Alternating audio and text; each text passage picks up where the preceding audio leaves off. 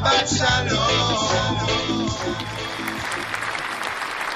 Shabbat Shalom, Shabbat Shalom, Sende Salam.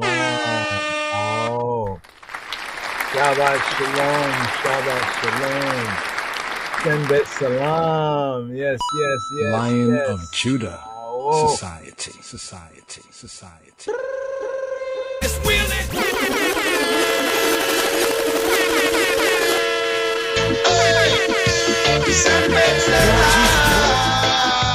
Shabbat Shalom. Erev Tov. Good evening. Shabbat Shalom, Baruchim, Habayim. Welcome, Habarim. Right here. The TJIF. Yes. We're going to go to TYIF. Thank you.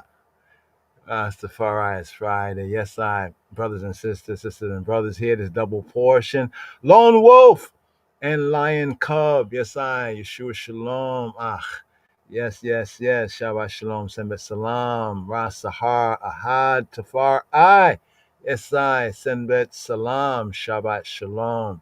Yeshua Shalom. Yes, So right here. Here we had 6 of 7, actually in the eve of the 7, Shabbat Eve, Erev Tov, right here. And here we fulfill third book of Moshe, third book of Moses, known as Leviticus, the handbook of the Levites, the handbook of the Levites and the priests, the book and the teaching, the Torah, direction, instruction, speaking of holiness, Kedusha, set apartness. So here as we complete this third book of Moshe, here with this double portion, the 32nd and 33rd degree of I Rastafari sabbatical studies, we have the 32nd Behar, and on the Har. Har is mountain. Now, Har right there, interesting, the Afro-Semitics of it all, the Afro-Shemitic, the linguistics of it all. The Hebrew Har, coming from a more ancient Harar. And where was the man-child born? Tefari in Harar. So Behar on the mountain. And the 33rd, Behar-Bechukotai, in my chukot, statutes, if you walk in my statutes. But here, for the Shabbat time, let's ride up with the Kabbalat Shabbat, welcoming the Sabbath again. Shabbat Shalom. And here we call this TJIF. Thank Jah Rastafari. Rastafari.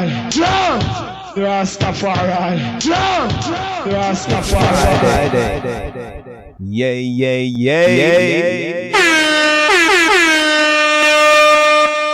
Here for the Kabbalat Shabbat. Kabbalat welcoming.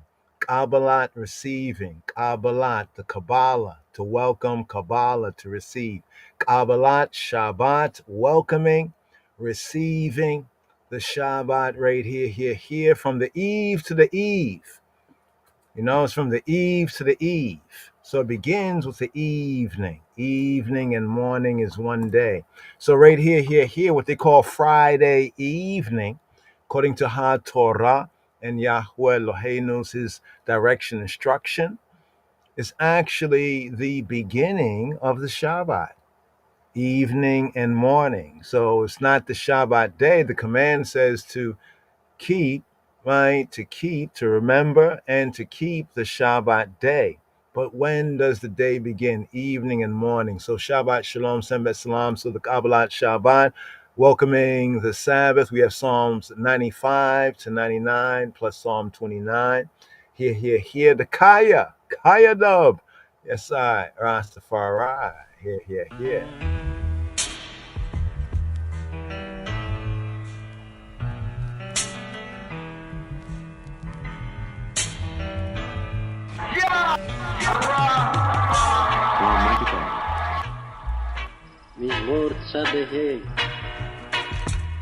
Oh, come, let us sing unto the Lord, the Lord, the Lord.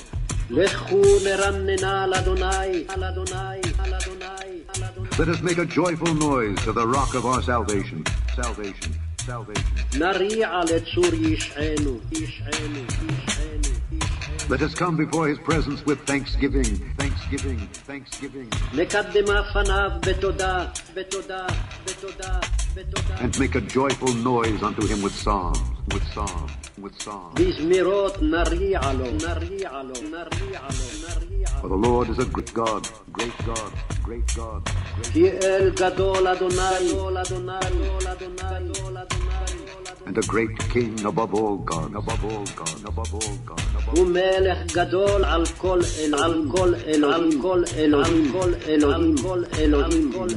God, above all God, above all God, above all. In his hand are the deep places of the earth. The strength of the hills is his also. The sea is his, and he made it, and his hands formed the dry land. Oh, come, let us worship and bow down. Let us kneel before the Lord our Maker.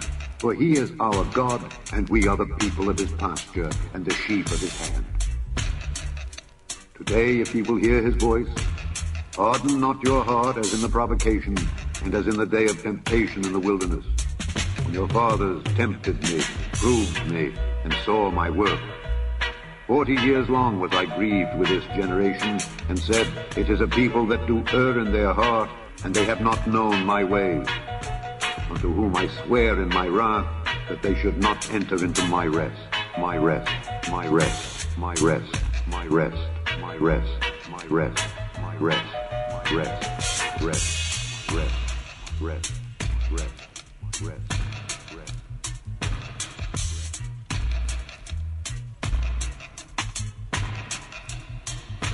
Psalm 96.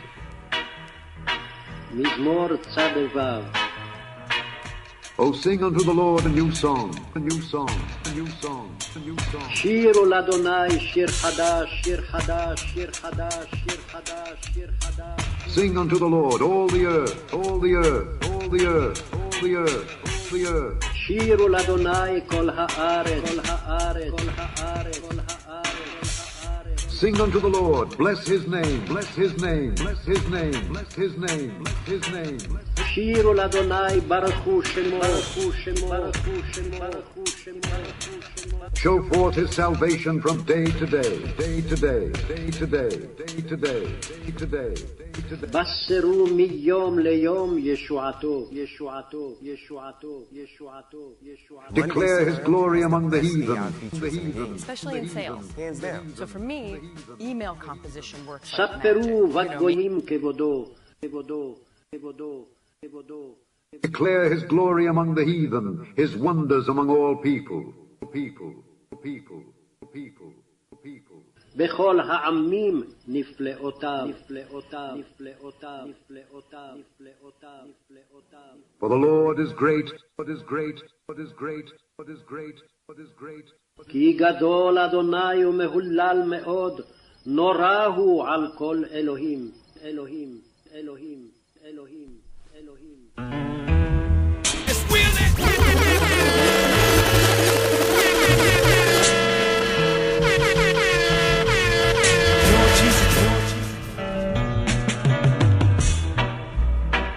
Psalm 95.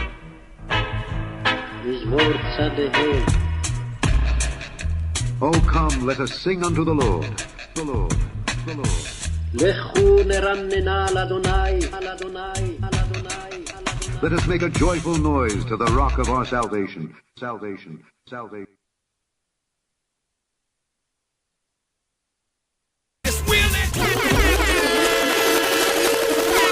Lion of Judah Society.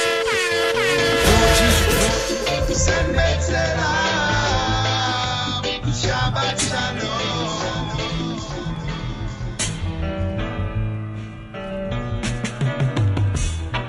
Psalm 95. מזמור צדהל. Oh, come, let us sing unto the Lord, the Lord, the Lord. לכו נרננה על אדוני, על אדוני, על אדוני, על אדוני. Let us make a joyful noise to the rock of our salvation, salvation, salvation. נריע לצור ישענו, ישענו. Let us come before his presence with thanksgiving, thanksgiving, thanksgiving. נקדמה פניו בתודה, בתודה, בתודה, בתודה. And make a joyful noise unto him with song, with song, with song. בזמירות נריע לו, נריע לו, נריע לו, נריע לו. For the Lord is a great God, great God, great God. כי אל גדול אדוני, גדול אדוני, גדול אדוני, גדול אדוני. And a great king above all God, above all God, above all God. הוא מלך גדול על כל אלוהים, על כל אלוהים, כל אלוהים, כל אלוהים, כל אלוהים, Above all God, above all God, above all God, above all. In his hand are the deep places of the earth. The strength of the hills is his also. The sea is his, and he made it, and his hands formed the dry land. Oh, come, let us worship and bow down. Let us kneel before the Lord our Maker. For he is our God, and we are the people of his pasture, and the sheep of his hand. Today, if ye will hear his voice, harden not your heart as in the provocation, and as in the day of temptation in the wilderness, when your fathers tempted me, proved me, and saw my work. 40 years long was I grieved with this generation, and said, it is a people that do err in their heart, and they have not known my ways. Unto whom I swear in my wrath, that they should not enter into my rest, my rest, my rest, my rest, my rest, my rest, my rest, my rest, rest, rest, rest, rest, rest, rest, rest.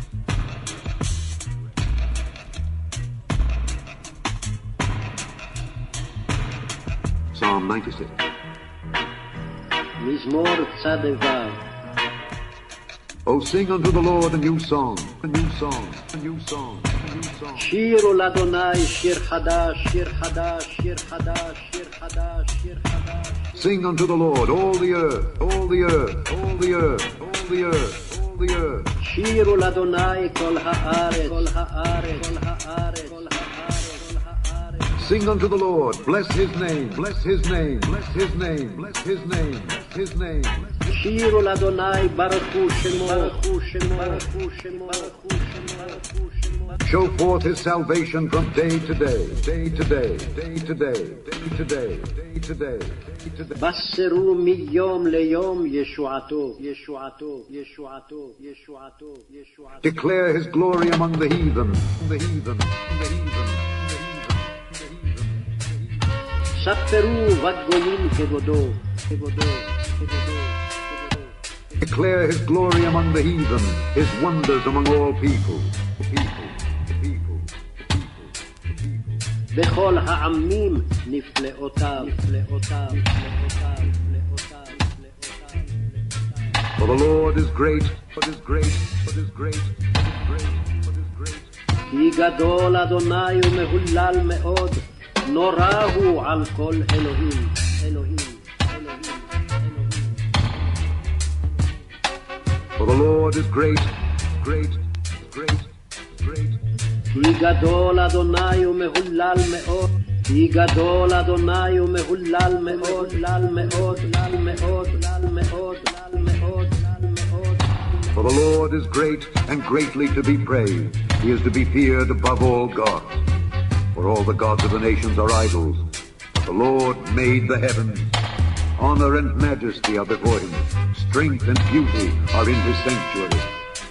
Give unto the Lord, O ye kindreds of the people. Give unto the Lord glory and strength.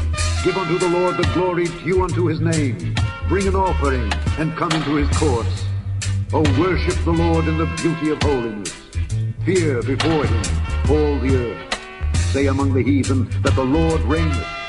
The world also shall be established, that it shall not be moved. He shall judge the people righteously. Let the heavens rejoice, and let the earth be glad. Let the sea roar, and the fullness thereof. Let the field be joyful, and all that is therein. Then shall all the trees of the wood rejoice before the Lord. For he cometh to judge the earth. He shall judge the world with righteousness, and the people with his truth. His truth, his truth, his truth, his truth, his truth, his truth.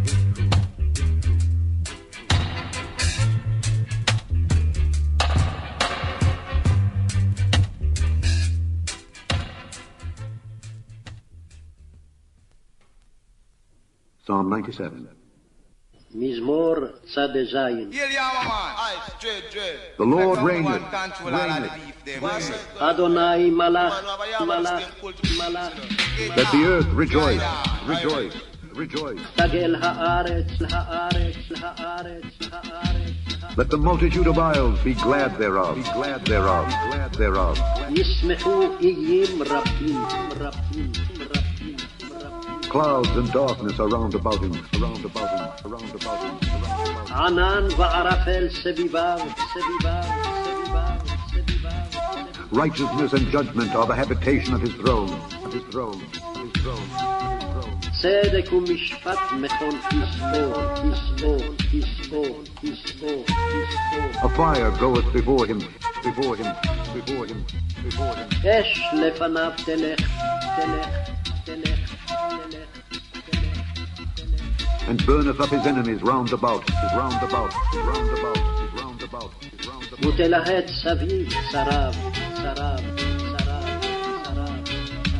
His lightnings and light, lightnings and light, lightnings and light, lightnings and light. העירו ורקב תבל, תבל, תבל, תבל, תבל. His lightnings enlightened the world. The earth saw and trembled. The hills melted like wax at the presence of the Lord, at the presence of the Lord of the whole earth. The heavens declare his righteousness, and all the people see his glory. Confounded be all they that serve graven images, that boast themselves of idols. Worship him, all ye gods. Zion heard and was glad, and the daughters of Judah rejoiced because of thy judgments, O Lord. For thou, Lord, art high above all the earth. Thou art exalted far above all gods. Ye that love the Lord hate evil. He preserveth the souls of his saints. He delivereth them out of the hand of the wicked. Life is sown for the righteous, and gladness for the upright in heart. Rejoice in the Lord, ye righteous, and give thanks at the remembrance of his holiness, of his holiness, of his holiness, of his holiness, of his holiness.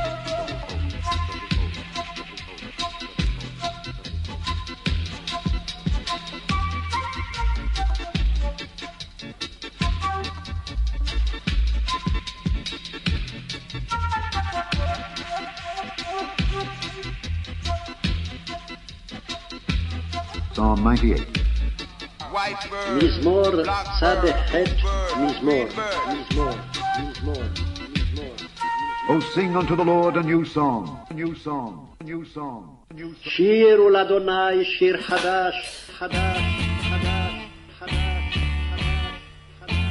For he hath done marvelous things, marvelous things, marvelous things, marvelous things. כי נפלאות עשה, עשה, עשה, עשה. His right hand and his holy arm, holy arm, holy arm, holy arm. הושיע לו ימינו, ימינו, ימינו, ימינו, ימינו. Hath gotten him the victory, the victory, the victory, the victory. וזרוע קודשו, קודשו, קודשו, קודשו, קודשו. The Lord hath made known his salvation, his salvation, his salvation, his salvation, his salvation. הודיע אדוני ישועתו, ישועתו, ישועתו, ישועתו, ישועתו, ישועתו. The Lord hath made known his salvation. His righteousness hath he openly showed in the sight of the heathen. He hath remembered his mercy and his truth toward the house of Israel. All the ends of the earth have seen the salvation of our God. Make a joyful noise unto the Lord, all the earth. Make a loud noise and rejoice and sing praise. Sing unto the Lord with the harp and the voice of a psalm, with trumpets and sound of cornet. Make a joyful noise before the Lord the King. Let the sea roar and the fullness thereof, the world and they that dwell therein. Let the floods clap their hands. Let the hills be joyful together before the Lord. For he cometh to judge the earth. With righteousness shall he judge the world and the people with equity, with equity, with equity, with equity, with equity, with equity, with equity.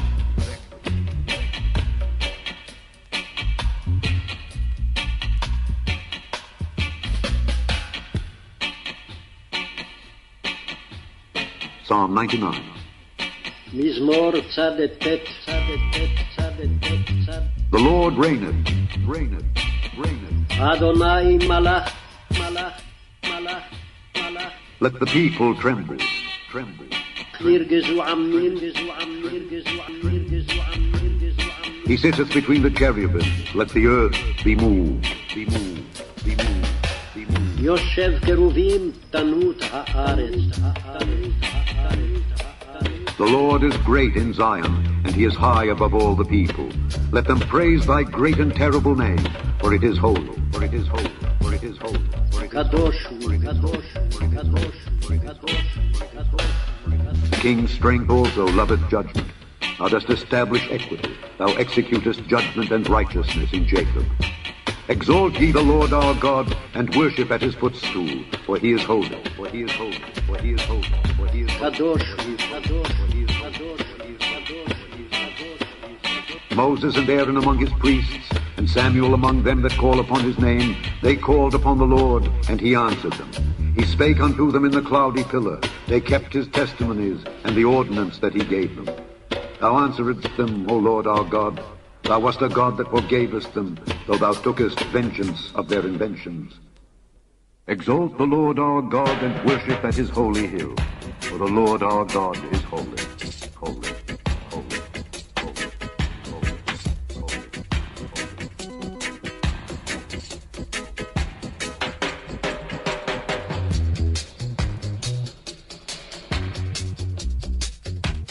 Psalm 29.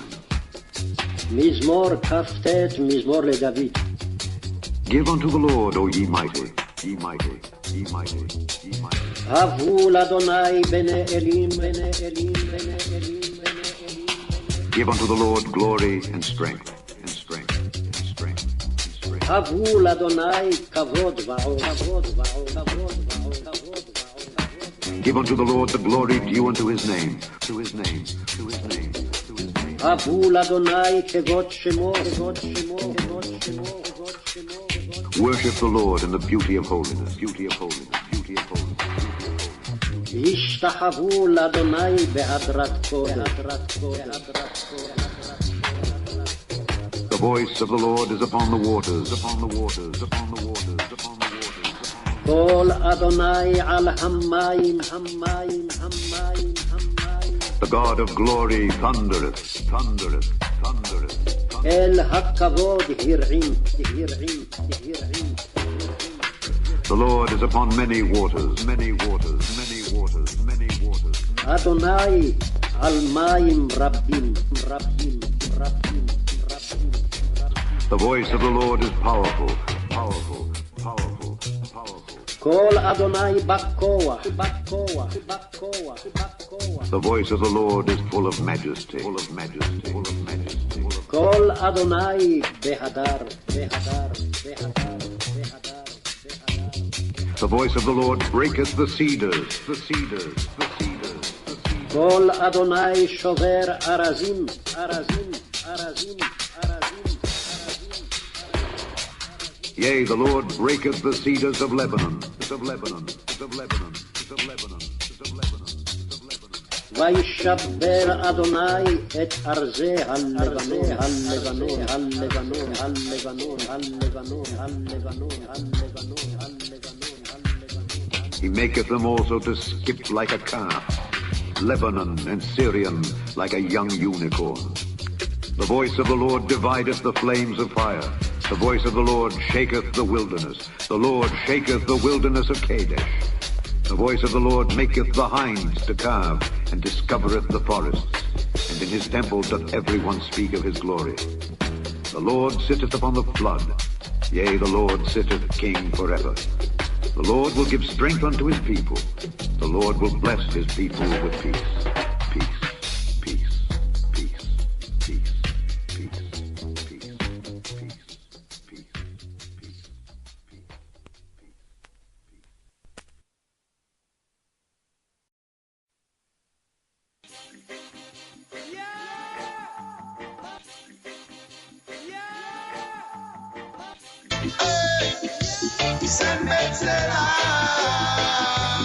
Shabbat shalom. אנא בכוח גדולת הימין נקע, תתיר סרורה, O Lord, we beseech thee, to loosen with the greatness of thy powerful right hand those that are bound in captivity. Aver arina ta'ameka sagrenu aherenu nora. Accept the cry of thy people, exalt and purify I and I, O thou who art tremendous. Na gibor dorsheya yehudeka kavavata shamrein. O most powerful God, we beseech thee to preserve as the apple of the eye those that seek thee, who art God alone. Barakema taherema rachemea slidkateka tamida gamleim. Bless and purify them, and continually requite them according to thy merciful righteousness. Chasina kadosha barova tuveka nachela edateka. O thou who art most mighty and holy, guide thy congregate, thy aggregate people in thine abundant goodness. Yachida ge'ehe li'ameka b'nei zochrei kedushateka.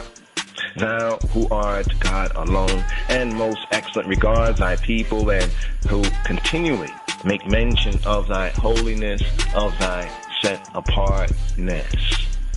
Shawatenu kabel ushmas aekatenu yodea ta'elumot. Accept our prayers and hearken to our I and I cries. O thou to whom all secrets are known. Baruch Hashem Kovoda Malkuto Le'olam Oed. Blessed be the name of the glory of his kingdom, forever, forever, and ever.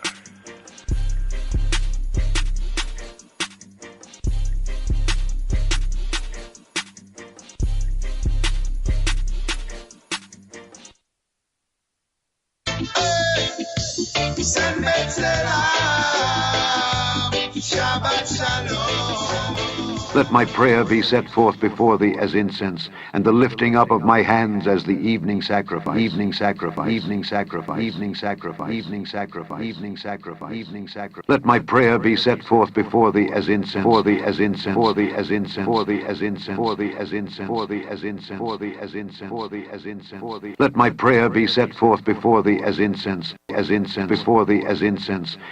As incense. As incense, as incense, as incense, as incense, as incense, and the lifting up of my hands as the evening sacrifice. The evening sacrifice. Evening sacrifice. Before thee as incense. Before thee as incense. Before thee as incense. Forth before thee as incense. Prayer be set forth before thee as incense. Prayer be set forth before thee as incense. Prayer be set forth before thee as incense. The as incense. Prayer be set forth before thee as prayer be set forth before thee. Prayer be set forth before thee. Forth before thee. Forth before thee. Forth. Prayer be set forth before thee.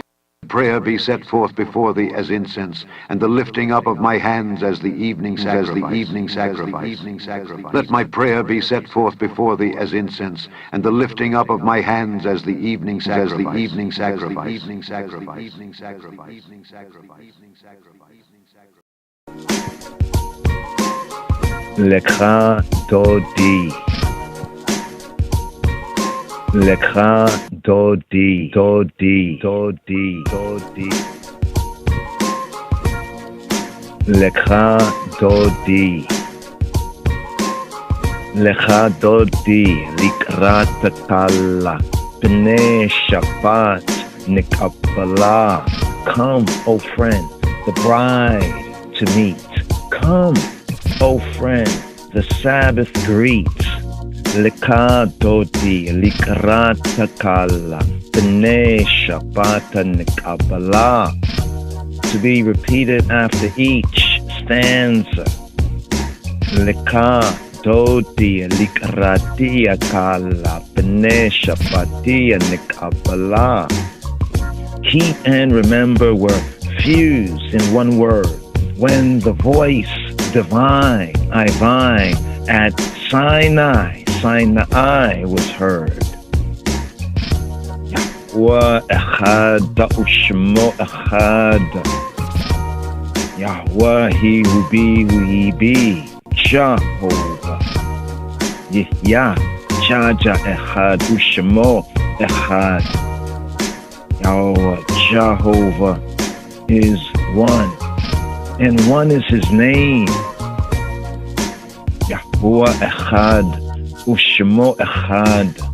L'shem u'l'tifareta v'tehillah.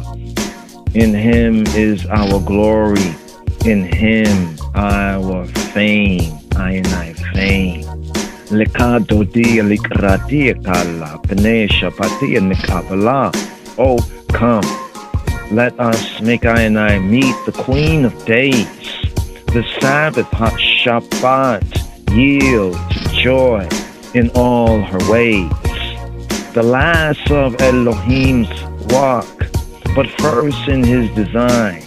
The Sabbath Shabbat foreshadows blessing, baraka, divine. Blessings divine. Leka dodi likrati kala, b'nei Shabbati nikabala. Thou holy city, Isla city, thou shrine of Hamelech, of the king of the Negus, even Negus and Neges. Enough of thy grieving, come now and sing. Yahweh Jehovah will redeem thee, I. Lift up thy face, Yahweh Jehovah will restore thee, I, again to his grace. Lecha dodi likrati kala, p'nei Shabbati nikabala.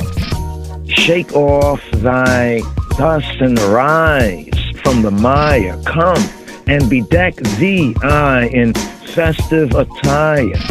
Thy redemption is near, thy weeping let cease. Yahweh Jehovah will fulfill thy yearnings for peace. Lecha dodi likrati kala, p'nei Shabbati nikabala. Arise, oh arise, for come is thy light. The darkness is lifted, gone is the night. Awake, awake, sing the song of the free. See all thy homeless returning to thee. Lecha dodi likrati kala, p'nei Shabbati nikabala. Why art thou downcast? Why dost thou moan? Yahweh Jehovah his glory upon thee I has shown. Thy foes he vanquished, thy foes he vaunt, he humbled their pride. Elohayik, the I Elohim has loved thee I as bridegroom his bride. Lecha dodi likrati kala, p'nei Shabbati nikabala. In freeness renewed again thou wilt thrive. Thy land will blossom, thy youth will revive.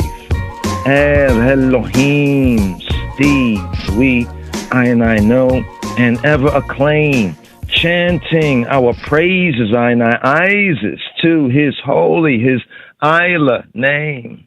Lecha dodi likrati kala, p'nei Shabbati nikabala.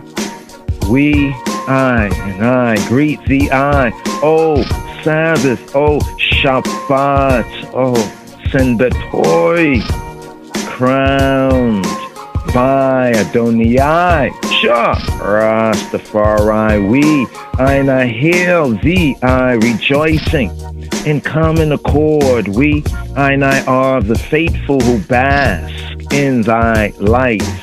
We, I welcome thy day. We, I welcome thy night. Lecha dodi likrati kala, p'nei Shabbati nikabala. Come, O friend, the bride to meet. Come, O friend, the Sabbath Shabbat the Senbet greet.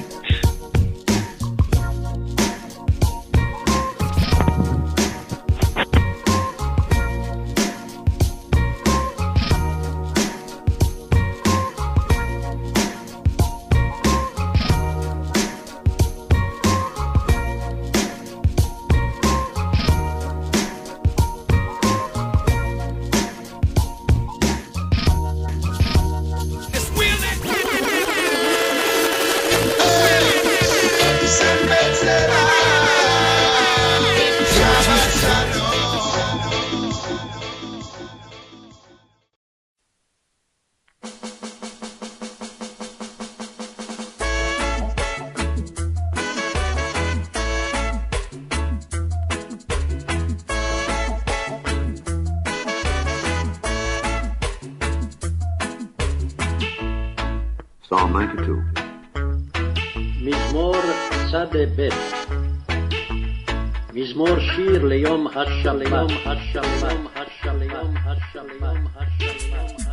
It is a good thing to give thanks unto the Lord, to the Lord, to the Lord, to the Lord, to the Lord. טוב להודות לאדוני, לאדוני, לאדוני, לאדוני.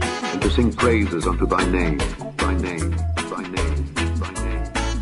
ולזמר לשמך, לשמך, לשמך, לשמך. O Most High, Most High, Most High, Most High, Most High. לשמך העליון, העליון, העליון, העליון. To show forth thy loving kindness in the morning, it's in the morning, it's in the morning, it's in the morning. להגיד בבוקר חסדך, חסדך, חסדך, חסדך. And thy faithfulness every night, every night, every night, every night. ואמונתך בלילות, בלילות, בלילות. Upon an instrument of 10 strings and upon the psaltery, upon the harp with a solemn sound. For thou, Lord, hast made me glad through thy work. I will triumph in the works of thy hands. O Lord, how great are thy works, and thy thoughts are very deep. A brutish man knoweth not, neither doth a fool understand it. When the wicked spring as the grass, and when all the workers of iniquity do flourish, it is that they shall be destroyed forever.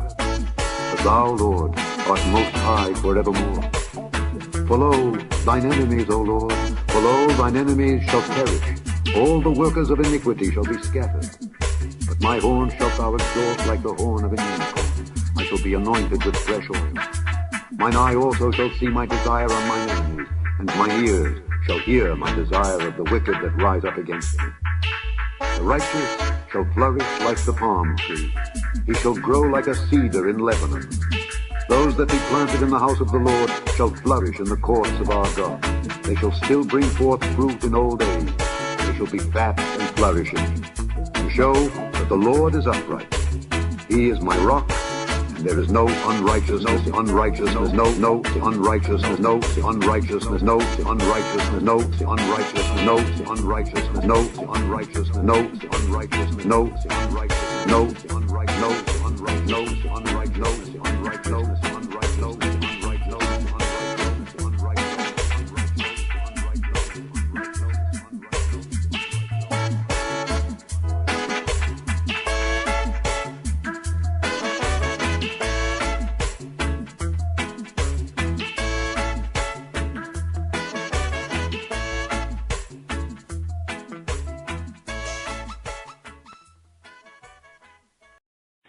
Shabbat Shalom, Senbet Salam, Senbet Salam, Senbet Salam, Senbet Salam, Psalm 93. מזמור צד ג' The Lord reigneth, reigneth, reigneth, reigneth. אדוני מלך, מלך, מלך.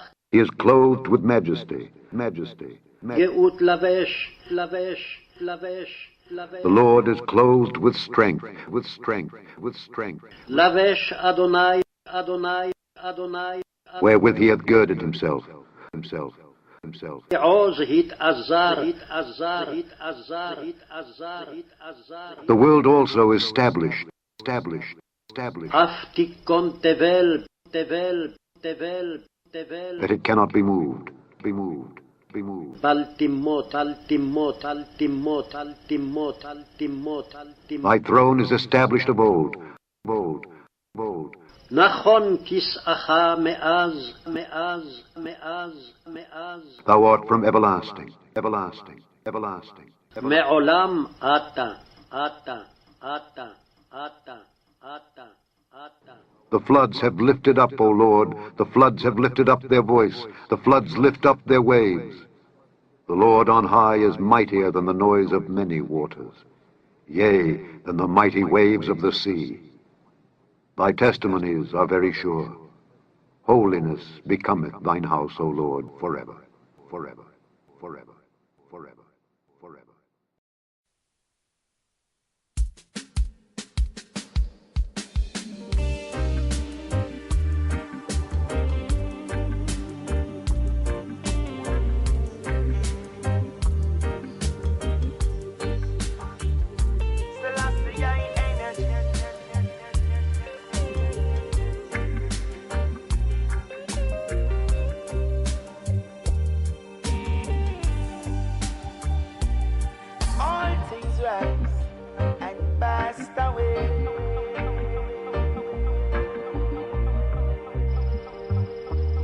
מזמור צדק ג' אדוני מלאך גאות לבש, לבש אדוני עוז התעזר, אף תיכון תבל בל תימות.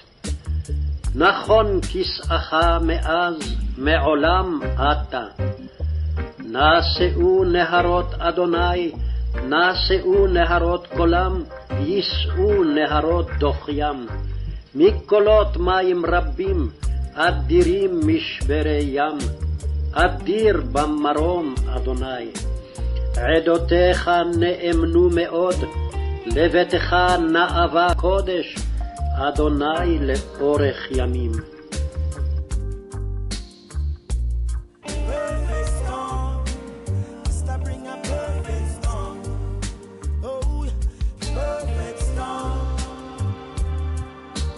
Psalm 93. The Lord reigneth, he is clothed with majesty. The Lord is clothed with strength, wherewith he hath girded himself. The world also is established, that it cannot be moved. Thy throne is established of old, thou art from everlasting. The floods have lifted up, O Lord, the floods have lifted up their voice, the floods lift up their waves. The Lord on high is mightier than the noise of many waters, yea, than the mighty waves of the sea. Thy testimonies are very sure. Holiness becometh thine house, O Lord, forever, forever, forever, forever, forever, forever, forever. Perfect storm, that's the man that bring a perfect storm. Perfect storm, I bring a perfect storm.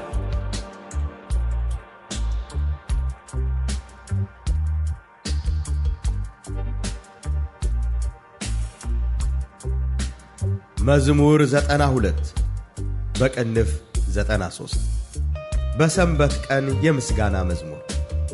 እግዚአብሔር ነገሰ ክብርንም ለበሰ። እግዚአብሔር ኃይልን ለበሰ ታጠቀም። ዓለምን እንዳትናወጥ አጸና። ዙፋንህ ከጥንት ጀምሮ የተዘጋጀ ነው፣ አንተም ከዘላለም ነህ። አቤቱ ወንዞች ከፍ ከፍ አደረጉ፣ ወንዞች ቃሎቻቸውን ከፍ ከፍ አደረጉ። ከብዙ ውሆች ድምፅ ከባህርም ታላቅ ሞገድ ይልቅ እግዚአብሔር በከፍታው ድንቅ ነው። ምስክርህ እጅግ የታመነ ነው። አቤቱ እስከ ረጅም ዘመን ድረስ ለቤትህ ቅድስና ይገባል።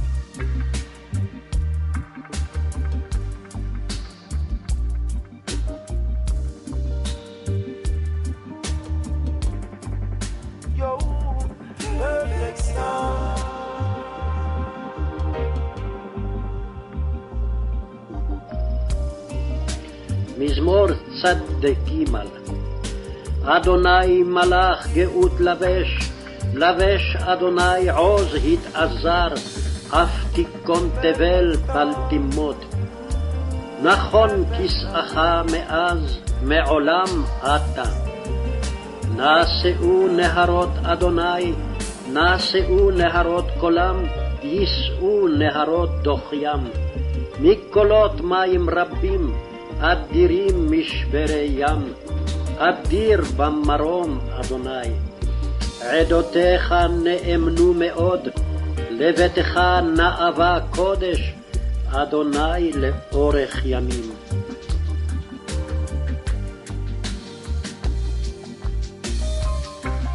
Psalm 93.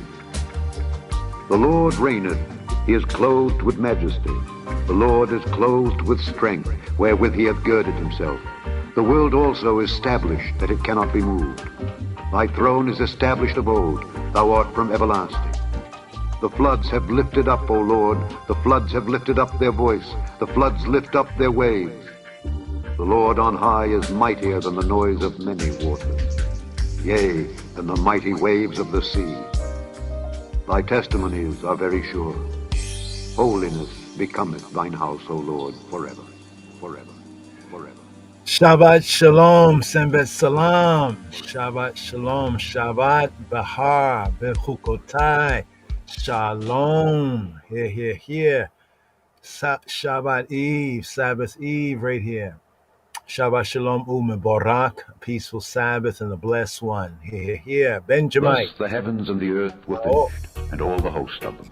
And on the seventh day God ended his work which he had made, and he rested on the seventh day from all his work which he had made. And God blessed the seventh day, and sanctified it, because that in it he had rested from all his work which God created and made. These are the generations of the heavens and of the earth, when they were created, in the day that the Lord God made the earth and the heavens, and every plant of the field before it was in the earth, and every herb of the field before it grew. Shabbat, Shabbat, Shabbat, yes it is a Shabbat day. Shabbat day. Shabbat, Shabbat, holy Shabbat, yes it is the holy day. Holy day. Shabbat, Shabbat, Shabbat, yes it is the Shabbat day. Shabbat day. Shabbat, Shabbat, holy Shabbat, yes it is the holy day. Work all week and now it's time to rest. Cook up the food and everything blessed. Lay back and pull the scriptures out. Family reading what it's all about. Giving full attention to the most high of creation. He hallowed it and made it a holy day. Separation. To be one with the most high and feel his essence. Destructions of the world have to be absent. We have to remember the fourth commandment until thy kingdom come. Shabbat, Shabbat, Shabbat, yes it is a Shabbat day. Shabbat day. Shabbat, Shabbat, holy Shabbat, yes it is the holy day. Holy day.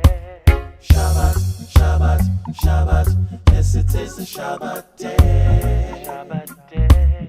Shabbat, Shabbat, holy Shabbat, yes it is the holy day. Holy day. I'm duty free from my responsibility for servitude. That's the way it's supposed to be. That's what the Father said we're supposed to do. Man shall not live by bread alone, but by the words that proceeded by him that sit up on the highest throne. From the heaven to the earth, angel and man abstain from work, just as it was from in the first. Why should I divert? Even lovers take vacation, traveling and spending time one-on-one. It's a way of strengthening their union. We should do the same thing with the Almighty One. Shabbat, Shabbat, Shabbat, yes it is a Shabbat day. Shabbat day. Shabbat, Shabbat, holy Shabbat, yes it is the holy day. Holy day. Shabbat, Shabbat, Shabbat, yes it is the Shabbat day. Shabbat day. Shabbat, Shabbat, holy Shabbat, yes it is the holy day. Remember the Sabbath day to keep it holy. 6 days shalt thou labor and do all thy work, but the seventh day is the Sabbath of the Lord thy God. In it thou shalt not do any work, thou, nor thy son, nor thy daughter, thy manservant, nor thy maidservant, nor thy cattle, nor thy stranger that is within thy gates. For in 6 days the Lord made heaven and earth, the sea and all that in them is, and rested the seventh day. Wherefore the Lord blessed the Sabbath day and hallowed it. Shabbat Shalom, Mishpacha Shalanu, fam. Shabbat Shalom, Senbet Salam. Senbet Salam, yes. Xavier Fikad Hun from Doha, Qatar. Yeah, like 6 a.m. 6 a.m. in the morning. Shabbat Shalom, Senbet Salam, Beta, Sebochachin. Yes, I, Rastafari, right here is Shabbat Eve here. And greetings to those in the evening time, those in the night time, those in the morning time, those in the daytime, right here, all time. Rastafari is the Almighty. Rastafari is the Almighty. Rastafari is the Almighty. Ever living, ever faithful. Ever living, ever sure. Ever sure. Ever living, ever faithful. Ever sure. Yeah, he's the only king of the Sabbath, and the Sabbath is our only future. Yeah, he's the only king of the Sabbath, and the Sabbath is our only future. Yeah, he's the only king of the Sabbath, and the Sabbath is our only future. Hey yo!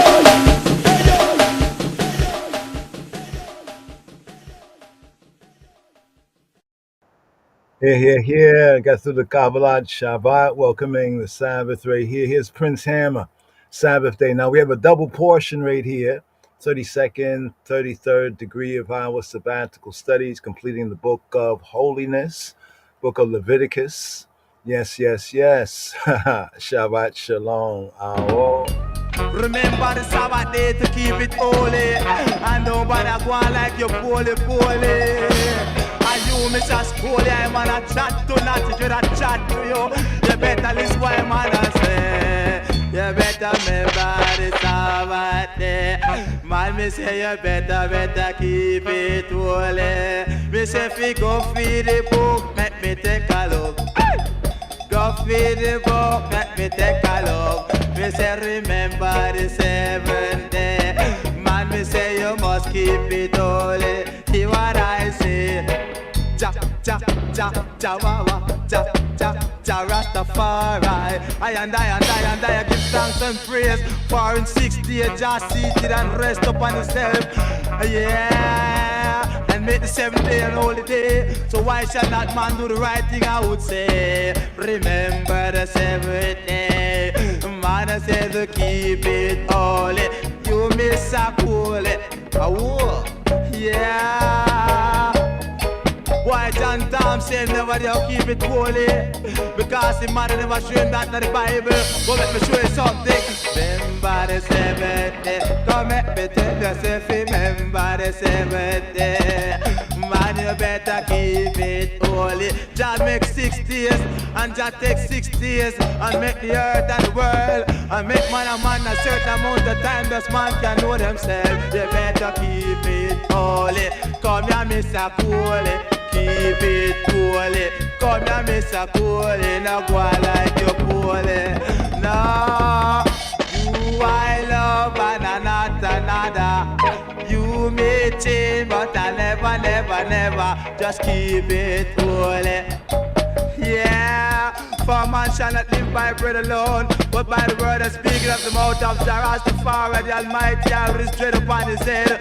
Rastafari, the Almighty, I to keep it holy. Come on at the dread, for we keep it holy. Come on at the dread, the right for the dread, and the left for the ball, the right for the dread. A man and then the left for the ball.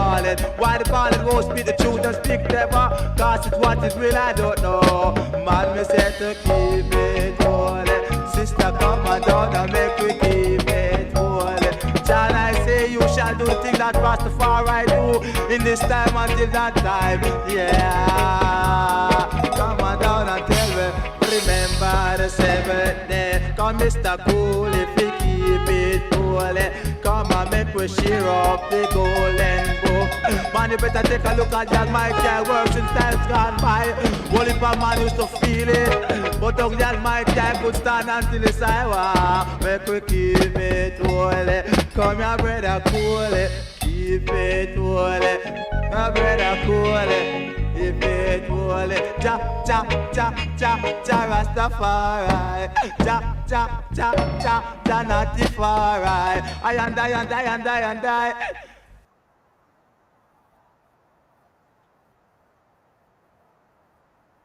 Yes, yes, yes, yes. Prince Hammer. Oh, Prince Hammer right there with the Sabbath day, Sabbath day. Caught this meme right here. Want to zoom in on this meme, share this meme, fam, right here. It's interesting right here. This is from Black Biblical History. Black Biblical History, a Shabbat Shalom greeting right here. Let me zoom in right here. So here, it said, did you know Africa, the continent that has been renamed as Africa, ancient time Ethiopia, some say Ham, land of Ham, but be that as it may, did you know that Africa has the highest number of Sabbath keepers in the world? Now, the source of this information is Sabbath Roots, The African Connection by Charles E. Bradford. I think we got that book right there. Got to check that out right here. But so this is an interesting note right here, kind of a segue right here. Now, this is from hashtag Black Biblical History. Did you know Africa has the highest number of Sabbath keepers in the world? I must admit, didn't really know that. The source there is Sabbath Roots, The African Connection by Charles E. Bradford. And here, this is the meme right here. And this segues right here to another Rhema Right Now tune from Born African, Keep the Sabbath.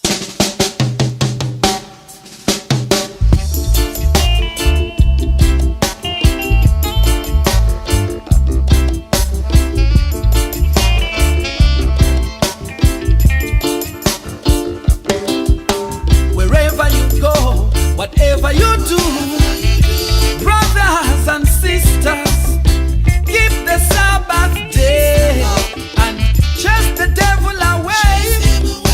Wherever you go, whatever you do, brothers and sisters, keep the Sabbath day and chase the devil away.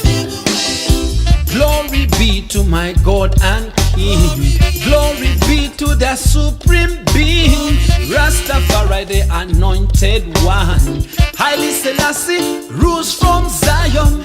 Glory be to my God and King. Glory be to the Supreme Being, Rastafari, the Anointed One. Haile Selassie rules from Zion. Wherever you go, whatever you do, brothers and sisters, keep the Sabbath day and chase the devil away. Wherever you go, whatever you do, brothers and sisters, keep the Sabbath day and chase the devil away. Don't you worry of people's politics. Don't you worry of the preacher man's liars. For you and me, we are imperfect. Jah alone is the one I salute. Him alone is the one you should serve. Him alone is the one you should praise. Him alone, defender of the faith. Him alone stands for the truth. Wherever you go, whatever you do, brothers and sisters, keep the Sabbath day and chase the devil away.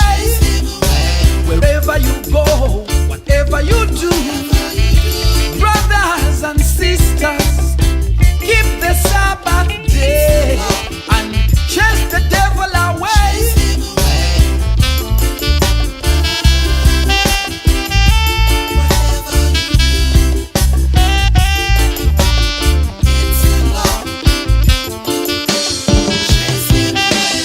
I know sometimes you feel hopeless. I know sometimes you feel helpless.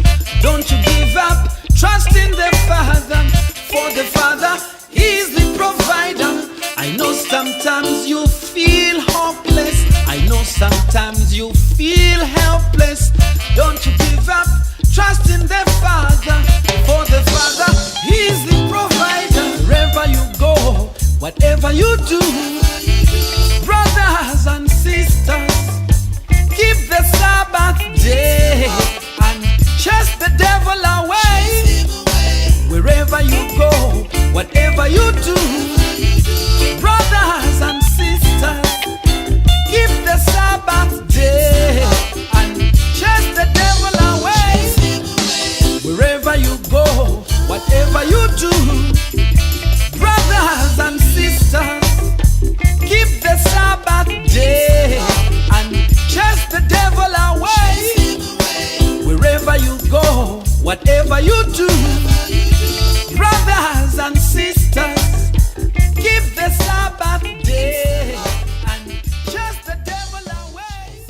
Yes, yes, yes, yes, yes. Shabbat shalom. Just so that give thanks in the chat right there. Greetings, greetings. Shabbat shalom.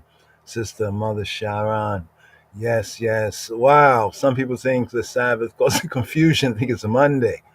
It can't be a moon day. It can't be a moon day. Monday is a Shabbat day. The Torah says the Sabbath day is the seventh day.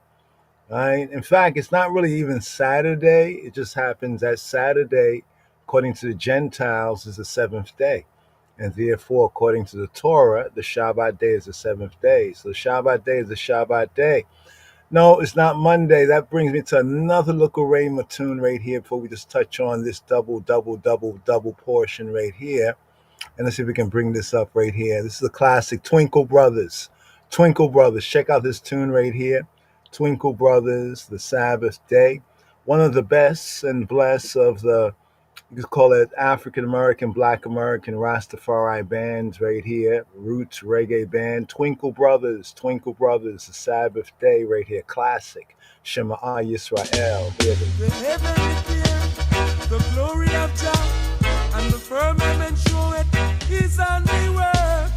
The heaven declare the glory of Jah, and the firmament show it His handiwork.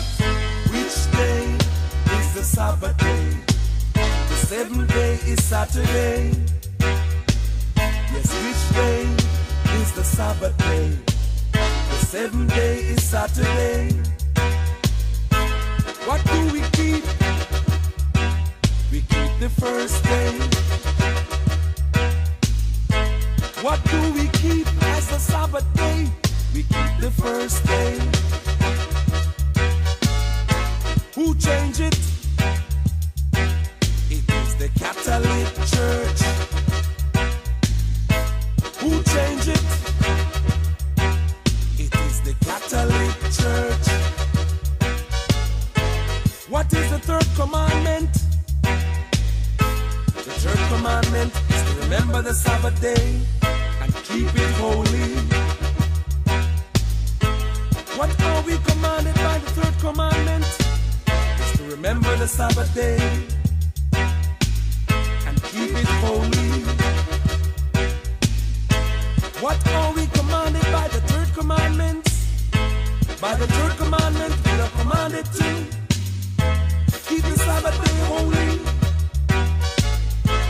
Are the Sabbath day and Sunday the same? The Sabbath day and Sunday are not the same.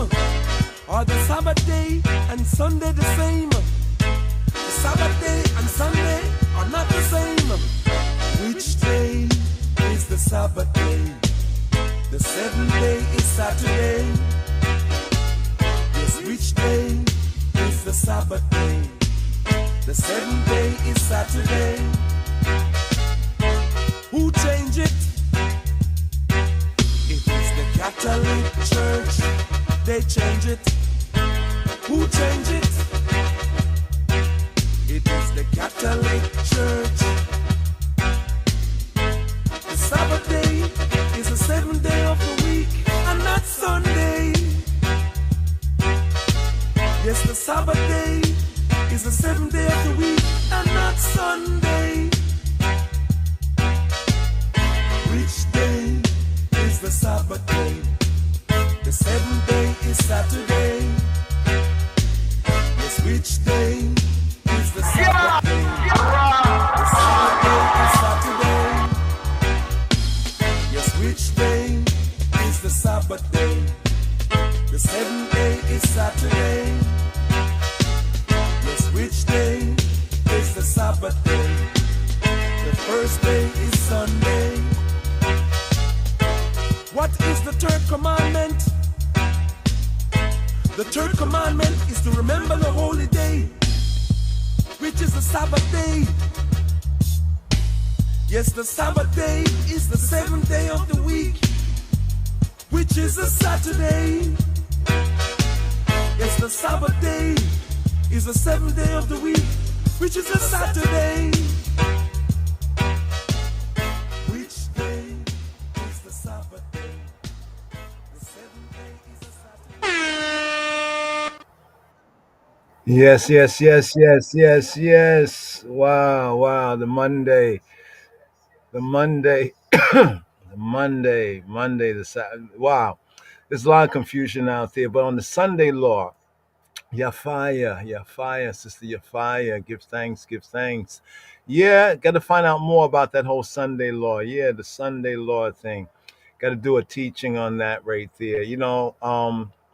Some ideas concerning what some people call the mark of the beast, Sunday worship is. Oh, and in that tune right there, it said the third commandment, right? Actually, the Shabbat command is the fourth command. That's the next thing about what is called the Ten Commandments, as we mentioned before. That is, that's false. That's false. Even in the translation in the scripture where they say the Ten Commandments, that's false, right? It's supposed to be the 10 words. In the Greek, they call it the Decalogue, and Decalogue basically means 10 words. The 10 words, right? The 10 words. So here, we found the meme right here. All right, let's bring this up and share this. Here we go, right here we go. All right, let's okay, keep it holy. The part that's blocking that part right there. Keep it holy. You see, let's see if we can turn it up. You see that we turn it up right there. Keep it holy. All right, there we go, right there. Let's see if we can. Okay, so the fourth command. So even the numbering of the commands are off based on the Catholic Church and the Gentile Christianity. Some things, yeah, some things are correct, but the things that are correct, no problem with it. There's things that are incorrect. So it's actually the fourth. We call it the fourth word of the command. Okay, let's just do this. Makes this a little teachable moment here. We could segue at this particular point right here. But let's just play this here again. So in the Twinkle Brothers tune, they say the third commandment. Well, when read from the corrupt way of numbering the 10 words, yes, it will appear as the third, the way that they teach it. Hopefully I can get the meme and share this with you right here, so we can kind of like just touch on this and ones can study it, especially at the Shabbat time. But hear this right here. I, Roy, Sabbath rest. 6 days shall thou labor, and the seventh day take thy rest.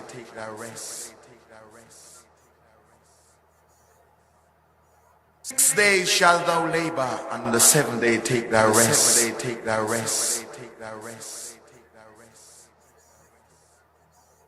6 days shall thou labor, and the seventh day take thy rest. And although now we are mature, we are like little sucklings on the breast.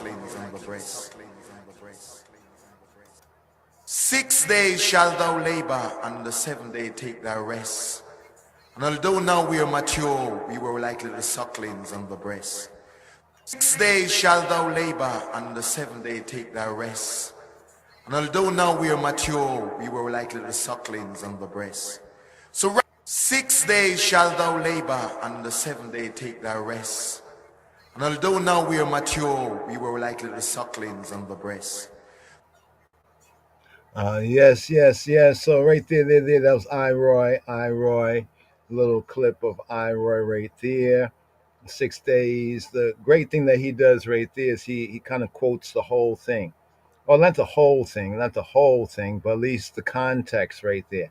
So the context concerning the Shabbat, not on the previous TJIF, thank Jah, it's Friday, the Shabbat Eve podcast. Previously, the previous podcast, the inspiration had come up based on the discussion we was hearing and a question and answer back and forth. I think it was Vocab Malone and the sister named Naphtali. There was reason about what you do on the Sabbath day.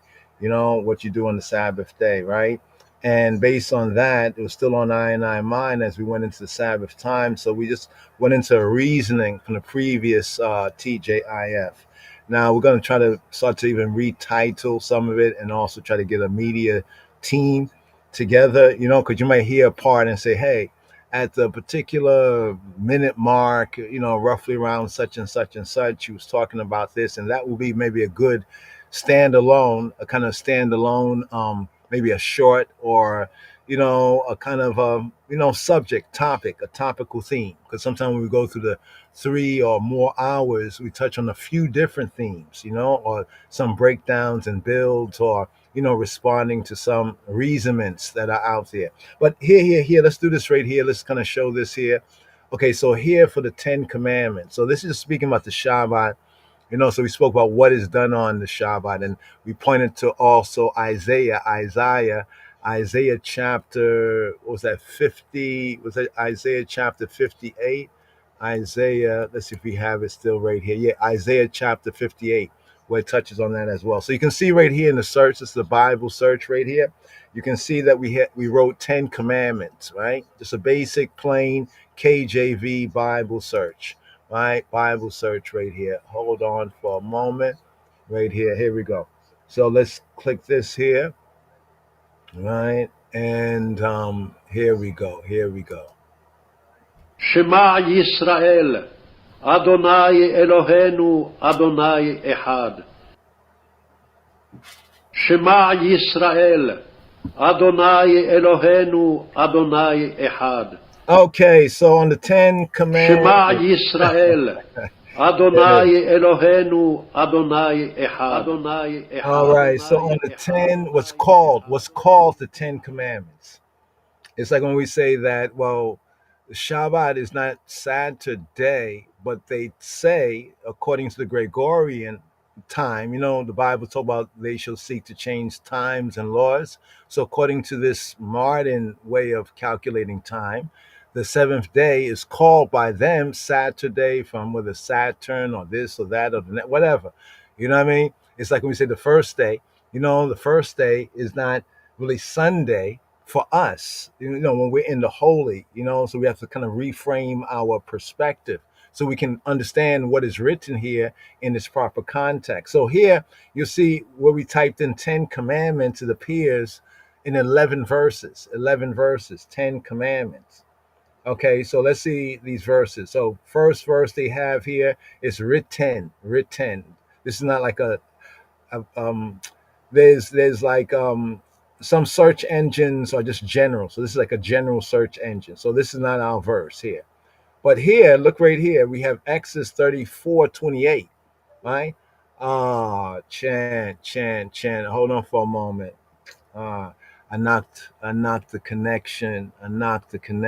Yeah, we're gonna see to get that better right there. Hold on for one moment. Let's just reconnect the window, the window right here. Let's share this window. Here we go.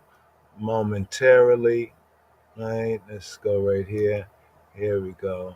All right. So here's our verse. Here's our verse right here. Right. Here's our verse right here. So here we're at Exodus 34:28.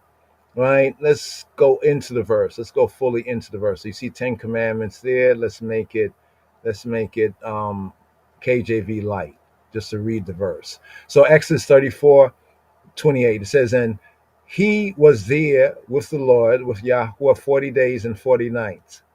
He did neither eat bread nor drink water, and he wrote upon the tables the words of the covenant, the 10 commandments. So you see right there, it says 10 commandments, right?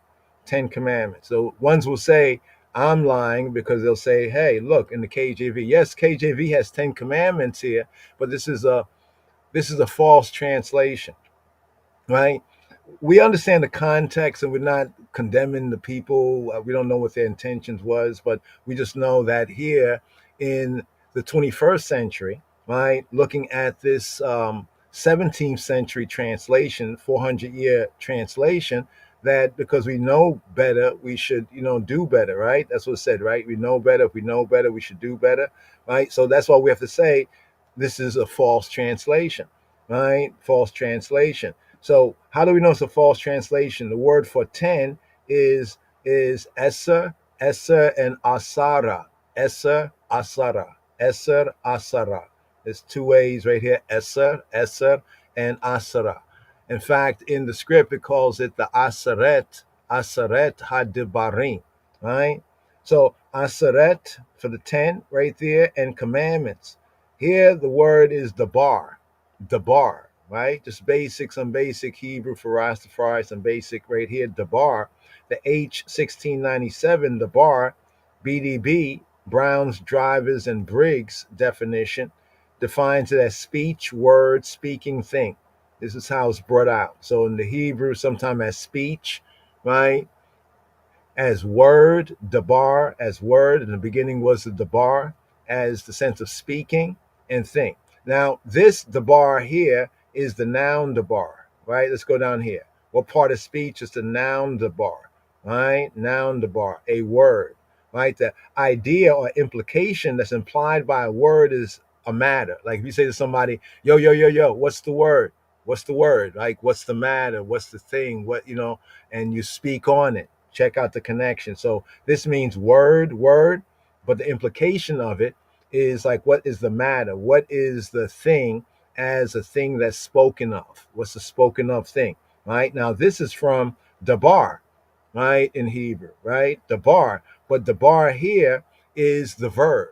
So dabar in Hebrew can be a noun, depends on the context, or it can be a verb, dabar, the basic verb, dabar, the basic third person masculine past tense. So dabar here as a verb to speak in the context of the script, it'll be like he spoke, right? He declared, he conversed in that sense. He spoke, right? So we have dabar here as the verb. So you see the part of speech, it's a verb, right? Part of speech, to arrange, right? To arrange like words, to arrange dabar, dabarim is to speak, right? Here, let's go into this right here. So dabar here means word. Now, what is the Hebrew word for commandment? Right? What is the Hebrew word for commandment? Right? Let's see if we have commandment here. Right? Commandment here. Let's go into this chapter here. Let's see. We have the word commandment. Right? The word. Okay, here we go. Well, this is command. This is command, but just walk with me.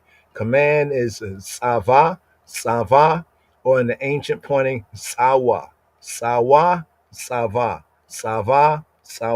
right? Here, command. Let's go select right here.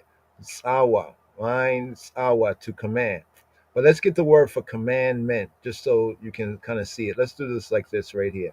Let's take off 10 and let's pick commandments, right? The word for commandment is mitzvah, a mitzvah. You may hear people say, do a mitzvah. Yo, I did a mitzvah today, right? So when you hear someone say that they did a mitzvah, right, or they did a mitzvah, more Afro-Semitically pointed, mitzvah. When one did a mitzvah, that's like they did like a good deed. It's implied like a good deed. They kept a command. They did a command. You know what I mean? They say some of the ancient teachers said, to avoid sin, do an easy command, right? Focus on an easy command to avoid sin, So you focus on something that Yahweh commands us to do, you know what I mean? That'll take you away from doing something that he commands not to do, right? But the mitzvah, right, means commandment. Just to point it out. So therefore, in the verse, if it was 10 commandments, right, it should say, right, atzeret dibrot, atzeret mitzvot is commandments, right, commandments. But here it says 10 words. How do we know it? Let's look at the note here. So the note here says words. You see where it says right here, the Hebrew, what we just went through, right? We went to dabar, word, debarim, words. Dabar, word, debarim, words. What is it? What do we find here in the scriptures? The so-called 10 commandments, called the 10 words. Now, why is this important? We went through this in another study, right? Then somebody will say, well, look, right here, it says 10 commandments, right? But notice right here, the key word is dabar. So it's not 10 commandments. So even in the Greek, right, people say the Decalogue. Have you heard people say Decalogue? The Decalogue. Decalogue comes from the Greek translation of debarim, right? Debarim. So comes from the Greek translation of aseret hadibarim. The fuller sense, aseret, 10, debarim, hadibarim, the 10 words. Aseret hadibarim, the 10 words. So in the scripture, it's called the 10 words. In the Koine Greek translation, it's called Decalogue. Look up what Decalogue means, the etymology of Decalogue. Deca, like D-E-X, like we say December. No, we don't say December because they tell you to pronounce the C there, right? As an S sound.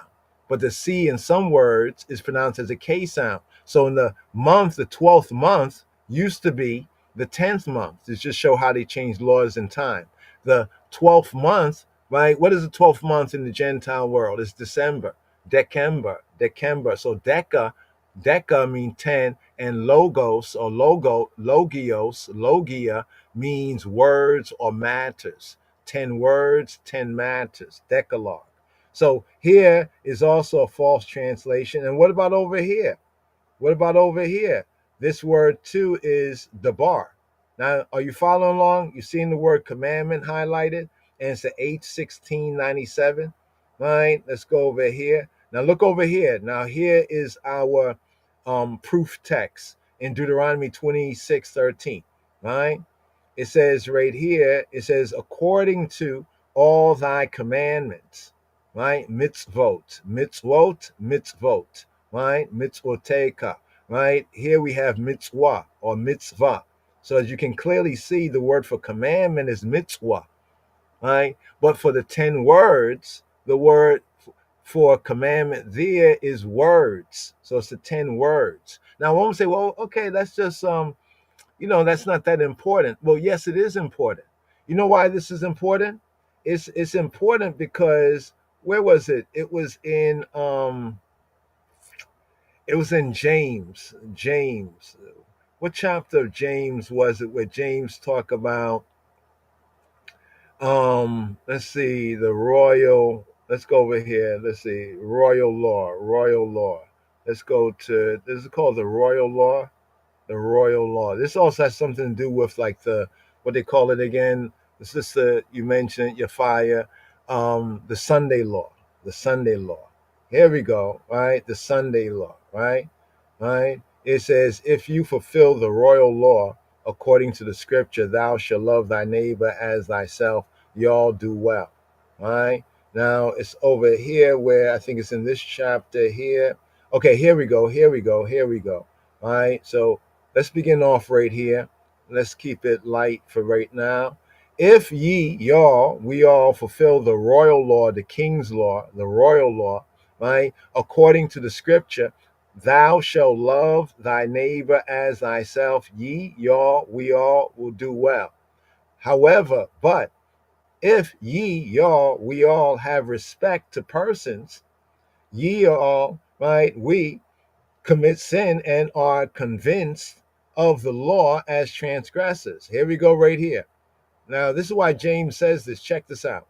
For whosoever shall keep the whole law, the whole Torah, and yet offend in one point, he is guilty of all. All right. Now, some people have a misunderstanding of this because they don't understand the Torah. But here he goes on in verse 11 to say, for he that said, now remember, we're pointing to Exodus chapter 20, right? Exodus chapter 20, the 10 words, right? In Exodus chapter 20, right? Who is speaking? Yahweh Eloheinu, our Elohim. Elohim is speaking, right? Elohim is speaking. What happens in chapter 19? In chapter 19 of Exodus, right? The Bnei Yisrael, the sons of Israel, right? They come into covenant. Right, a covenant is proposed. Right, Moshe is given the words. Yahweh tells him to speak these words. He speaks it to the people, to the elders and the people. Right, and they say, "Kol asher diber Yahweh na'aseh." They say that all that Yahweh has spoken, right, we will do. Right, and they entered into a covenant in chapter 19. Right, now this is very important, even for this double portion right here, Behar. Right, at the mount, because at Mount Sinai, right, roughly 50 days, right, 50 days after the Exodus. Now think about it for a moment. Here we're counting the Omer, we're counting up to the Feast of Harvest, the Feast of Pentecost, which is the Feast of Harvest, the Feast of Weeks, right? Where we have to count 7 Shabbats complete. So 7 times 7 is 49, and it says on the morrow after the 7th Sabbath, right? So the 7th Sabbath, right? On the morrow after the 7th Shabbat. So the 7th day, right? The morrow would be the first day of the Shavuot that the Gentiles call Sunday. And on that day, according to Leviticus chapter 23, which verse is around verse 20, around verse 20 or so, 20 to 23, roughly around there. Here it says, for he that said, do not commit adultery, also said also do not kill, or more correctly in the Hebrew, do not murder, right? Different word, different Hebrew word, different context. Do not murder. Now, if thou commit no adultery, yet if thou kill or murder, thou art become a transgressor of the law. Now, notice, right? It says so, right? It says so speak y'all and so do, as they that shall be judged by the law, the Torah of liberty. Now, notice what he says in these 2 verses, right? 10 and 11. For whoso shall keep the whole law. Now, why am I going here to law, right? The word law here is Torah, right? Now, regarding the Torah, do you know what the Torah was first revealed to Israel? It was the 10 words. The 10 words is called the Torah. In the scripture, the 10 words is called Torah, and the 10 words is called the mitzvah, or the ha-mitzvah, right? It's called the commandment. That's why James, understanding that, James, Yaakov, his name in the Hebrew would have been Yaakov or Jacob, right? James here in the New Testament, Yaakov, he was the first shepherd or the first bishop of the first church, the Yehudi or the Judahite church, the Jewish church, one might say, but the Judahite church at Jerusalem. He also is called the brother of Adonai, the brother of the Lord, and he was martyred as well. But before he was martyred, he brought forward this epistle, right? And in this epistle, he brings forward very crucial information, right? In the beginning of the epistle, James chapter 1, he speaks about the scattered, right? You know, the scattered of Israel, right? Talking about the tribes of Israel that are scattered abroad. That's an important point there. But here he says, for whoso shall keep the whole Torah, yet offend in one. In one here says 1 point. He is guilty of all. And then notice what he quotes, right? What he quotes is the 10 words. And the 10 words were the only words that Yahweh spoke directly to the people, and the people directly heard him. And that's also where they could not endure hearing Yahweh speaking out of the midst of the fire, you know, amidst the shofar, the ram's horn, the thunder, the lightning. They said to Moshe in Exodus chapter 20, round about verse 18, verse 19, Moses, you speak to us, right? Don't let Elohim speak it to us anymore, because if he continue to speak to us, we will die. They cannot endure, as Hebrews says, they cannot endure, right? So Yahweh spoke directly. Who wrote the 10 words on the 2 tablets? Who wrote that? Y'all, who wrote the 10 words? Anybody in the comment, right? You know, who wrote the 10 words, right? That was spoken in Exodus chapter 20. Who wrote those? It was Yahweh. It was Eloheinu, Adonai Elohim, Elohei Yisrael. It was the God of Israel, the almighty power, the creator of Israel, that spoke those 10 words, right? And he also wrote those words down, right? And remember, this is what was first given to Yisrael, these 10 words. And then these 10 words are called the Torah. In other words, it's like this. If we could keep, right, the 10 words, everything else in Torah would be commentary. In other words, it's all about those 10 words, right? The 10 words are the pure law. Everything else that we have actually in Torah is because you know how people are. People say, if you say to somebody, love your neighbor, what's somebody going to say? Well, who's my neighbor?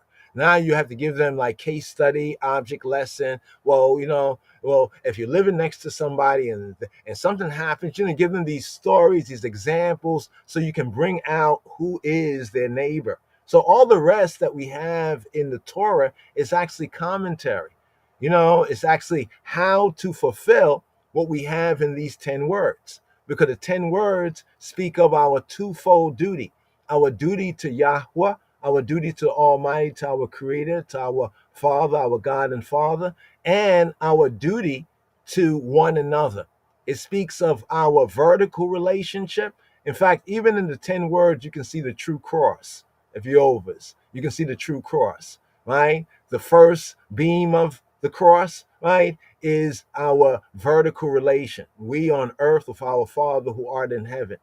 And then the other part of the 10 words concerns our relationship, our like horizontal relationship with one another, with each other, according to standing, according to status, but our relationship with one another, with our fellow human beings, right? The 10 words. That's why James says here, for whoso shall keep the whole law. He's not talking about everything that's written in the 5 volumes. No, he's speaking specifically about the 10 words. That's why he says that you can't pick it apart. You can't say, okay, well, I don't commit adultery, so I'm cool, right? But I do murder.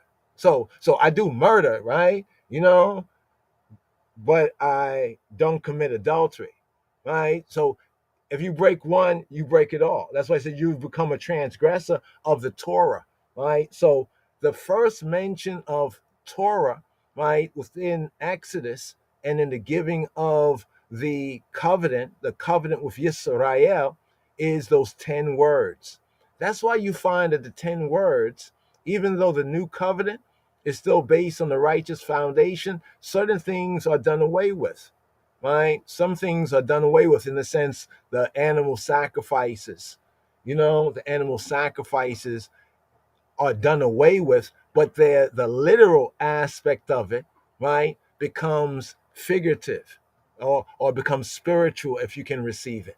You know what I mean? Like when it says we are to be living sacrifice, right? Doesn't it say that in Romans? What is our acceptable and reasonable service? To become living sacrifice. You see what I'm saying? Even with the prayers, our prayers are as the ancients, the incense, right? The lifting up of our hands, is as the evening sacrifice, where the animal would be lifted up.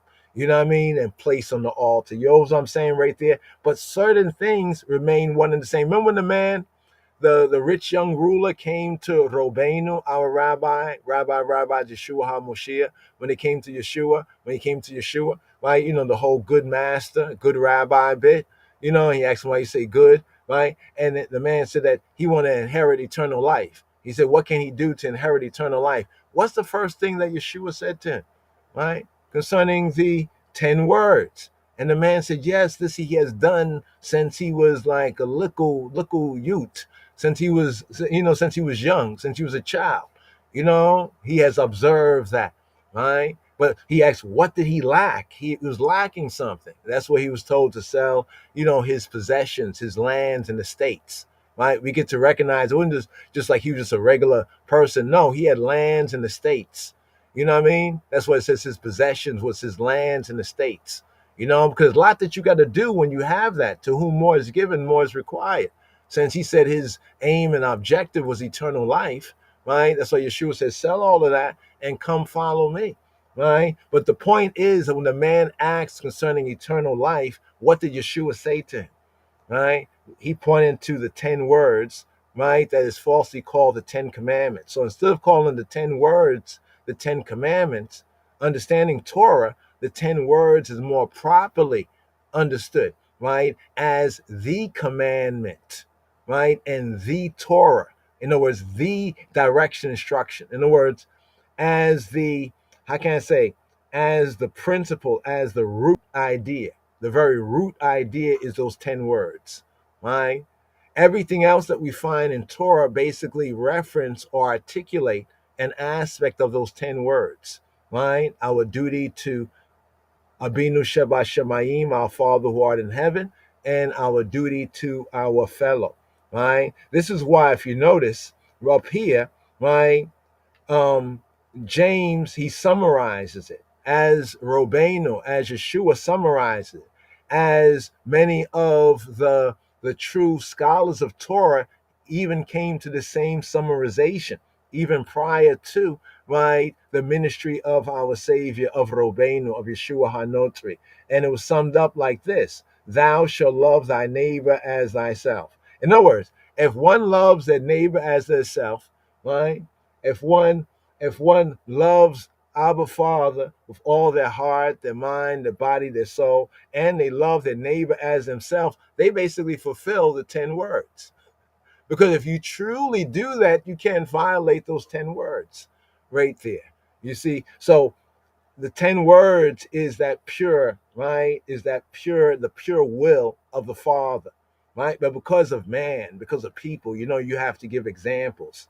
You have to give case study, object lessons, for example, So right here, just want to show that. And now to the point about the fourth commandment, right? The fourth commandment. I almost hate to say this, but it says, open rebuke is better than secret love. Open correction is better than secret affection. So, the Twinkle Brothers tune I played earlier right there, the Sabbath day, right? Love that tune. It says, the seventh day, the seventh day is the Sabbath day, and the Saturday is the seventh day, right? But we don't observe the Saturday. Right? That's only when we speak to Gentiles. We speak to others who are in the Gentile state of mind to explain to them, oh, you keep the Shabbat? Well, what's that? Okay, it's the seventh day of the week. And they're like, oh, so what's the seventh day of the week? Now you may have to kind of condescend. You got to bow the heavens and come down. You know what I mean? Okay, the seventh day is, what is called Saturday in that sense. But here, the fourth commandment was to remember the Sabbath day. Zakor et Yom HaShabbat, to keep it holy. Likadisho. Zakor et Yom HaShabbat, Likadisho. Right? To remember the Sabbath day, right? To keep it holy. So let's do this right here. Right? Let's go over here. Let's go all the way to Exodus chapter 20. Right? So chapter 19. The Israelites came into the covenant, right? This is like the birth of the Israelite nation, to be a sovereignty of the priesthood and a set apart nation, or as the KJV has it, a kingdom of the priesthood, right? And a holy nation, a Goy Kadosh. Now you see right here, Exodus 20, and God, it says God there, but and Elohim, the creator, the almighty power, spake all these words, saying, right?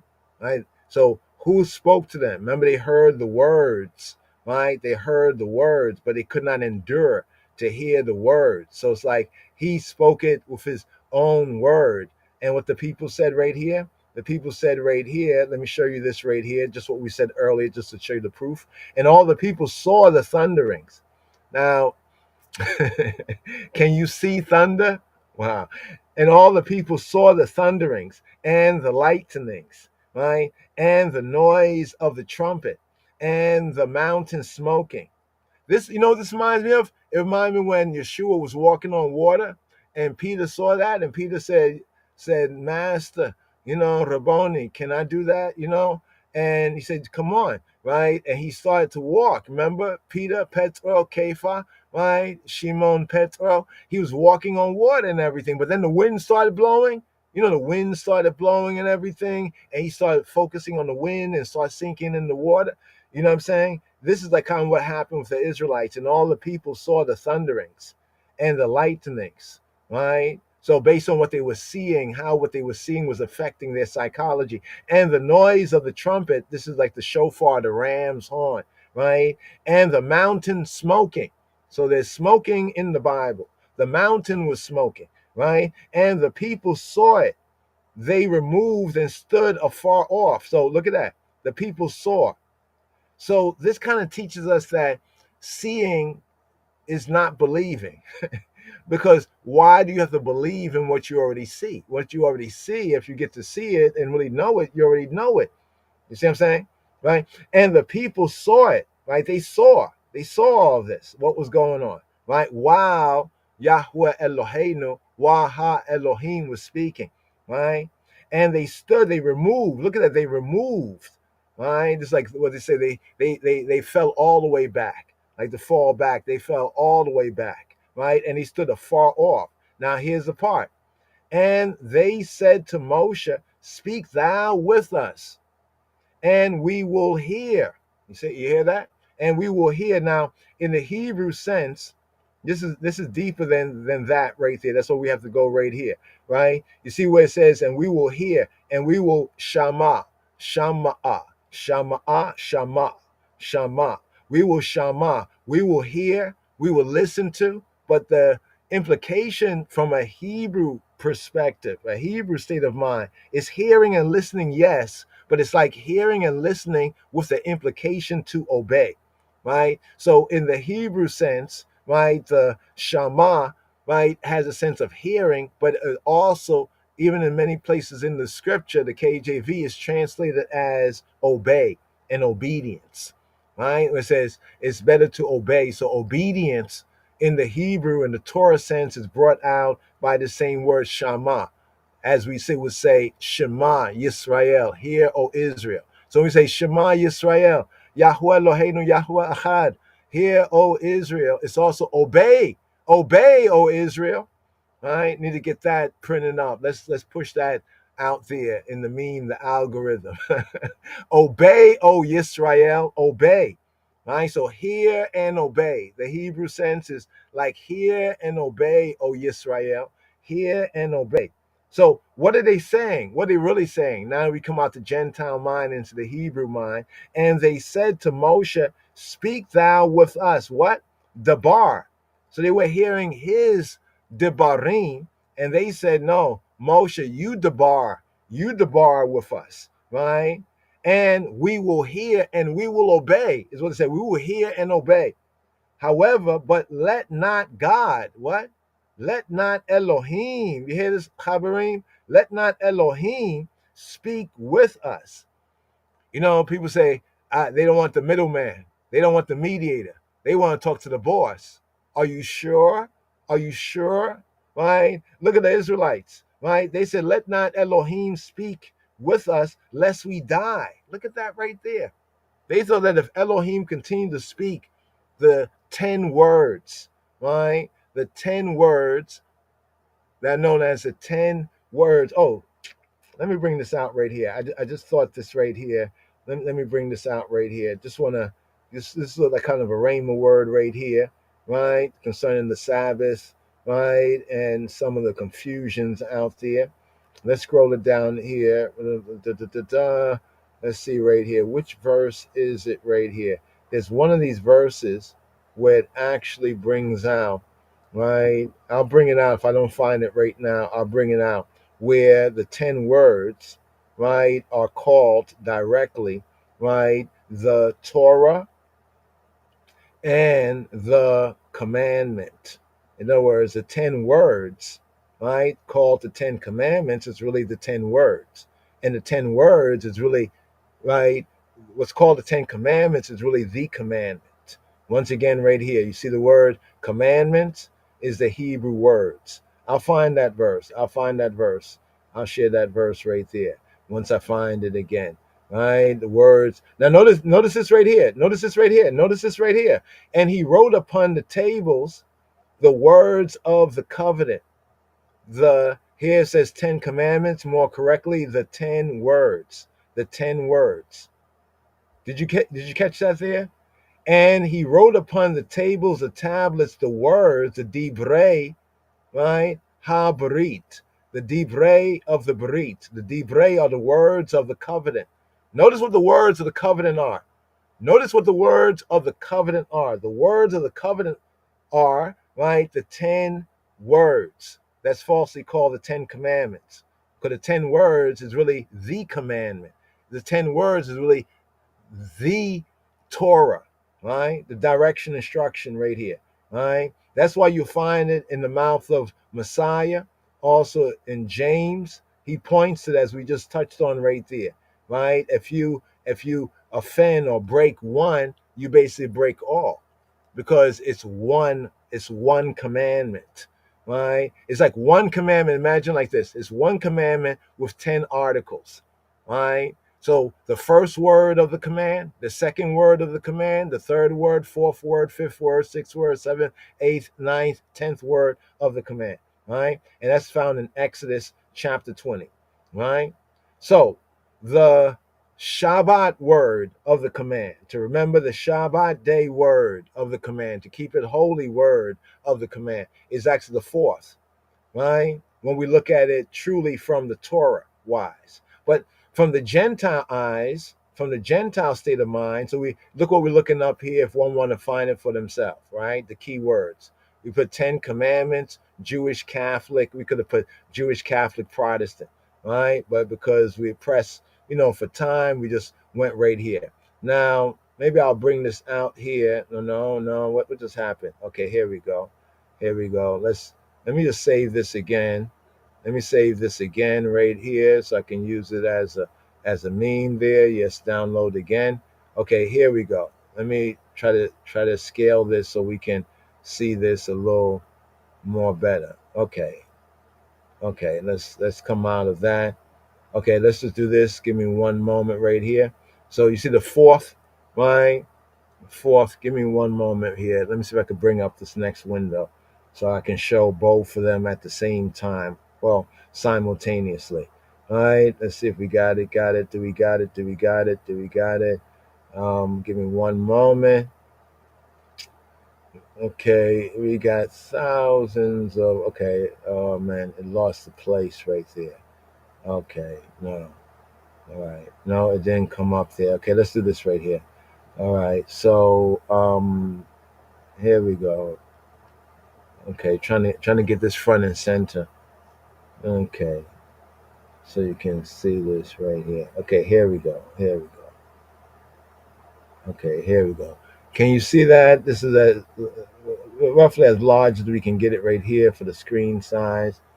Okay, here we go right here. Now let's go through this briefly here. All right, the 10 words, right? So now if you see over here, we're going to deal with the first, right? Let's look at for Shabbat. Let's first look for Shabbat, right? For Shabbat. When we look under the Catholic, yeah, I'm really not liking this here.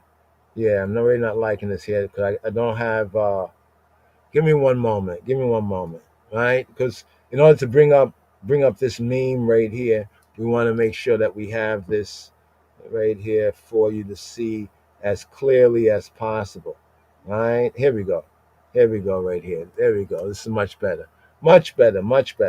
Okay, so you see this right here? Okay, so we looked up 10 commandments, Jewish, Catholic, Protestant, right here. So here, let's go right here. We go to the Catholic margin, right? The Catholic, right? So I understand why in Twinkle Brothers tune they may have been like Catholic. They might have been, because if you grew up Catholic, right?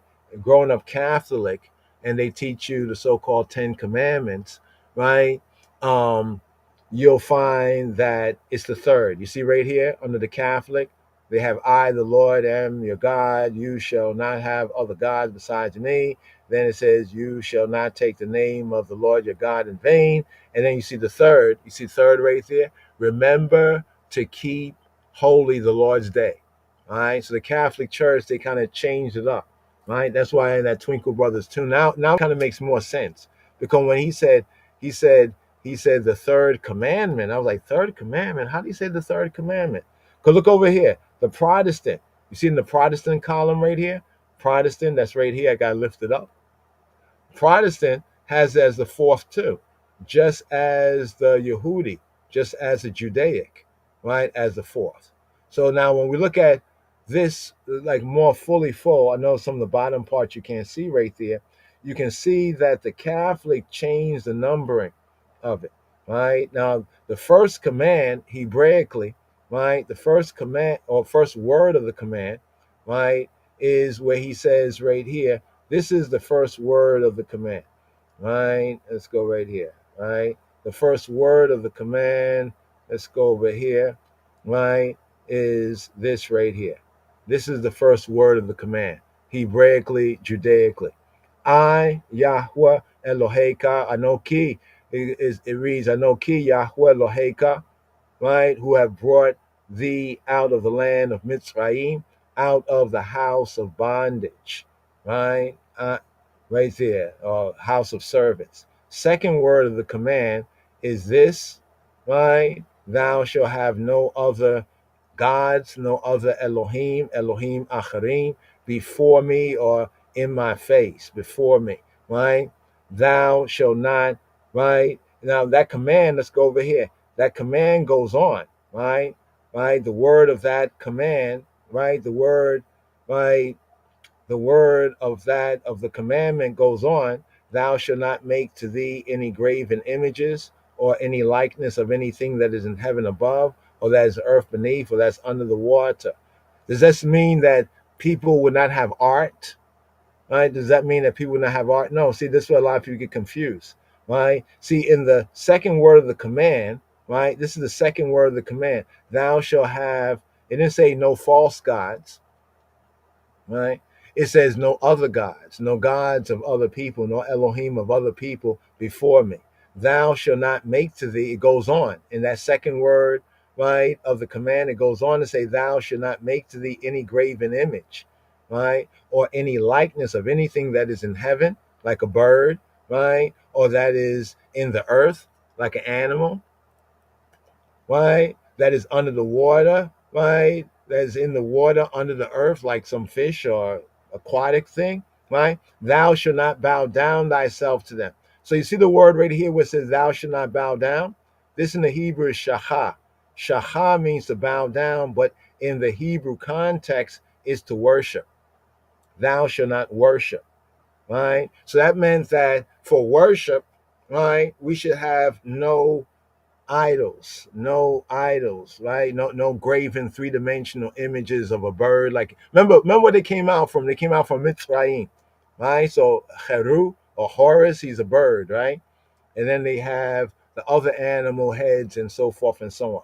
That's what is basically saying to the children of Israel, that you not make a statue and say this is this is our Elohim, and you're gonna worship this thing. That's why if you notice 12 chapters later, look what happens 12 chapters later. This is Exodus chapter 20. So 12 chapters later is Exodus chapter 32. It's the molten calf. See, another falsity that we've been told to believe is the golden calf. They want to focus your mind on gold. Like to say that gold is bad. No, it's the golden. The golden calf doesn't exist in the scripture. The scripture doesn't even mention it once as golden calf, neither in the English nor in the Hebrew. It calls it a molten calf, right? Corresponding to what is said in this part of the second word of the commandment. Thou shalt not make any graven image, right? Any graven image, any three-dimensional image. That's why we did the video about the crucifix, right? In the ancient true church, true Ethiopian church, true Oriental church was considered to be an abomination. But now you see that creeping in, right? Since the post-majestic times after 74, 75, the godless and creeping coup, the rebellion against the King of Kings, the great transgression, the rebellion against the King of Kings, right? So here it says, thou shalt not bow down thyself to them. In other words, you will not worship, these statues, these idols, right? Nor serve them. Why? Right? For I, Yahweh, right, thy Elohim, am a zealous. That's another falsity. They say jealous, but actually zealous, right? Zealous El Kana. You see Kana there? They say only of God, right? But then let's go deeper, right? Kana. Let's go to the verb, right? So notice we go to the verb, right? Let's scroll down to strong. Strong's bringing out the best here. A primitive root, to be, right, zealous, or to make zealous, right? But in a bad sense, it's jealous or envious. So why did he say that Yahweh is a jealous El, right? He's El Kana. He's a El, the Almighty of zeal, the Almighty of zeal. He is zealous, right? Be that as it may, Elkanah, visiting the iniquity of the fathers, right? The fathers upon the children. Actually, in the Hebrew, it says the fathers upon the sons. Why does it say the sons? Why don't it say the daughters? Well, to whom more is given, more is required. You heard that before, right? The iniquity of the fathers upon the sons. Because the sons were the ones who had more responsibility in building, securing the family name, so forth and so on. To the third and fourth, right? Speaking of the generations of them that hate me, right? And shewing, the Lord says, and shewing, right? And shewing mercy to thousands of them that love me and keep my commandments, right? And keep my commandments. In other words, keep what Yahweh tells us to do, right? And then we come right here to the third, right? The third word of the commandment, right? Thou shalt not take the name, right? The Shem, the Hashem, the Shem of Yahweh Eloheka, Yahweh thy Elohim in vain. For Yahweh will not hold him guiltless that taketh his name, Shemo, in vain. Now, this is very interesting here, right? This is not our topic, but since we're here, let's touch on it. The KJV says not to take. What does that mean? Right? The Hebrew is nasa. You see nasa? Nasa, like NASA. Nasa, right? Nasa is to lift up, to bear up. Now there's a false meme out there, false memes out there about NASA. They say that NASA means to deceive, right? They'll say NASA means to deceive. Now, NASA, the space agency, yeah, they probably into deception, of course, no doubt about it. You know, we saw the video. It looked fake as you remember when they're leaving the moon, right? Remember there's a camera on that thing made out of saran wrap and everything, and when they're leaving the moon, right, it goes up, right, into the so-called sky, right, and the camera follows them leaving the moon. My question is this: who was on the moon to lift up the camera, like to turn the camera? You know what I mean? Like somebody hit a fly ball. When the ball go up, their camera follow the ball. Well, who was there? If they were the only people on this moon, they went to the moon, who was there filming that? You know what I mean? So NASA, right, does deceive, right? The space agency. Yes, NASA does deceive. They also put out some accurate points of information, but you really have to really do your own study so you can know the truth for yourself, right? But NASA, right? NASA in the Hebrew means to lift up. See, the confusion is that in Hebrew there is nasa, and in Hebrew there is nasha. So actually what they do is they confuse nasa, the word here, to lift up, right?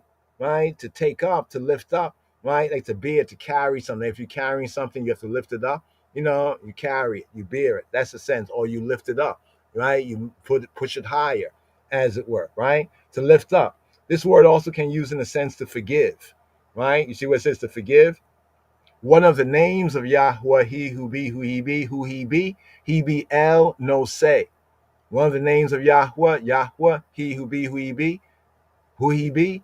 One of his attributes is El, the Almighty, No Say. And No Say come from Nasa, right? No Say is like the one who lifts. But the sense of that in the Hebrew is the one who forgives. Because in the Hebrew consciousness, sin, right? Sin is like, and the guilt of sin is like a heavy weight. It's like a burden, right? Sin is like a burden, right? It's like the guiltiness rests upon your conscience. So you already done the thing, but there's still that guilt, right? So in the attribute name El No Say, right, of Yahweh, he is the Almighty of forgiveness, No Say. But literally, he is the one who lifts. He lifts that burden from our soul, from our psyche, right, from our ruach, from our spirit, right, Bashem Yeshua, right? So right there. So here, for it says, thou shalt not take. You get it? You get it now? Thou shalt not lift up. Thou shalt not bear, carry the name of Yahweh Eloheka in vain. Now, a lot of people think this is either ones might say the name like this, or ones might say, no, this is the right way to say it. And there's this kind of crazy thing going on nowadays about what is the right name, as it were. And then they're saying that the people who say it the other way, they're saying it the wrong way, and they are violating this right here. But when you really understand it, it's saying something different in the Hebrew sense. Thou shalt not lift up, right? Take, carry, bear the name of Yahweh Eloheka in vain, right? In vain. Shav. What's the word for vain? Shav. Shao. Shav. Emptiness, right? Emptiness, falsehood, emptiness of speech, lying. It's like somebody says, I'm a Christian, right? And you say, okay, what is a Christian? Oh, I follow Christ. You say, who is Christ? And they say, Yeshua, Jesus is Christ. And they say, you mean the one in the Bible? And they say, yeah. And then you notice that everything they do, a lot of things they do, is opposite of what Christ says, in the Bible, Jesus Christ, right? That's like them carrying the name of Christ, or the name of Jesus in vain. You see what I'm saying? That's the sense of it. That's also the sense of it, right? It wasn't really saying, well, you saying it so much, but you could also say it in a way that you don't mean it, so it's vain as well, right? For Yahweh will not hold him guiltless that taketh his name. Notice the word taketh down here. Notice the word taketh down here, right? Nasa, the one who lifts up, who bears up, who carries, right? Who carries, who lifts up.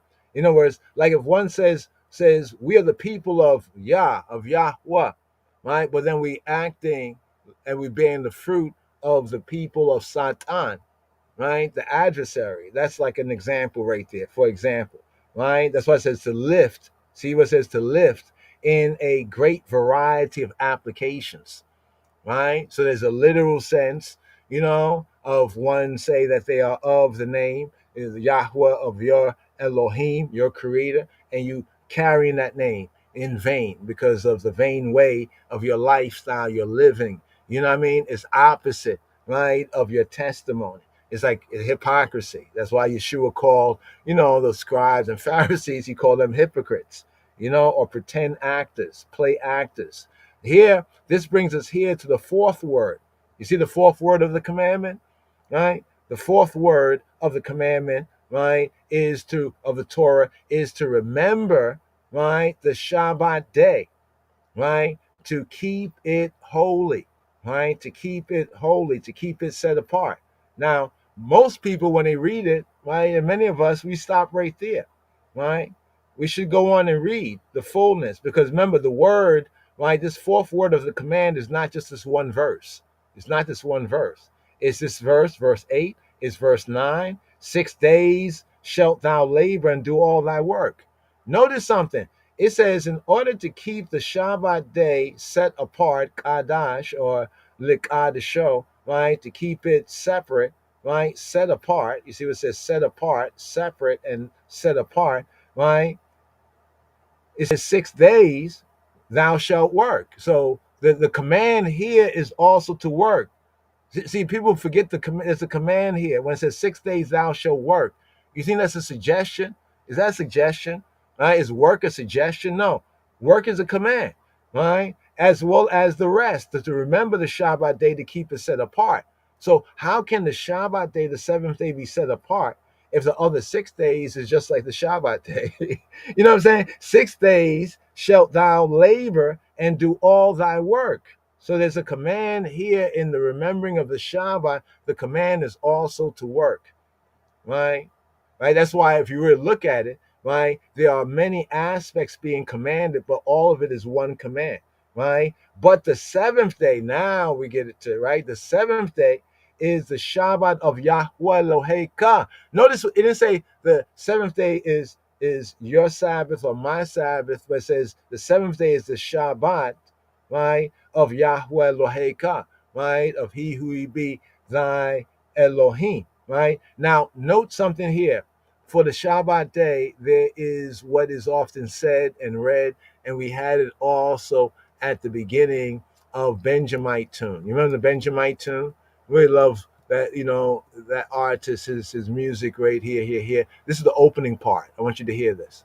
Thus the heavens and the earth were finished, and all the host of them. And on the seventh day God ended his work which he had made, and he rested on the seventh day from all his work which he had made. And God blessed the seventh day, and sanctified it, because that in it he had rested from all his work which God created and made. These are the generations of the heavens and of the earth, when they were created, in the day that the Lord God made the earth and the heavens, and every plant of the field before it was in the earth, and every herb of the field before it grew.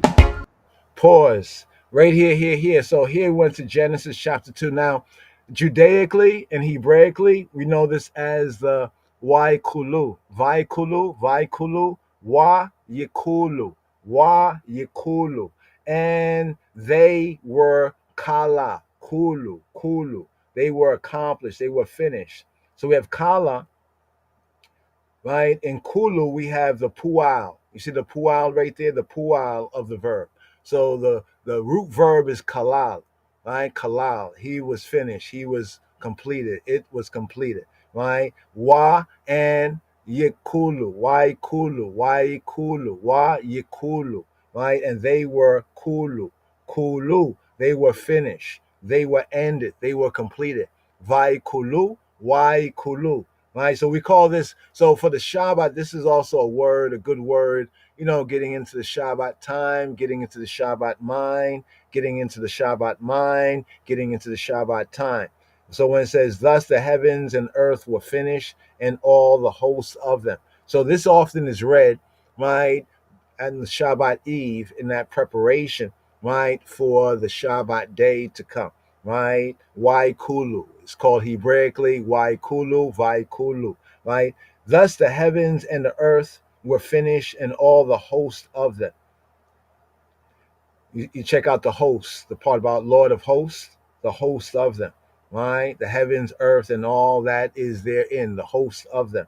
And on the seventh day, right, Elohim, the Creator, ended his work that he had made and rested on the seventh day from all his work that he had made. And Elohim blessed, empowered to prosper the seventh day and sanctified it. And he did what? Kadash. He separated it. He set it apart. From what? Apart from the 6 days. The seventh day is set apart from the 6 days. Because, why did he do this? Because that in it he rested. He did what? He rested. Look at the word. Look at the verb here. He Shabbated. He Shabbated. You see, so it has the word rest there in the English, but this in the Hebrew is Shabbat. He did what? He ceased. Shabbat, the verb. This is the verb here. To cease, to desist. Right? He did what? He ceased. He rested. He desisted from labor, the 6 days of creation, and rested, Shabbated, right? From all his work that Elohim created and made. Now, this is some of the false translation here. It's not created and made in the Hebrew. It's created to be made. Created to make. He created to make. Right? He created the things that we make from what is created. Notice all that man does, you know, with the creation, we basically make things from what's already been created. But notice what it says right here in the Hebrew sense is created to make, right? That Elohim created to make. Then it says this here, these are the generations of the heavens and the earth when they were created in the day that Yahweh Elohim, he who be the creator, made the earth and the heavens. Then we come to this verse here, Slika, this verse, and every plant of the field before it was in the earth, and every herb of the field before it grew, for Yahweh Elohim, he who be the creator, had not caused it to rain upon the earth, and not a man to till the ground. Right? So roughly around there, the 4th, the 5th verse is often what is read by Torah observant, you know, Yehudi and Torah observant ones and ones for the Sabbath time. Now, this is just a link right here, so this verse can have a better sense in the full context of the scripts. But the seventh day is the Sabbath of Yahweh. That's why it says it's his Sabbath, the Sabbath of Yahweh Eloheka. For in it thou shalt not do any work, thou nor thy son, nor thy daughter, thy manservant, nor thy maidservant, nor thy cattle, nor thy stranger that is within thy gates. Now, some will say, well, Yeshua says that the Son of Man is Lord of the Sabbath. And they will interpret that, well, he is Lord of the Sabbath. Well, yes, he is Lord of the Sabbath, but also the human being is Lord of the Sabbath. See, they get confused about Son of Man. Son of Man basically means human being, right? So Yeshua identified himself with humanity, right? Both his divinity being identified with humanity. But here it says, notice this here. It's the Shabbat of Yahweh Eloheka, because we see now why in Genesis chapter 2, verses 1 like to verse 5, right? Right? But notice what we are being commanded to do, told to do. Thou shalt not do any work, the work that we would do in the other days of the Shabuah. Thou, now notice the thou, notice who is being spoken to here. In this verse right here, who is being spoken to here? Now, this is a little reading comprehension. Who is being spoken to here? Right? Who is speaking, first of all? Yahweh Eloheinu. Elohim is speaking here. Right? Who is he speaking to here? Right? He is speaking to all of Yisrael, all of the sons of Israel, all of Israel as one man. He's speaking to all of Yisrael as one man. So when it says thou, thou is a male singular. But this is being spoken to all of Israel. Yes, all of Israel was spoken to as a singular man, as one corporate entity. Right? That's what it says thou. Notice it says thou. So speaking to all the sons of Israel as one son. Remember he told Pharaoh, right? He said, let my son go. Yisrael is my son. Right? So here he's speaking to all of Israel as that one son. Right? That's why he says, in it thou. Thou means like you male, right? Shall not do any work. Thou, you male, right? Nor thy, right? Speaking to he, thy son, nor thy, speaking to he, nor thy daughter, thy manservant, right? Nor thy maidservant. And check, it says manservant, maidservant, don't say Slav. It don't say Slav. There's no Slav here. There's no Slav here. Nor thy cattle, nor thy what? Nor thy cattle, nor thy stranger, right? Nor thy stranger that is within thy gates. Right? So notice that the command here is being given to all of Israel as one man, and each son of Israel hears it as if it's spoken to him, right? It's spoken to like the I, all as one, and to I and I, all of I and I as one man, right? Because notice the command, thou, speaking to you male, right, shall not do any work. Thou, you male. Notice the thou. Notice the I and I sense, the I, right? The I, right, shall not do any work. The I, nor thy I's son, right, nor the I's daughter, right, nor the I's manservant, thy manservant, nor the I's maidservant, nor the I's cattle, thy cattle, nor the I's stranger that's within the I's gates, right, right. So who is Lord there, right?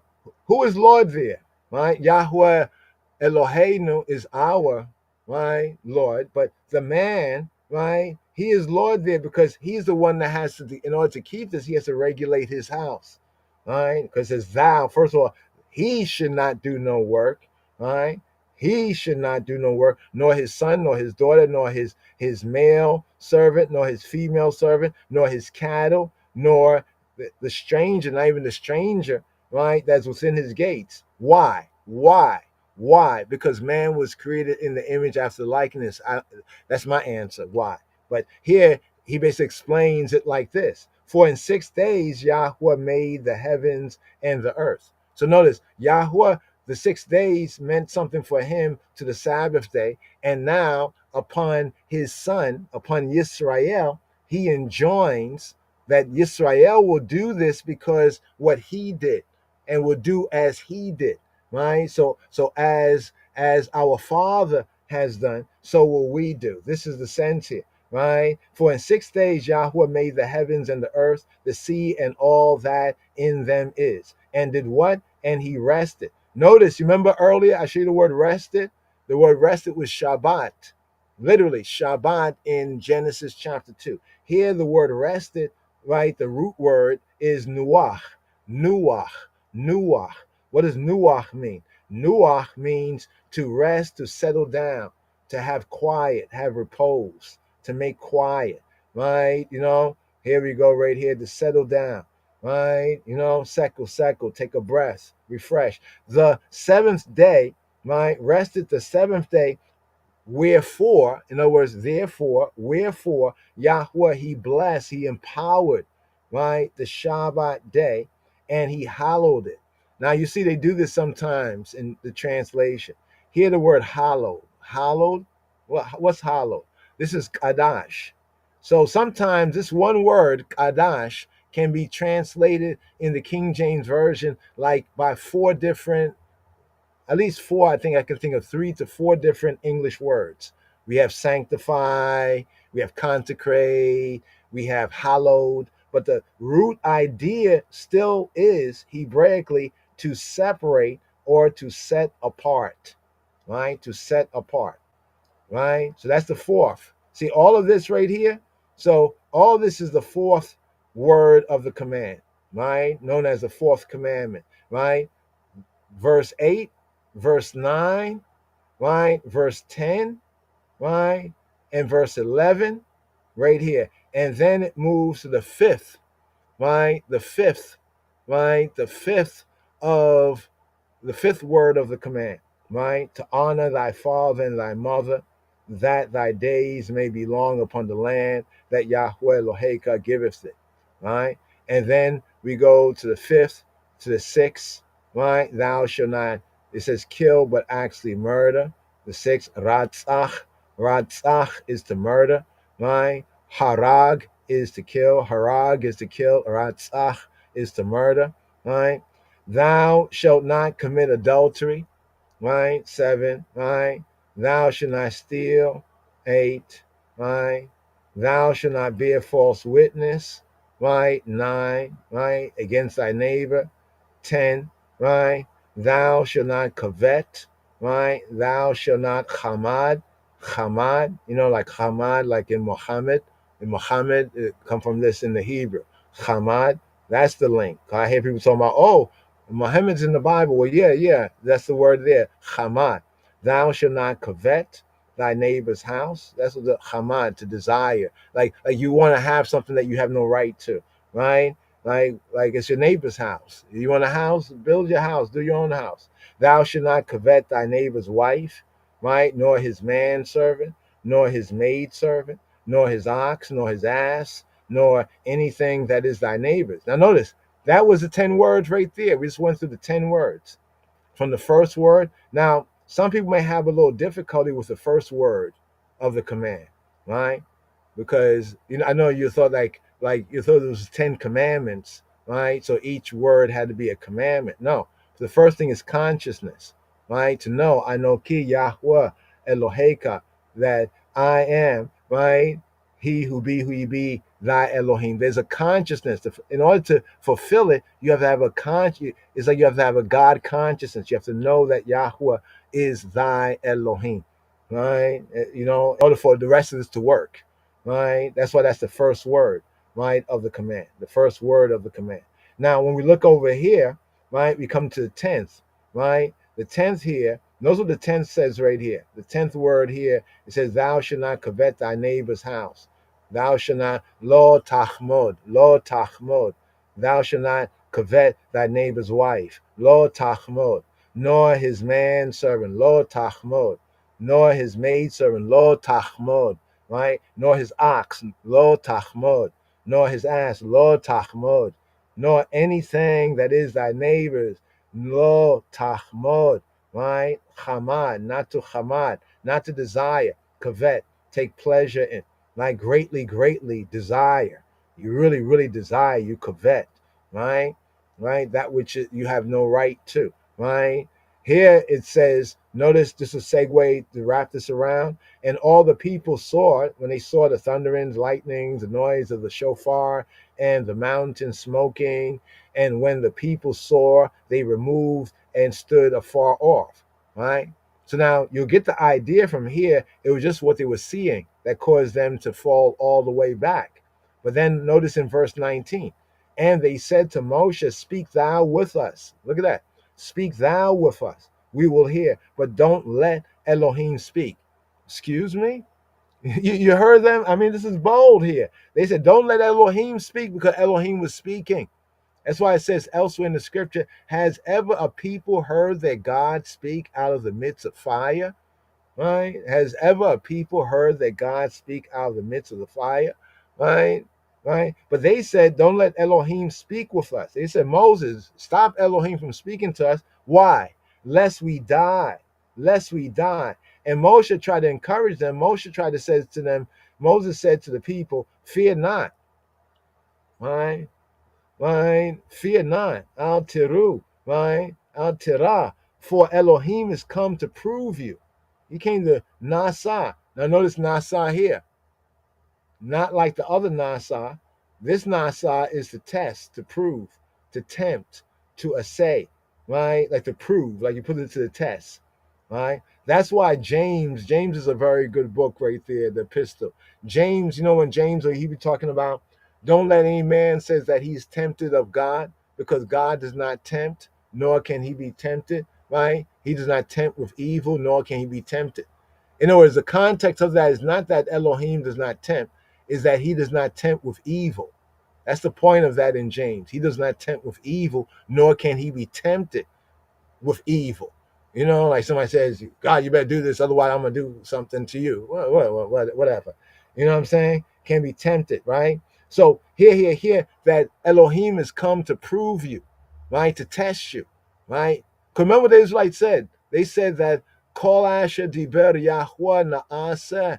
They said all that Yahweh has spoken, we will do. Remember, that's what they said. They said all that he spoke, we will do. So now Elohim is coming to prove your words, right? Are these the words of your mouth? Is this really the meditation of your heart, right? Let's see if it's acceptable in his sight, right? And that his fear, his reverence may be before your faces, right? Look what it says, that you'll sin not. Look at that. That you'll sin not. So is there some connection of the 10 words with not sinning? That's why His Majesty, the elect of God, Kadamah Haile Selassie, says when he asks about what his advice would be like to young people, and they said his advice to all is to fulfill. Yeah, the translator does say 10 commandments there, but we already know in His Majesty's Bible that just like the Hebrew, it doesn't say 10 commandments, it says 10 words. But often they translate. Look at this. The Greek Decalogue in the Greek also means, right? Also means 10 words. But notice how many times, if you look up Decalogue, they'll translate it as 10 commandments. So they pull a little fast and loose one right there. But here he says, so that you don't sin, right? And the people did what? The people stood afar off. Right? The people still, so no matter what Moses said to them, Moses said, yo, it's okay, don't fear, don't fret. You know what I mean? Come on. He's come to prove you. Y'all said that all that he said, right? Didn't they say all that Yahweh said, right? We will do. That's in chapter 19, the previous chapter, in chapter 19. You go find in chapter 19. All that Yahweh said, say that we will do. Right? Well, notice what he said. He said these 10 words, and he must have got to that last of the 10 words. Thou shalt not covet. What? You know, thou shalt not bear false witness. What? Thou shalt not steal, commit adultery, don't murder. What? Honor father and mother. What? Right? Keep the Sabbath. What? Right? Don't make no idols. What? Right? And bow down to them. Know that you, he who be who he be, and thee alone is our Elohim. Right? Wow, this was too much for them. They had to back. They had to back up. They had to back all the way up. That's why it says that they removed and stood afar off. Right there in verse 18. right? And then down here, after what Moses said, you would think that they would be, okay, we understand. Okay, we get you. Yeah, he come to prove us because we said that all that he said we can do. All right, so let's not fall back. Let's move forward. So instead of moving forward, they fell back, right? And he says that his reverence may be before your faces, right? That you do not sin, you don't uck up. And the people did what? They still stood. They stood to it. They stood afar off. And Moshe, right? Moshe, and we say Moses alone, right? Moshe, right? He drew near to the thick darkness where Elohim was. So could we ask, were the Israelites afraid of the dark? Were they afraid of the dark? It says, and Moses drew near. So it's obvious that Moses was encouraging them, come on, come on. You know what I mean? You know, let's draw near, right? Nearer my God to thee, right? But the people stood afar off. And Moshe drew near to the thick darkness, where it says Elohim was, right? So right here, brothers and sisters, sisters and brothers, right here. Just a little rhema word here, right, on this. Now, this is an interesting study. We just went through a couple of highlights, but you can clearly see that though the Protestant Reformation version over here, they begin the first command here at what we call this the second command, right? They begin the first command at the second command, right? But somehow manage to keep it aligned, right? Aligned to the Hebraic or the Judaic. But the Catholic, right? The Catholic there calls the Sabbath or the Lord's Day, right? Notice they changed the Lord's Day from the seventh day to the first day of the week, right? And then they remove the position of the fourth word of the commandment to the third, as you can see right here. But if you notice over here, right, the Yehudi, the Judaic, and the Protestant is still lined up. And in fact, it's lined up all the way. Another funny thing the Catholics do down here, you'll see it down here, is that they split apart the 10th commandment, right? Notice what they do. They split apart the 10th. The 10th commandment is the one about coveting, right? Right? Coveting anything that belongs to your neighbor. Notice what they do over here, right? You see what they do over here? They split, you shall not covet your neighbor's wife is the 9th commandment, and you shall not covet your neighbor's goods. What?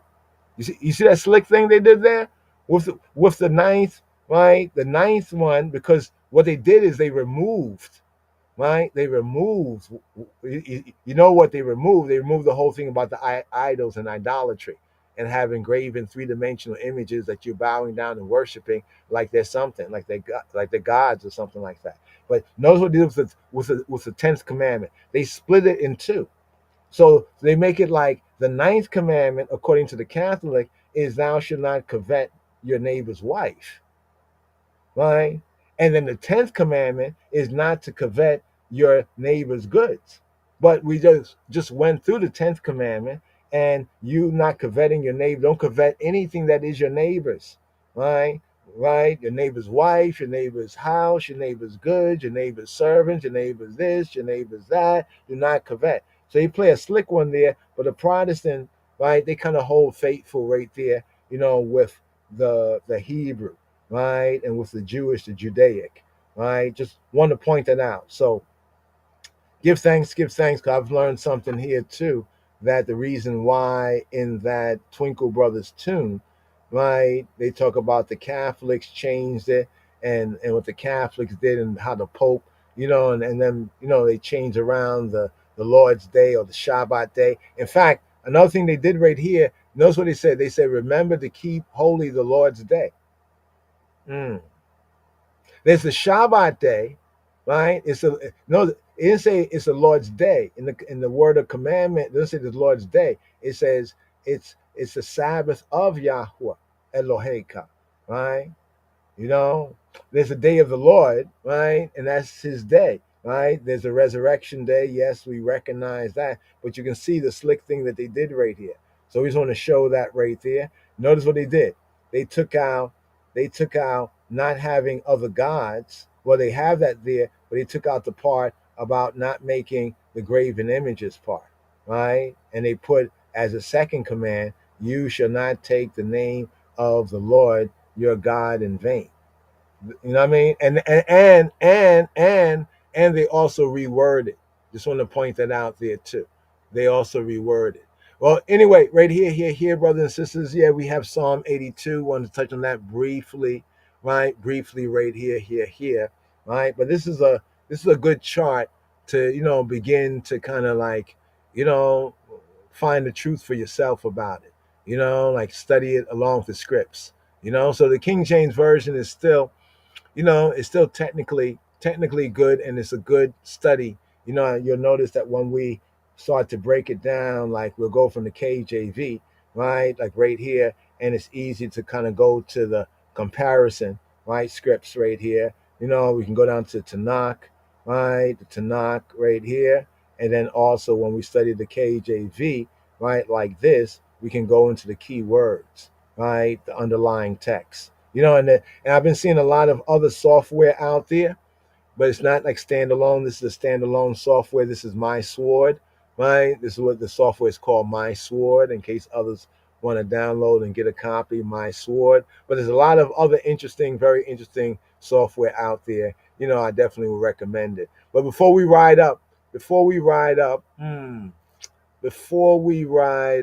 right here, want to play another Benjamite tune right here. Don't forget the Sabbath day, and then we're going to touch on Psalm 82. Psalm 82 coming forward just now. Here, Shema Yisrael. Don't you forget it. Don't you forget it. Never forget it. Never forget it. Babylon want us to forget it. Sabbath day. Don't you forget it. Don't you forget it. Never forget it. Never forget it. Don't you forget it. Don't you forget it. Rome want us to forget it. Sabbath day. Genesis 2:1-2 talks about the Sabbath. Enoch and Methuselah, they kept the Sabbath. Abraham, Isaac and Jacob kept the Sabbath. Don't forget the Sabbath day, eh? It's the way how they lived. They kept the Sabbath. Solomon and David, they kept the Sabbath. Praises they give the Most High on the Sabbath. Don't forget the Sabbath day, eh?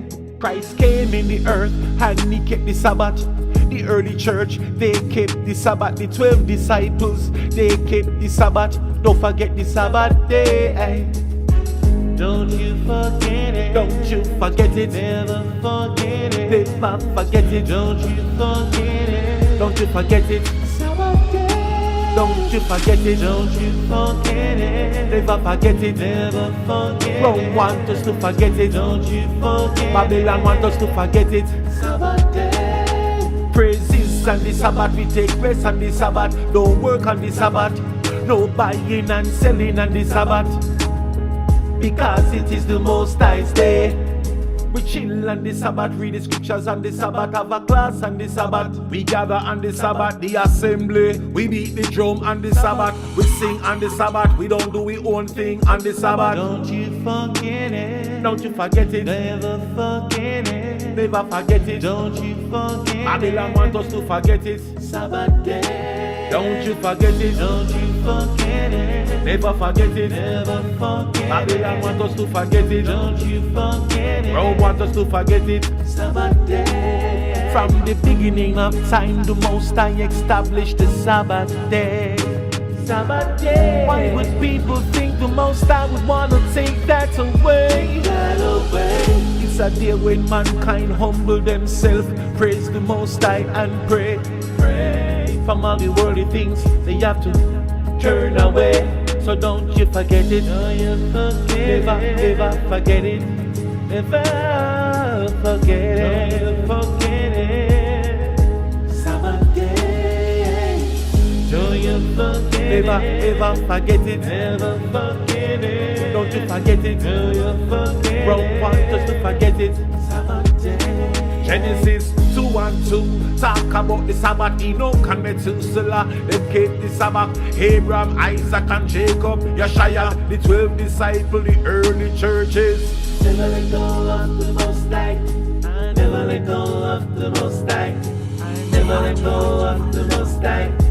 Never let go of the Most High. Never let go of the Most High. Never let go of the Most High. Never let go of the Most High. Never let go of.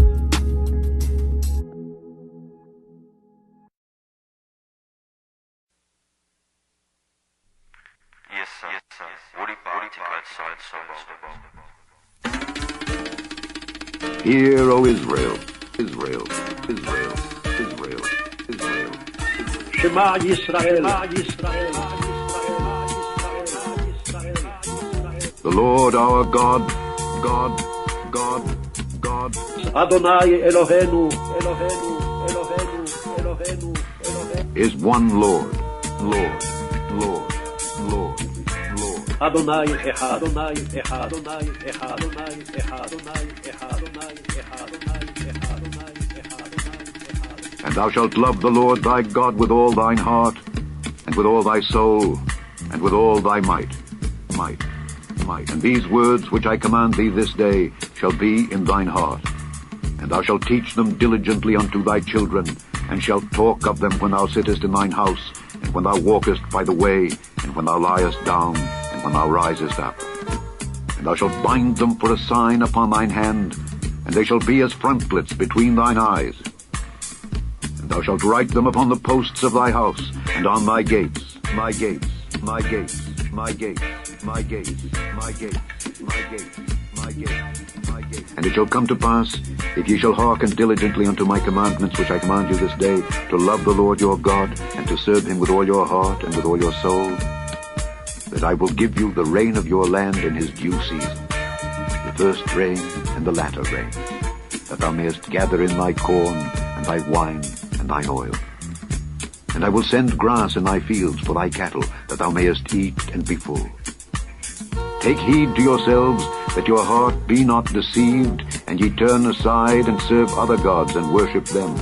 And then the Lord's wrath be kindled against you, and he shut up the heaven, that there be no rain, and that the land yield not her fruit, and lest ye perish quickly from off the good land which the Lord giveth you. Therefore shall ye lay up these my words in your heart and in your soul, and bind them for a sign upon your hand, that they may be as frontlets between your eyes. And ye shall teach them your children, speaking of them when thou sittest in thine house, and when thou walkest by the way, when thou liest down, and when thou risest up. And thou shalt write them upon the doorposts of thine house, and upon thy gates, that your days may be multiplied, and the days of your children, in the land which the Lord sware unto your fathers to give them, as the days of heaven upon the earth, upon the earth, upon the earth, upon the earth, upon the earth, upon the earth, upon the earth.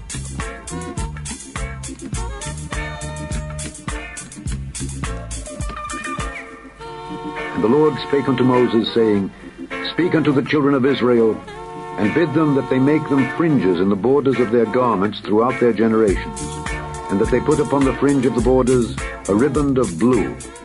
And it shall be unto you for a fringe, that ye may look upon it, and remember all the commandments of the Lord, and do them. And that ye seek not after your own heart and your own eyes, after which ye used to go a-whoring, that ye may remember, and do all my commands, and be holy unto your God. I am the Lord your God, which brought you out of the land of Egypt to be your God. I am the Lord your God. God is watching you.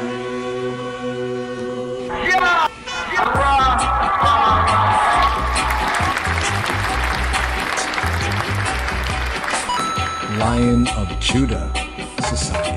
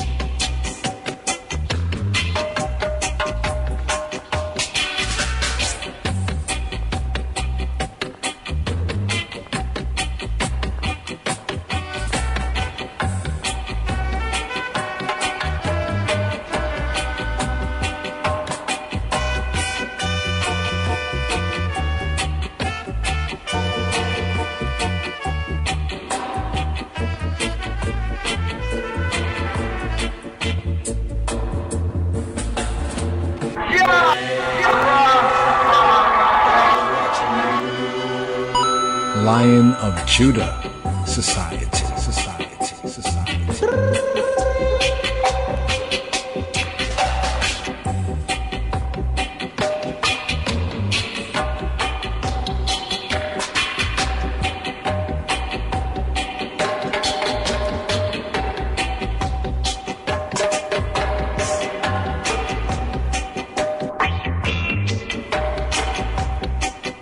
Here. Come on with me. Here. Shabbat shalom. Sended shalom. Ain't nice.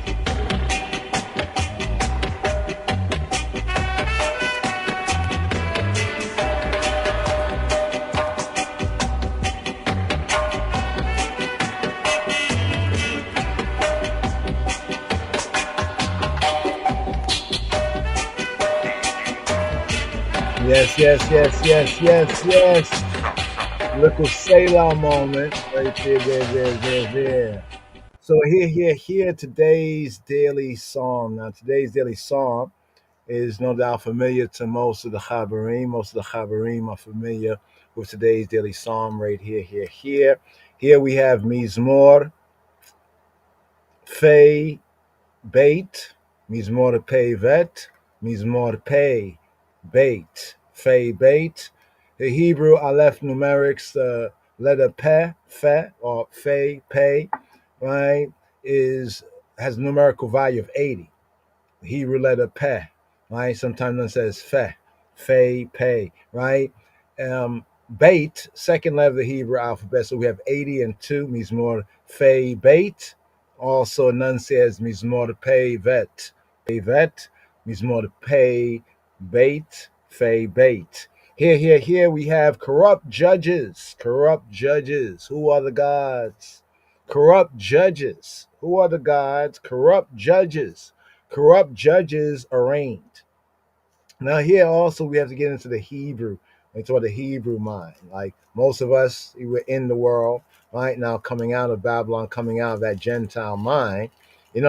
When ones and ones see, I've said ye are gods, and this divine counsel, right? Divine counsel talk. Well, here, let's get into a basic on this. Like I said, most of the Chabarim are familiar, but this is always still a good psalm, and even here, fulfilling this this double portion coming to the Shabbat here in the season, right? RSS32, Shabbat, Behar, or Parashah, the Torah portion, Behar on the mount, and the 33rd, Bechukotai, in my statutes, right? In my statutes. So here, this will be a good lesson here. The sons of gods that defend the poor. Let's bring this out right here. So here, Mizmor Fei Beit, Mizmor Pei Beit, right? Here we have Psalm 82. It's themed Elohim, God's judgment upon the Elohim of the earth. Today's daily psalm, which has a theme of corrupt judges arraigned, also here in the K and D notes right here, God's judgment upon the gods of the earth, or Hebraically, Elohim's judgment upon the Elohim of the earth. So let's go through a little overview right here, right, before us. As we have in Psalm 81, so also in this psalm, according to the Talmud, as I mentioned before, we had that psalm. Which psalm was it? Was Psalm 90? Psalm 94, yeah. Telam Deinu, right? And he will teach him, Telam Deinu. Umiya Torateka Telam Deinu. And from thy Torah, he will Talmud, the Talmud is like the teaching, right? Talmid is a disciple in Hebrew. So Yeshua's disciples, right, as he is there and our rabbi, the rabbi of rabbis, the Hebrew title or the Hebrew name for a disciple is Talmid.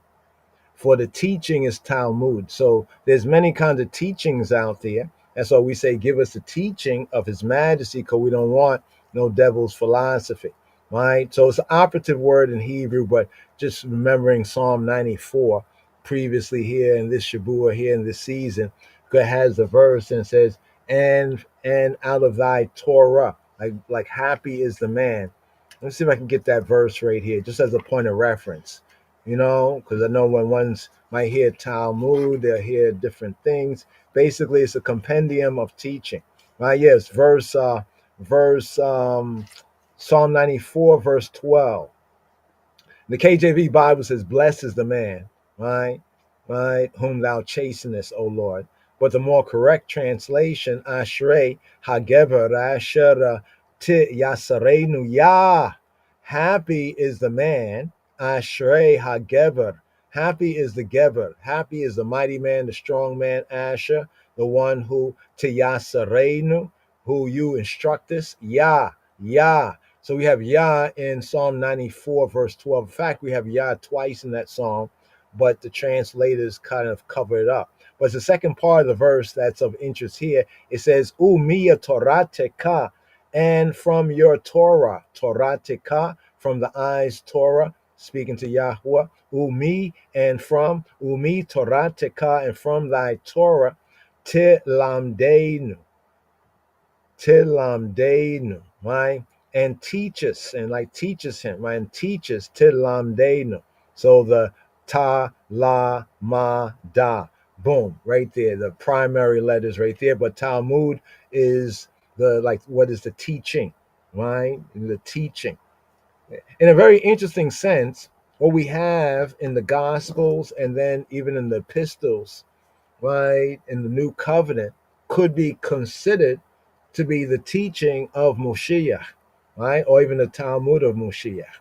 Remember, he's a rabbi, our rabbi, the rabbi of rabbis versus the fake and false and fraudulent ones. You know what I mean? How he was calling them out on their hypocrisy, right? But anyway, just for purposes here, as we have in Psalm 81. Now, Psalm 81 is interesting because remember, Psalm 81 is the evening psalm for the 5th day of the Shabua. So we have what are the daily psalms, and then we have the standing psalms, which are the evening psalms. So basically, evening psalms, they kind of remain constant. For example, for the first day, evening psalm is Psalm 24. For the second day that they call Monday, the second day of the Shabua, the evening psalm is 48. For the third day, right, that they call Tuesday, the evening psalm is 82. For the fourth day, right, that they call Wednesday, the evening psalm is 94. For the fifth day, that they call Thursday, the evening psalm is 81, right? For the sixth day that they call Friday, the evening psalm is Psalm 93, right? And for the seventh day, right, the Shabbat day that they call Saturday, the evening psalm is Psalm 92. Just to point that out right there. And this is according to what was chanted in the temple, right? In the temple liturgy. So in other words, the reference and the evidence points to these were the psalms that were chanted, right, in the Jerusalem, in the second temple, and some sources even point to the first temple time. So these they were the daily or the evening psalms, right? Now, it says, according to the Talmud, the Tuesday psalm of the temple liturgy, right? Well, actually, according to the teaching, it won't say Tuesday since it's not written in English, but it will speak about the third day. The third day is what the Gentiles call Tuesday, right? So Elohim here in today's daily psalm, Elohim is introduced as speaking after the manner of the prophets. So in Psalm 82, which is themed corrupt judges arraigned, also themed Elohim's judgment upon the Elohim of the earth, right? So here we have Elohim being introduced as speaking after the manner of the prophets. We have Psalm 58 and Psalm 94. Now, here in the season, according to the royal order of the Ethiopian Hebrews, previously in our daily psalm, we just had Psalm 94. Look how interesting this is. So here in the season, we have Psalm 81 as a daily psalm, but then previously, Psalm 94 was a daily psalm. See this connection? Psalm 58, Psalm 94 are similar, but more especially, we have Yeshaya, Isaiah chapter 3, verses 13 to 15, right? So here we're going to bring out some of the additional studies here that sometimes in the Shabua, when we go over the psalm for the evening psalm, we don't always get that opportunity, right? So here it says, Yahweh standeth up to plead, right? To plead the cause, to plead. Yahweh standeth up to plead and standeth to judge the people. You know, I find it interesting when the elect of God went to plead before the nations, the league of Gentiles, the league of nations, the league of Goyim. You know, some say, oh, the elect of God. They'll say, how does Selassie went to plead? Like pleading is bad? Pleading is bad? It says, Yahweh standeth up, right, to plead, and standeth to judge the people, right? This is interesting because you know what this is saying right here in this verse here? That Yahweh both acts as like advocate and as judge, right? As advocate and as judge. He's as advocate, right, to stand up to plead, and also standing up to judge, right, and as judge. Here to verse 15, Yahweh will enter. He will do what? Enter into judgment with the ancients, the ancients. They said the ancient council, the ancient this, the ancient that, the elders this, the elders that. Well, Yahweh will enter into judgment with the ancients or the elders of his people, of Amo, his people, even Amo Yisrael, people of Yisrael, the Beta Israel, and the princes, thereof, those mind them of standing. For y'all have eaten up the vineyard. Y'all have eaten up the vineyard, right? The yard, right? The spoil of the poor is in your houses. Isn't this what was going on when Yeshua was, look at that. They have eaten up. They have burnt. Look at that. See the sense of burnt, right? In the Hebrew sense, you know, to consume, to burn, right? You know, what mean y'all? What do y'all mean by this? Yahweh's asking. Y'all beat my people to pieces and grind the faces of the poor, saith, right? Ha'adon, Adonai, Yahweh, right? Sabaoth, saith he who saith the sovereign Yahweh of hosts, right? Of armies. Now we want to bring that out right there. We want to bring that out right here. We go right here, 3 to 15, so we can understand what's being referenced there. Asaph. So here we have a Mizmor le Asaph. Mizmor is a psalm. A psalm is like a chant, often accompanied by a musical instrument, right? But a chant, right? Right? Mizmor, right? Here it says Mizmor le Asaph, a psalm of Asaph. So Asaph was a seer. Before they were prophets in Israel, they were called seers. You know that, right? You know, before there were prophets in Israel that they were called seers? Okay. Let's see if we can do this right here. Before there were prophets in Israel, right? Here we go right here. Let's go KJV, right? Here we go.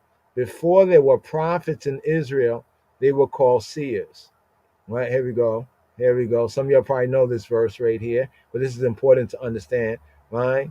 First Samuel, first Shemuel, his name, right? God, his name, right? Shemuel, 1 Samuel 9:9. Before time, right? Panim, right? Before time, previous, before, formerly, in Yisrael, when a man went to inquire, when a man went to Darash. So Hebraically, Judaically, we have the Midrash. Some say, oh, that's Yiddish. No, it's actually Hebrew.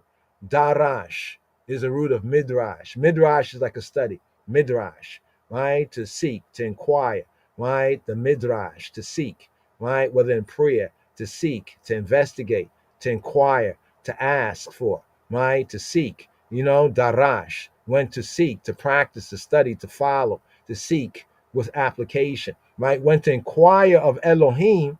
Thus he spake. He spoke like this. So when a man before time in Israel, right, went to inquire of Elohim, this is how he spoke. Come, let us go to the seer. What? Let us go to the seer. They were seers, right?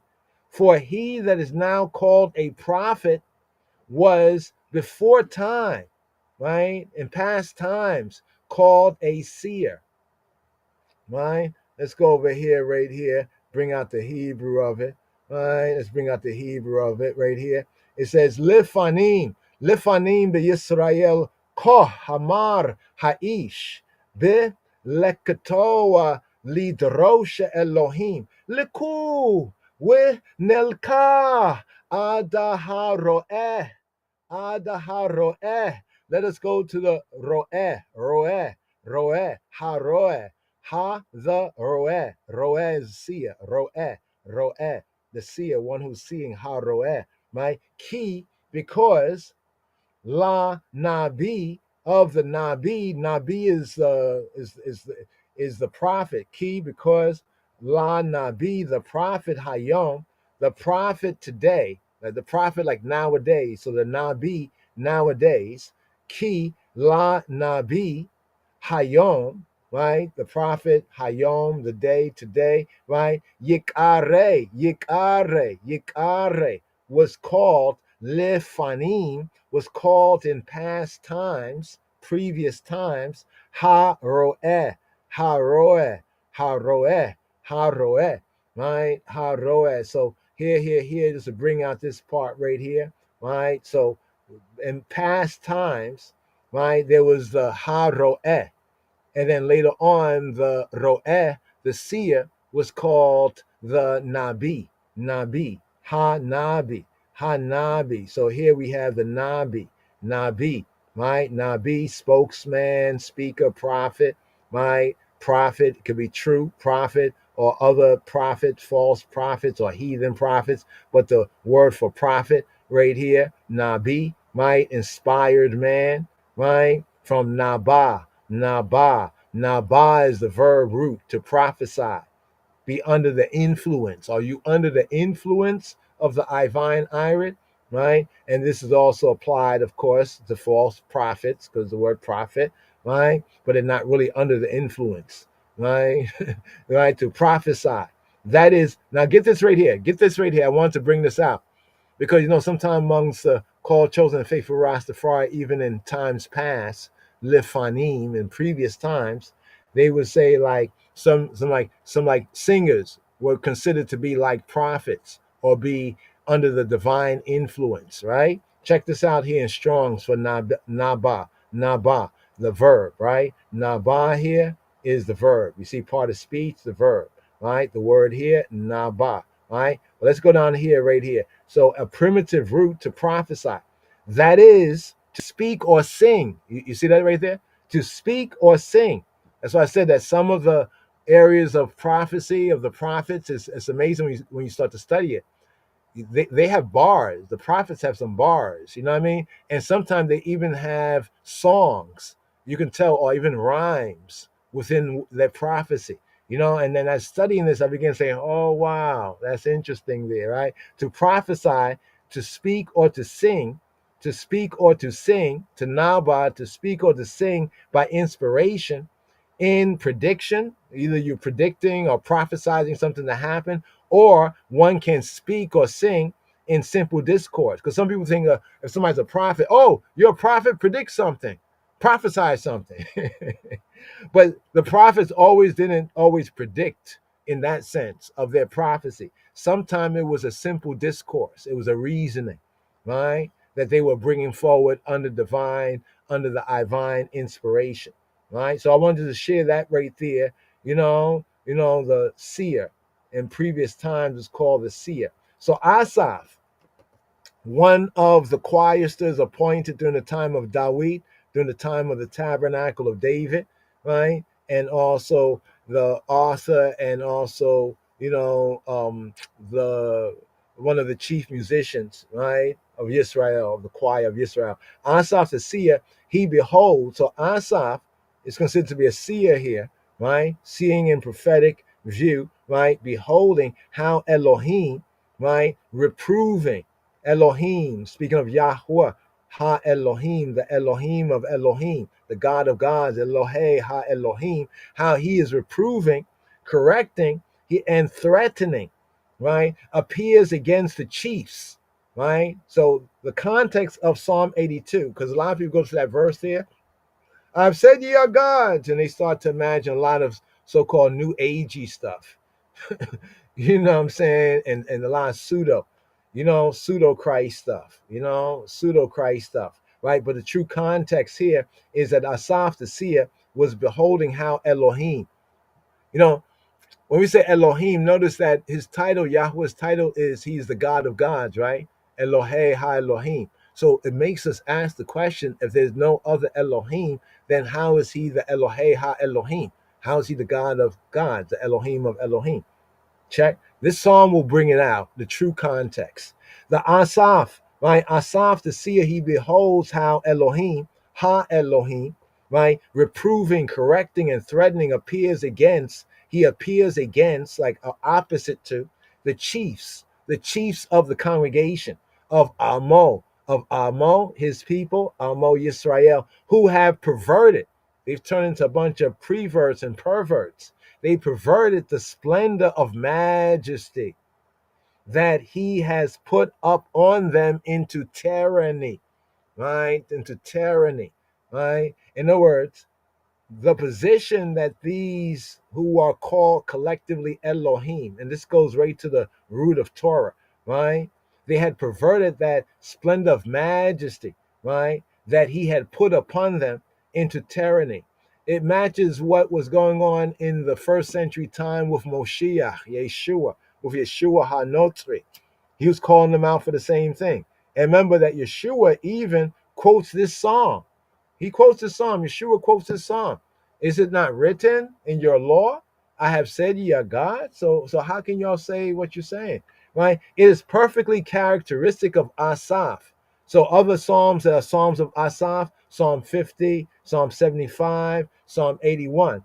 So if you study the psalms of Asaph, you begin, if you study somebody's music, you might start to see certain patterns in their music. Yeah, this is the question right there. The question, right? So here, one of the characteristics that can be picked up on is that Asaph, when he brings forth his composition, his bars, his music, his liturgy, right? The psalms here, the congregational worship. That's what the psalms were like for congregational worship. He plunges himself, right? He dives in deep, right, into the contemplation, the higayon, the meditation of the divine judgment, right? He medis, Asaph medis on divine judgment, right? And he introduces Elohim as speaking. So we find a lot of the Asaph Psalms that he introduced Elohim as speaking, right? So this also shows that Asaph was a seer, right? One of those who Dawid had appointed the whole order of the Levitical order that went forward all the way to the time of the Second Temple, right? There's nothing to militate against a psalm being written by Asaph, right?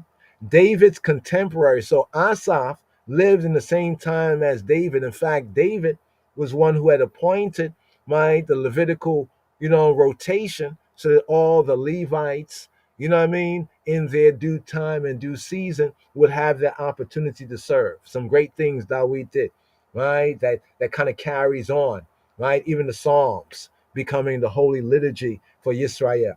Except the determination not to allow to the Asaph, the inscription, its most natural sense. So there's some people that want to say, it says a psalm of Asaph. So you got some cray out there. They'll be like, oh, it wasn't of Asaph, it was somebody else. They got all these kind of weird pseudo academic theories, right? But ones who have real academic skills have shown and proven that the superscription is right and accurate, right, in its most natural sense.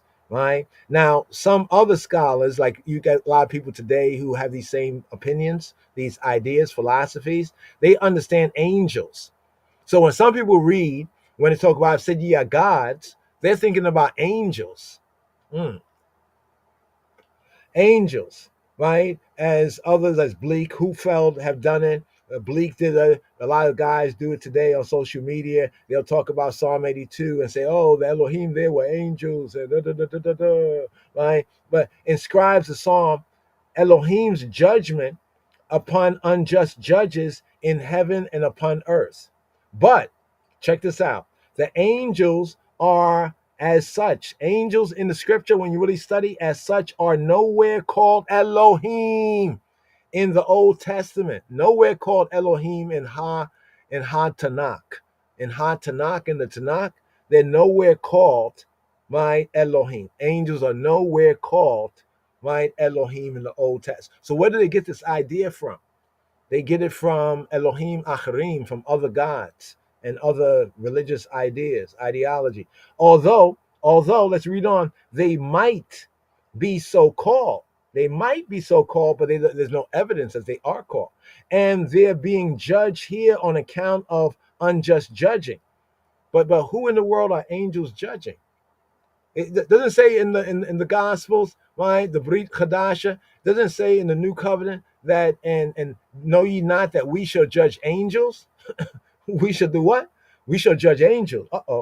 Wow, right? So this guy Hoopfeld himself says, and I'm quoting this here because when we start to study this, and then we see some guys and gals nowadays saying the same thing, like, or we might catch ourselves saying some of those same things, we can kind of make adjustments before the judgment. An obscure point that is still to be cleared up. So some will be like, well, this is, I hear people talk about this today, right? Oh, this is so obscure, we can't really tell. No, we can tell, right? An interpretation that, like this, it abandons the usage of the language. So to try to say that the Elohim, the gods, are angels, right? It actually abandons the usage of the biblical Hebrew language in order to bring into existence a riddle, riddle me, riddle you, right? That it cannot solve. And therefore it condemns itself. It condemns it. There we go, right there. It condemns itself. Louder. It condemns itself, right? So just put on the side that whole angel, blah, blah, blah, blah, blah, blah, right? At the same time, the assertion of Hoopfeld was pointing to these areas of scripture: Exodus 21:5, Exodus 22:7. Right? Now, note this here. In the English Authorized Version, like the KJV, right? Exodus 21:6, Exodus 22:8.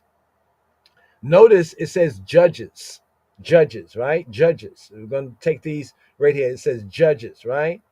Gods, right? Exodus 28, right? Gods. The margin says judges, right? See, in order to understand what's really talking about, one has to go to the root of the people who were talking about it, right? So what do you think Dawid, Asaph, and those who composed these psalms was thinking? They were thinking Torah. They wasn't thinking about other gods or angels or something you saw on TV or you saw in a Netflix or something like that. No, it wasn't that. Although sometimes it's kind of interesting what you do see when you do know what the truth is. But let's go into this right here so that one can see this for themselves, right? Because this is important right here, in going through today's daily psalm. It's little, but it's talawa, right? It's small, but it's very great. Then his master shall bring him to the judges. That's what it reads, right? He shall also bring him to the door, right? Or to the doorposts, the mezuzah, right? And his master shall bore his ear through with an awl, and he shall serve him forever. Now notice it says, and his master shall bring him to the judges. Let's look at the Hebrew here. Where higisho Adonayo ilaha Elohim. What? That's what it says. See, the word for judges literally in Hebrew is shoftim.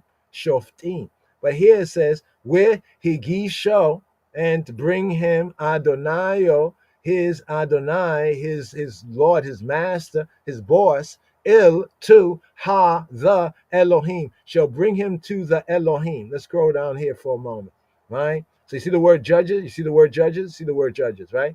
The word judge, the word judges is Elohim. So over here, they translated here, right, as judges. Let's go to the next verse right here.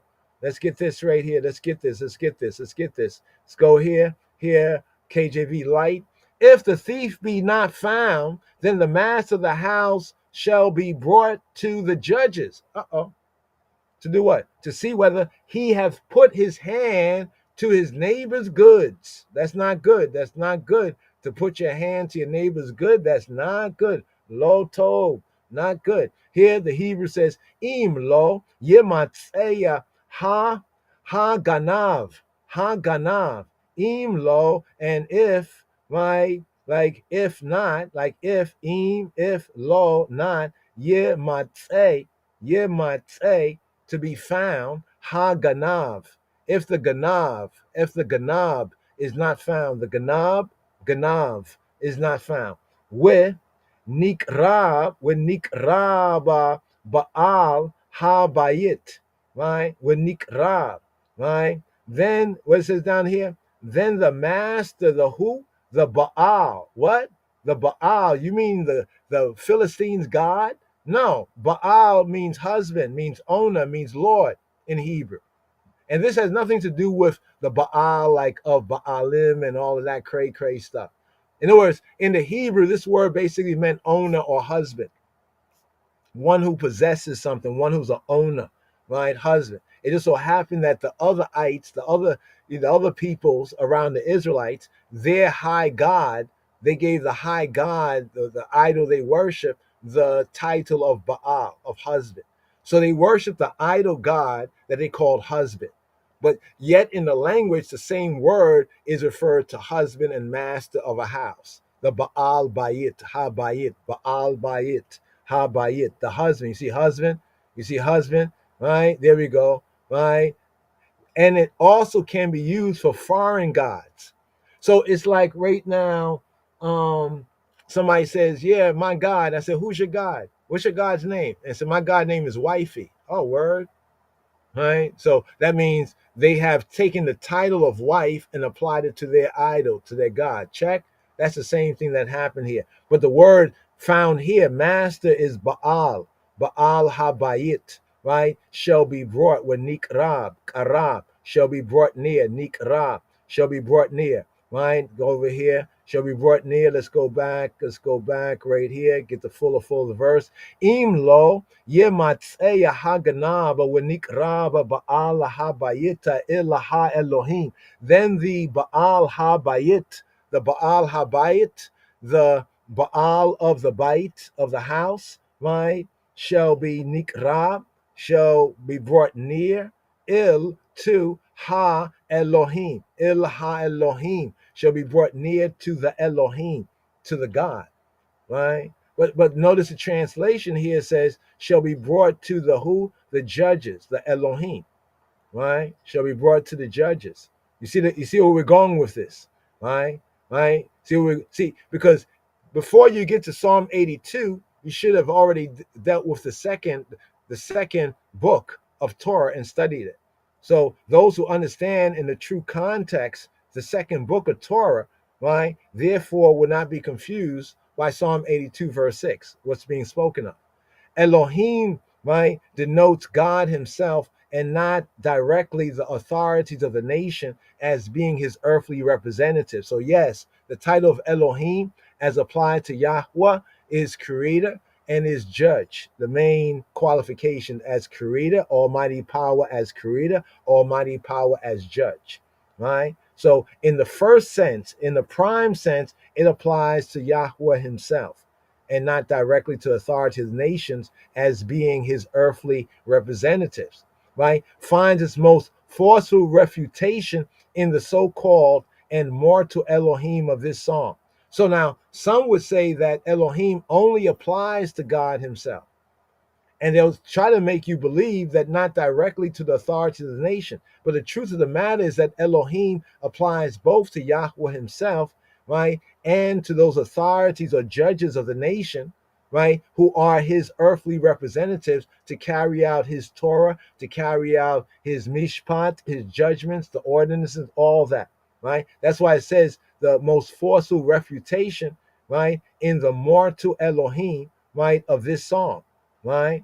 And then we have Psalm 45, that royal marriage psalm, where it appears that the king is called God, And that's also the psalm right there. That was the anointing and coronation day psalm of the conquering lion tribe of Judah, His Imperial Majesty Haile Selassie I, King of Kings of Ethiopia, elect of God, right? And also in Psalm 58, right? 58 verse 2, right? Do we have it right here? Verse 2. Oh, the KJV, the Hebrew and the KJV, right? It's actually right here. Let's see, right here. Which verse do we have? Right. Okay, okay. Oh, okay. It doesn't have Elohim here. This psalm is also a judgment, right, against those who were in authority to judge rightly, like Yeshua was judging the bad Pharisees and scribes and the rest of them for misleading the people. They were the ones who had access to Torah and to learning, yet they were misleading the people. So it's like this psalm right here. Do you indeed speak righteousness, O congregation? Do you judge uprightly, O you sons of men? That although you will have that position and authority of Yahweh Eloheinu being judges of Israel, are you really judging correctly? Right? Are you really doing are you judging as Yahweh has commanded? Right? Or are you partial? Right? By reference to this psalm, Yeshua, he proves to Ha Yehudim, to the Judeans, the Judahites, the Jews, as we have here in John 10:34-36. Yeshua answered them, here's the quote, "Is it not written in your law?" Now, we touched on this before. The Torah has 5 volumes, and the book of Psalms had 5 volumes too. So the Torah has 5 books, right? The 5 books, first 5 books of the Bible, and the Sefer Tehillim, the Psalter, is also Hebraically, Judaically divided into 5 books. This is one of the reasons why Yeshua says this here. Is it not written in your law? Because of the likeness and the discipleship study of the book of Psalms. Well, as we study it, we always point back to the Torah. Like right here, we're in Psalm 82, but we're pointing back to the Torah. So that connection. But it was considered like law, right? I said, what? Y'all are gods, Elohim, right? Atem, right? I have said, right? What is this? Ani amarti. The verse, Ani amarti Elohim atem. Ani amarti. I have said. Elohim, gods, atem, all of y'all, right? If he called, listen, if he called them Elohim, them, you get it? You get it? Them, Elohim. If he called them Elohim, notice when people be talking about what Psalm 82 verse 6 is, they never really point to this in John's gospel. They never make that connection here, right? Because this is pointing to the very same verse. If he called them gods, because I guess they don't go here because this will kind of, say, well, we're not talking about angels here, right? Not angels in that spooky sense, at least, right? Maybe messengers, but not angels in the spooky sense. If he calls them Elohim, to whom the word of Elohim came. If he called them Elohim, to whom the word, the Debar, in the beginning was the word, right? And the word was with God, and the word was God, right? To whom the Debar, the word of Elohim came, right? And the scripture cannot be broken. You see from our perspective, we know what Yeshua is saying. And what Yeshua is saying, he's tying them up. He's shutting them down by this. And he's saying something else that they probably didn't even pick up on, or maybe they did, when he says, if he calls them gods, or if he called them Elohim, to whom the word of Elohim, right? Remember, it says, in the beginning was the word. And Yeshua is seen in the gospel as being the word made flesh. Check. Right? And who is speaking to them? The word made flesh. Check. So he's checkmating them, right? If he calls them Elohim, to whom the word, the Debar of Elohim came. And he says, and, right, coupled with that, and conjunction, and what's conjunction? What's your function? And the scripture cannot be broken. Scripture cannot be broken, right? Say y'all, right? Of him, Yeshua speaking in the third person sense, whom the Father have sanctified, set apart, right? And sent into the world, thou blasphemest, because what did Yeshua say?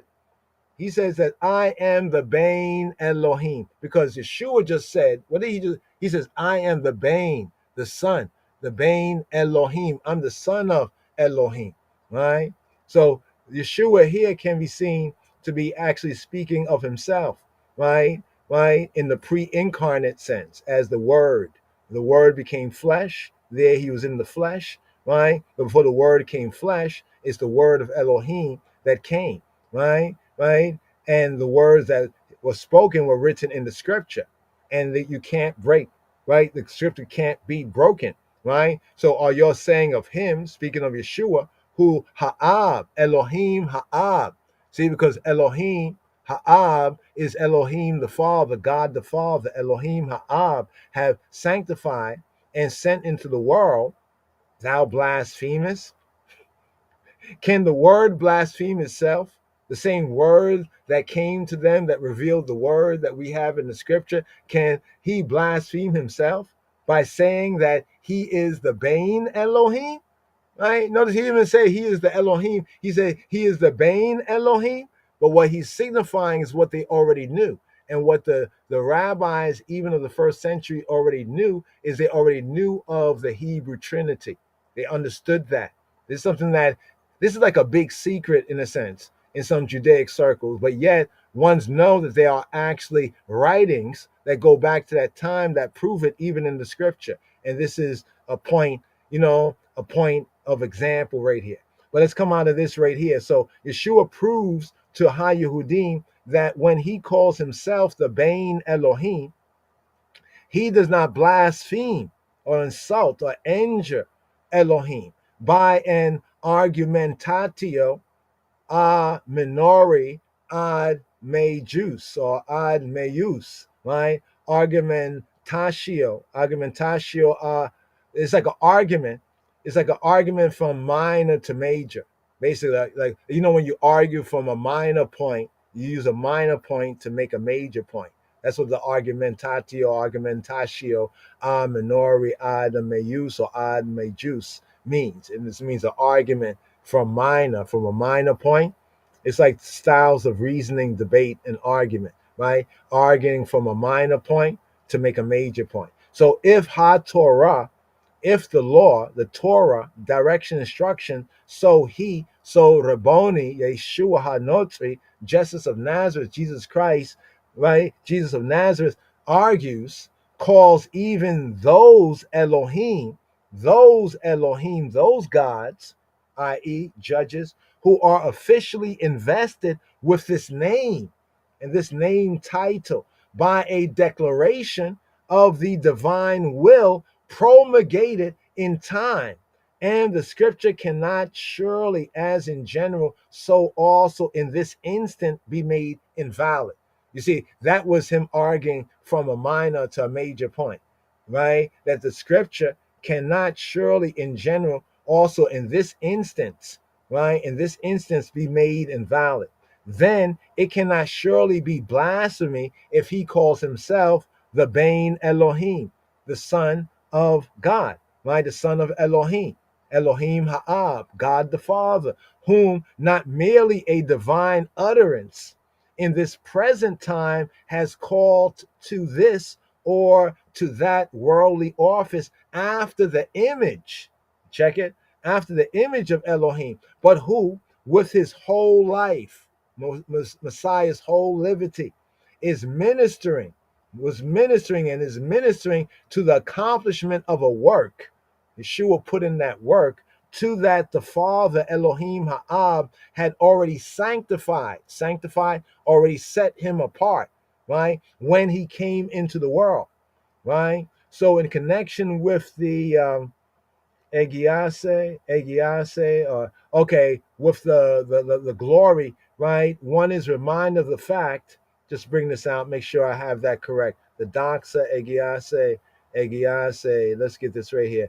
Egiase, sanctified, Slika, Egiase, sanctified, right? Egiase, right? Sanctified, right? One, right? In connection with the sanctified one, the set apart, so it's using the Greek to bring out the Hebrew sense, of holy, right, is reminded of the fact that those who are called right? Truly, they're not Elohim, but they are called Elohim because they serve, they're his agents, they serve his function. Those who are called Elohim in the psalm are censured.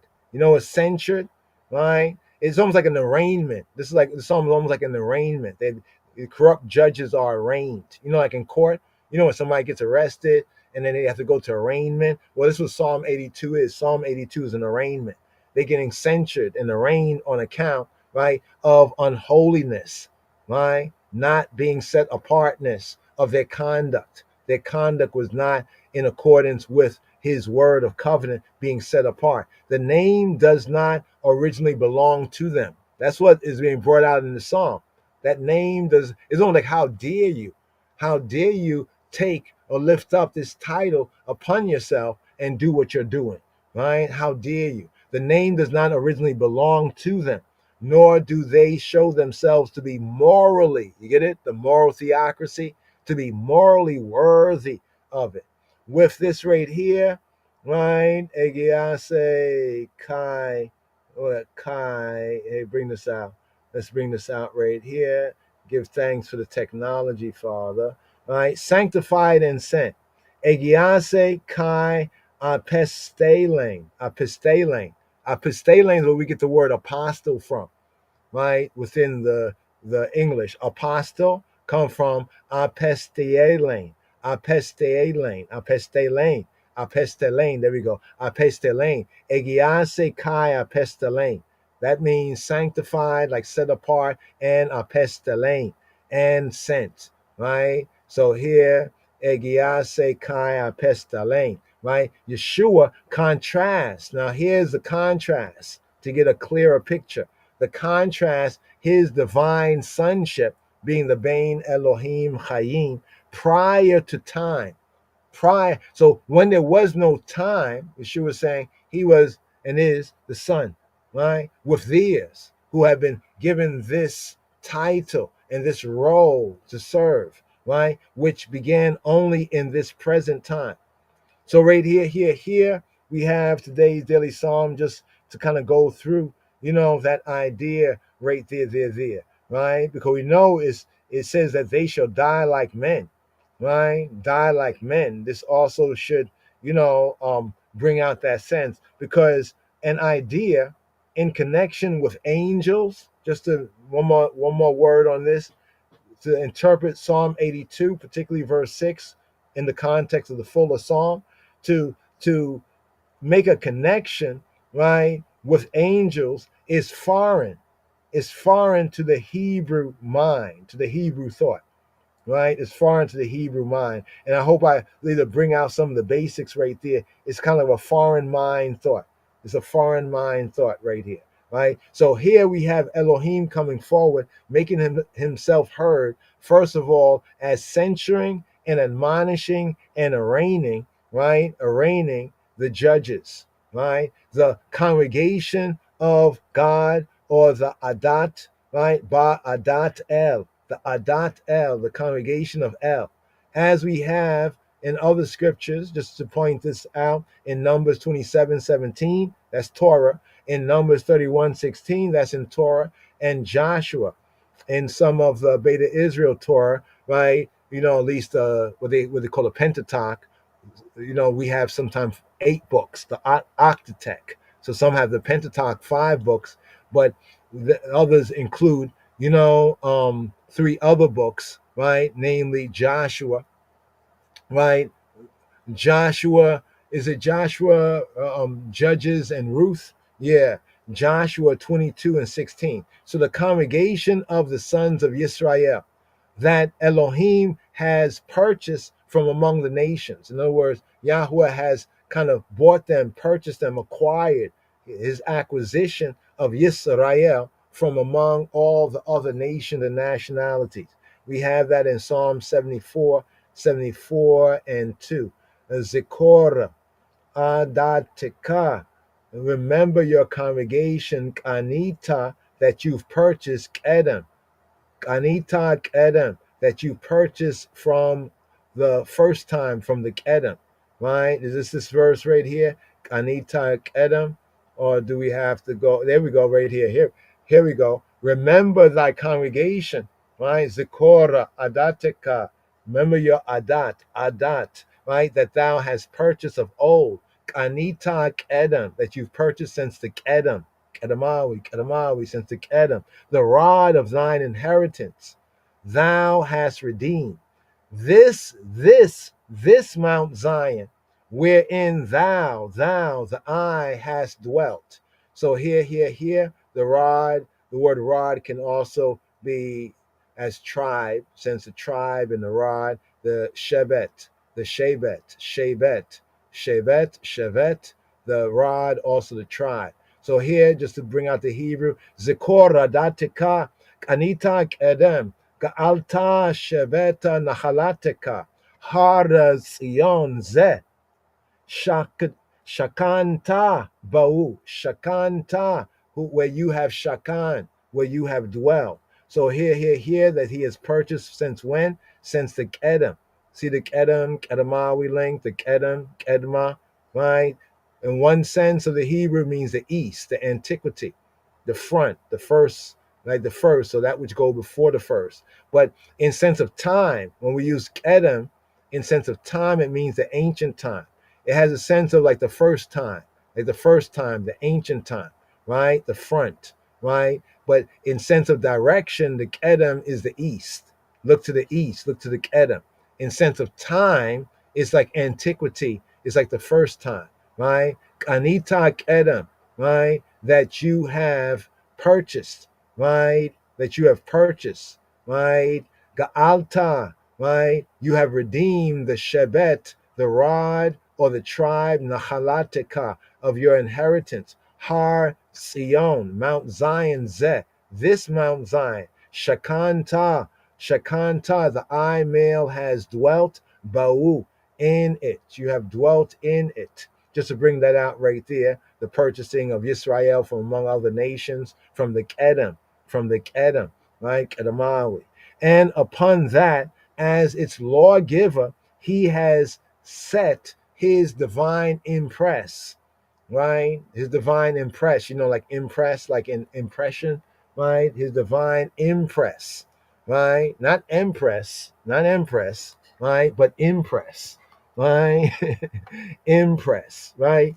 The divine impress. The psalmist and the seer sees, get this here, the psalmist and the seer sees, seen, sight, as the old time Rastaman used to say, seen, sight. Do you see what I'm saying? Do you sight what I'm saying? The psalmist and seer sees Elohim standing in this congregation of El, of the Almighty El, right? Of the Almighty, right? So here denotes not so much the suddenness and unpreparedness as rather the statue-like immobility and terrifying and dreadful designfulness of his appearance. So when Yahweh Eloheinu appears as the judge, as Elohim, right? His appearance, right, is like statue-like, is immobility. He's not moving. He's holding to principle over personality. And there's a dreadful, rightness of his appearance. Remember what Jacob said? He didn't know the place that he was at was so dreadful, right? Within the range, dread, it shall be dreaded, dread. Within the range of the congregation of El, of the Almighty, this holds good of the Elohim, the right over life and death. So what are the powers of Elohim that he confers to man, that are of his own power and authority? Well, Yahweh Eloheinu, as a creator and as a true judge, he has the right over life and death, right? And therefore the judges of Israel, they also, judging by Yahweh's Torah, they also have that right over life and death. With that, the administration of justice cannot dispense. So you can't have no justice. People say, no justice, no peace, because you don't got no Torah, right? And no understanding and no application, right? With the administration of justice cannot dispense. This is the prerogative of Elohim. So we can say this is Elohim's prerogative. Bobby Brown, it's my prerogative, right? It's Elohim's prerogative. From the time of Genesis 9 and 6. We got to put this all together right here. If we don't go through a full, but I think we have to get a good build on this. Let's go to the English first. Anglit. Let's go to the Anglit first. Whoso sheddeth man's blood. This is what some call the Noahide laws, the Noahide. So some people think that Noahide is something that the European or other Jews made up nowadays. No, it's something that always was there in the scripture. In fact, you find in Jubilees, it brings it out. The Ethiopic Jubilees, Kufale, little Genesis. But here in 9 and 6, it says, in Genesis 9 and 6, right? And for further reference, read little Genesis or Jubilees 9 and 6. Whoso sheddeth man's blood, by man shall his blood be shed. For in the image of Elohim made he man. Period. Full stop. So this is Elohim's Torah, not the Babylon law, not the whore's law, not the Babylon whore's law, but this is Yahweh's law. And now there's something interesting about this law. Remember, this is before Israel was even Israel. This is back in Noah's time. So that means all these nations, as the peoples, the sons became nations and ethnicities and all of that, right? They all had this as a point of reference of law. And therefore, the Noahide laws is a good study, right? Although there was a later day Jewish movement that bigged up the Noahide laws, it's actually already there in scripture. This is an example here. Whoso sheddeth man's blood. He didn't say this to just Israel. Israel was nowhere there at that time, right? In manifestation, only in Abba Father's heart and mind, right? But it was nowhere in manifestation, right? But the other nations, all humanity. Now tell me if different peoples throughout time have not carried this out. Somebody shed man's blood, and therefore by another man, his blood is shed, right? And you say, why? One person is killed, one person was murdered or killed, and now you murder another person or kill another person because another person was killed. Well, that's just how Abba Father designed it for all men. These are basic laws. Right? That's why they call it sometimes a crime of passion. You know what I'm saying? It happens, right? Whoso sheddeth man's blood, but this was commandment. Whoso sheddeth man's blood, by man shall his blood be shed. For in the image of Elohim. Why? Why is this done? Because in the image of Elohim made he man. So here the connection of this right here, from the time of Genesis 9 and 6, right? Shofek dam ha'adam, ba'adam adamoa yeshafek, ki b'tselem Elohim asa eta ha'adam. Shofek, right, to shed dam, the blood, ha'adam. See, this is why sometimes when we look at the name Adam in Hebrew, we have dam. Dam is blood, right? So sometimes some of us might say first blood. Right? First blood. So notice here we have dam. Dam is blood, figuratively wine. Dam, right? Dam, right? Then we have man, right? Adam, right? And so here the verse. Shofek from shafak means like to shed, to pour out. Shofek dam ha'adam.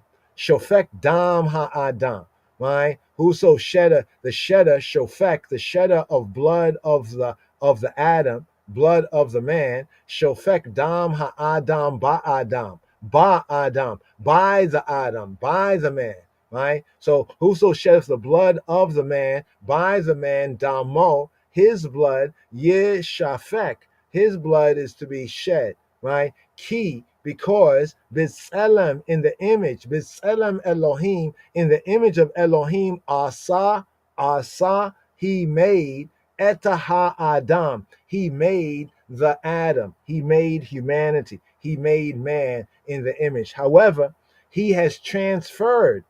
What has Yahweh Eloheinu done? What has our Elohim done? He has transferred the execution of this prerogative, check it, to who? To humanity. Mankind, to humanity, right? To the B'nai Adam, to the sons of men. And instituted in the B'nai Adam, in the sons of Adam, the sons of man, an office wielding the sword of justice. That's why even in the Brit Chadasha, the New Covenant scriptures, it says, well, he don't have the sword. He don't carry the sword in vain. All right? That's the link of this right here. right? An office wielding the sword of justice. That also exists. This also exists in his theocratic congregation. So in the God government, congregation, assembly, church of the firstborn, this exists. But here has his positive law, here has his positive law as the basis of its continuance and as the rule of its action. Everywhere among men, among humanity, but here preeminently. So this the act of even judging the murderer is performed among all different tribes and has been even before Israel was a nation. But now with Israel coming into covenant, right, it is preeminent, right? It's preeminent. It's in a special way, right? Those in authority, again, those in authority are God's delegates and they bear his image. This is why the scripture refers to them in certain contexts as gods or as Elohim, as God, because of their godlike delegation and function and bearing his image. And therefore, as his representatives, are also themselves called Elohim. And here, as we pointed out, not to get into all the scriptures, but those some of the scriptures there, Exodus 21 and 6, Exodus 22, verses 7 to 8, Exodus 22, verse 27, right?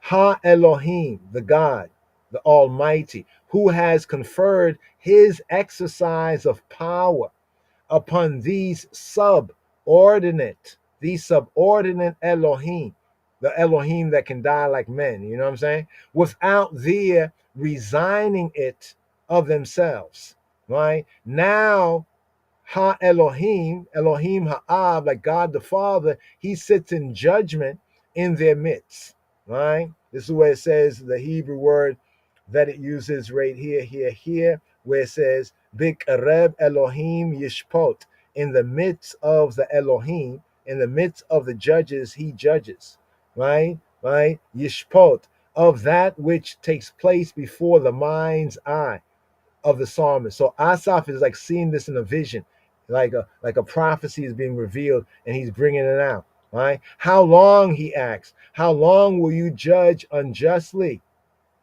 Right? How long will you judge unjustly? So when we study that, we then can link it to Leviticus 19:15, 19:35, those areas of scripture. 19:15, for example, where it says, Thou shalt not respect the person of the poor, nor favor the person of the mighty, but in righteousness shalt thou judge thy neighbor. That's the general translation of it. But in the Hebrew sense, thou shalt not respect or respect the face, right? The face of the poor, nor have favor to the face of the mighty. In other words, we are not in judgment to have any facial recognition, right? No facial recognition, not about face, right? It's about law and grace, right? How long will you accept the countenance is face of the wicked? Inclined to accept, to regard, to favor the person, the person of the wicked, right? This is what's being brought out here. So there's a judgment, right? The divine question that seeks to bring the gods, the Elohim of the earth, to their right mind.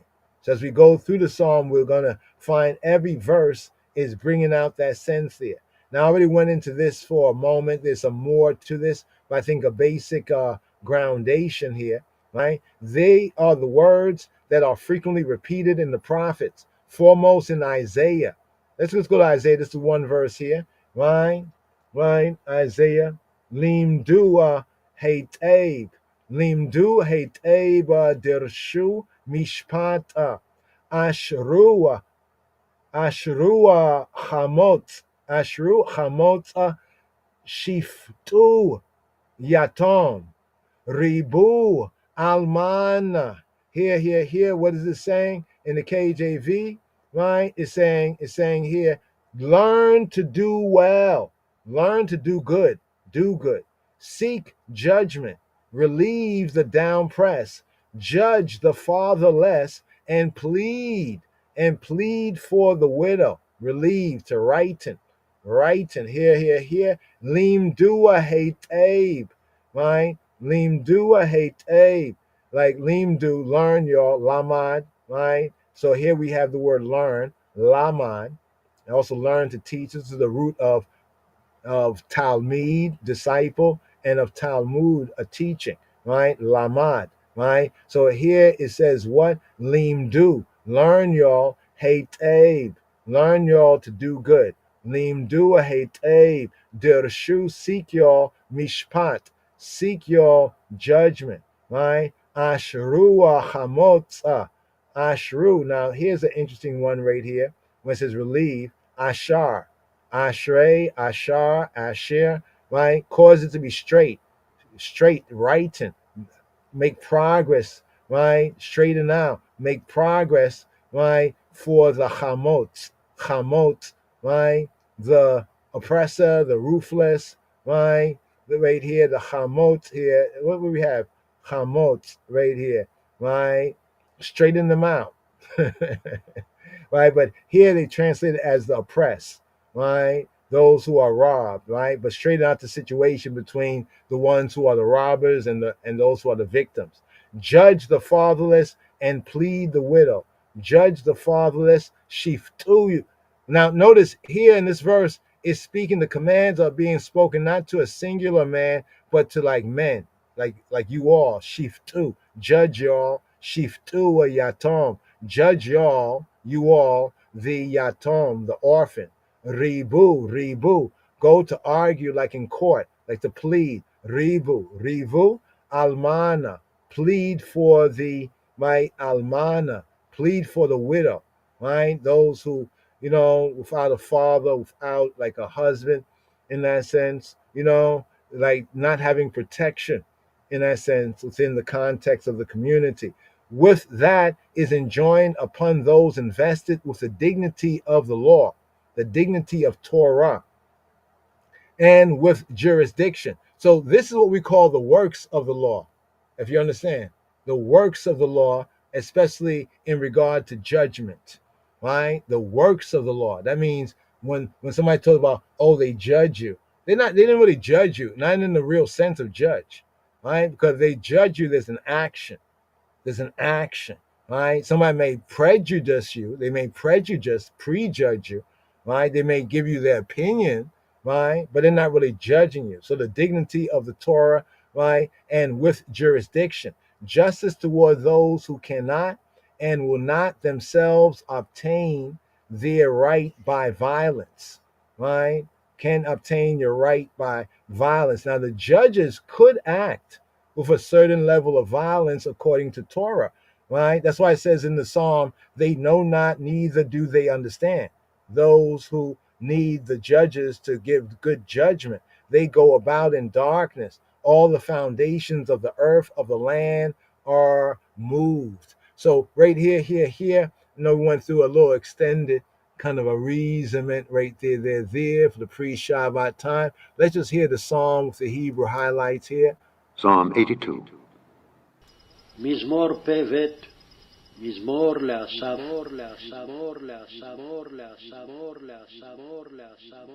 God standeth in the congregation of the mighty, the mighty, the mighty, the mighty, the mighty, the mighty. אלוהים ניצב בעדת אל.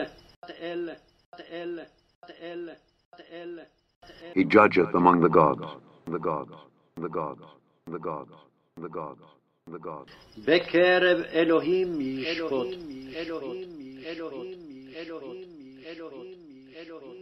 How long will ye judge unjustly and accept the persons of the wicked?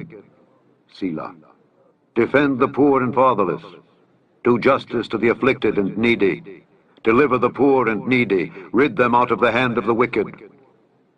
They know not, neither will they understand. They walk on in darkness. All the foundations of the earth are out of course. I have said, ye are gods, and all of you are children of the Most High. But ye shall die like men, and fall like one of the princes. Arise, O God, judge the earth, for thou shalt inherit all nations. Inherit all nations. Inherit all nations. Inherit all nations. Inherit all nations. Inherit all nations. Yeah, since it's speaking about the earthly Elohim of the judges, right? Since the psalm speaking about the earthly Elohim of the judges, Mizmor Fe Beit, Psalm 82, corrupt judges arraigned. It's interesting that there's a kind of a hint of resurrection, right? Even at the end, arise, Kumai Elohim, Shafta Haaretz. Arise, O Elohim, judge Haaretz, judge the Aretz, the land, the earth. For thou shalt possess, or some translation inherit, right, all the nations. Ki ata tinachal b'kol hagoyim. Now, in the sense that that last verse there is actually not speaking to those earthly Elohim, right, in verse 6, but in that last verse right there is speaking to Elohim in singularity, right? So in verse 6 is speaking to the Elohim in plurality. As we've been seeking to bring out right here, right, today's daily psalm is corrupt judges, right, arraigned. It's an arraignment, it's a judgment, right, of the judges of Israel, right, for their, you say, partiality and their bad judgment. Almost the same thing, in a sense of the same thing Yeshua HaMoshiach was doing to the leaders, the chiefs of the community, the scribes, the Pharisees, the Sadducees, those in authority, especially within the context of that which is of his Father, his God, our God, the Holy. Right? So right here, we have today's daily psalm right here. Let's just seek to go through it. A psalm of Asaph, right? A psalm of Asaph. Here it reads, God standeth in the congregation of the mighty. Notice the word mighty here is El. Elsewhere, El is the Almighty, right? El in context with Yahweh is Almighty, right? El, Almighty, right? So Yahweh as El is Almighty, right? So here it says in the congregation of the mighty. It should have been in the congregation of the Almighty or in the congregation of God. So here it reads, Elohim nitzab ba'adat El. The Elohim, right? So first up here we have Elohim, right? Elohim standeth in the congregation of El, of the Almighty, right? Elohim nitzab ba'adat El, right? So Elohim here in the first instant of today's daily psalm is more Fe Beit, right? This first verse here is Elohim, the judge of judges. Elohim, Yahweh, he who be, he be Elohim, the creator, the judge, right? The judge of judges, right? Elohim standeth, the heavenly judge, Elohim Ha'ab, even we can say God the Father, Elohim Ha'ab, standeth. The word here, nitzab, this is not the usual verb, right? Not the usual verb, right? Denoting the opposite of sitting, right? The opposite of sitting to stand is kum, right? Here we have natzab in the verse nitzab, Elohim nitzab. Now, how do we know that the first Elohim here is speaking of he? We know it's he because the verb is singular. Elohim nitzab, Elohim, the almighty powers, right? He, right? I'm like saying the gods, he, right? So the almighty powers, Elohim nitzab ba'adat El.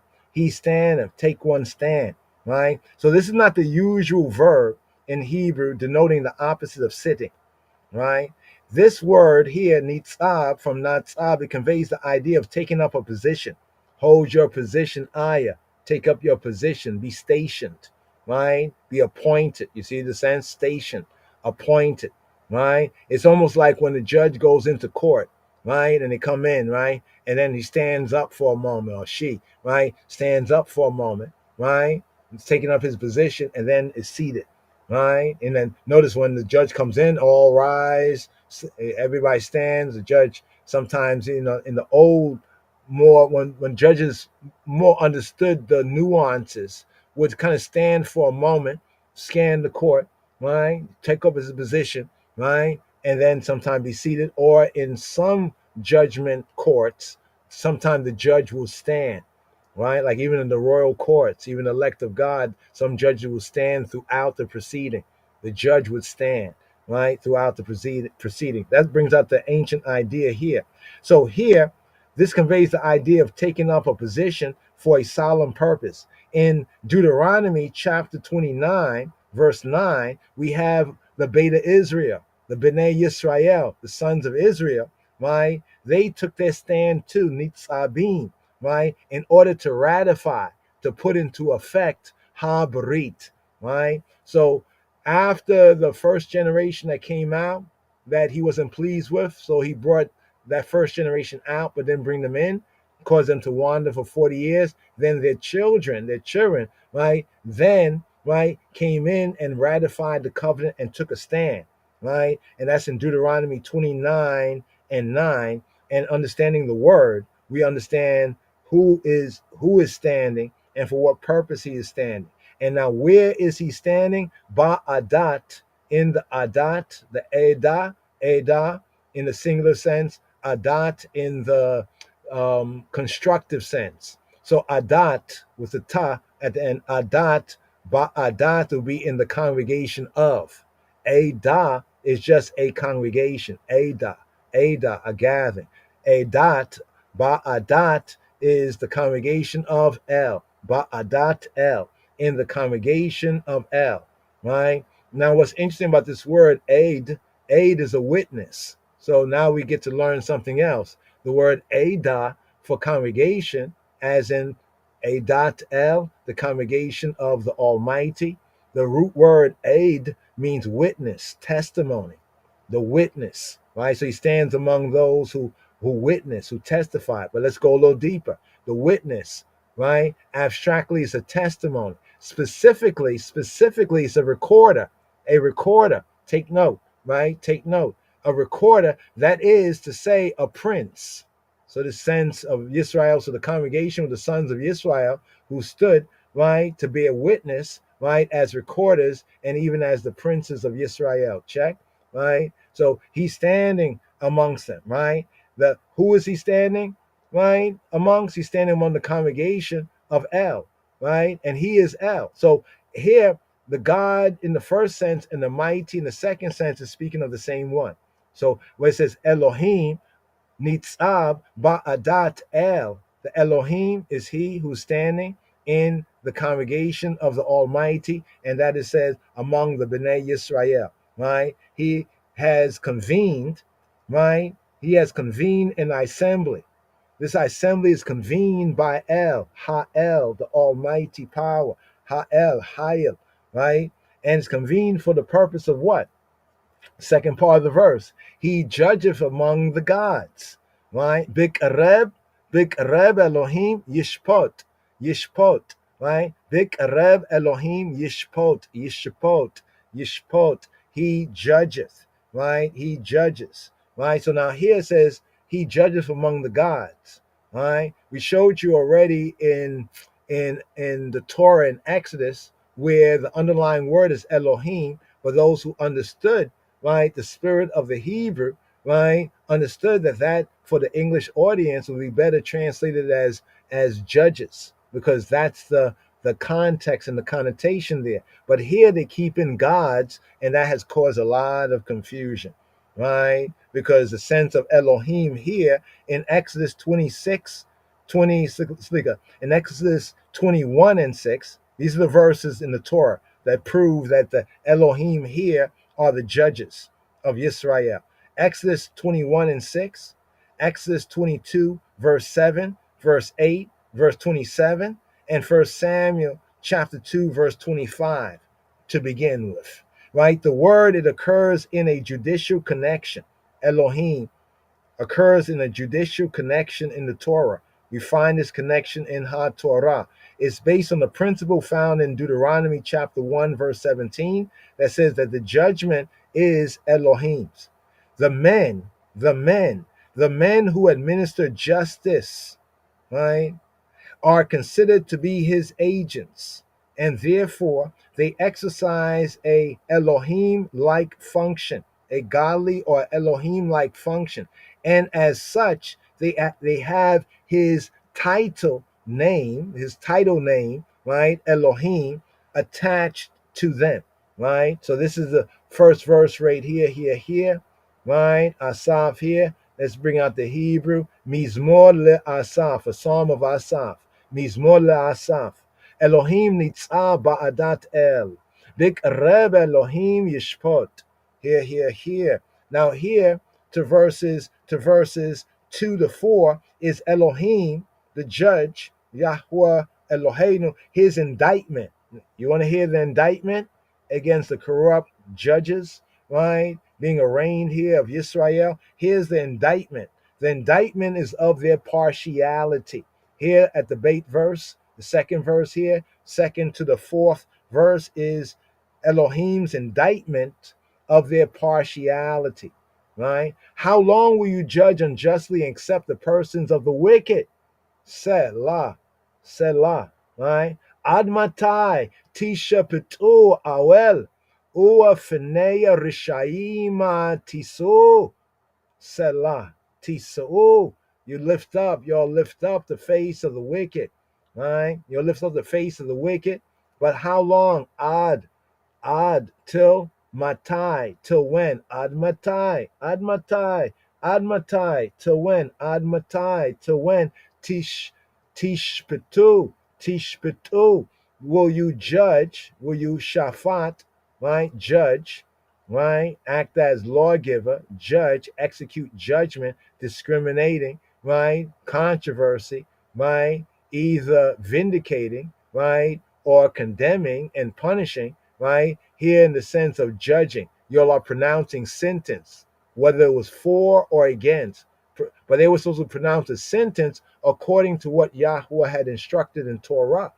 But they had perverted from that, right? And they were pronouncing sentence for those. They should have pronounced sentence from Torah was against them, and against those when the sentence from Torah was for them.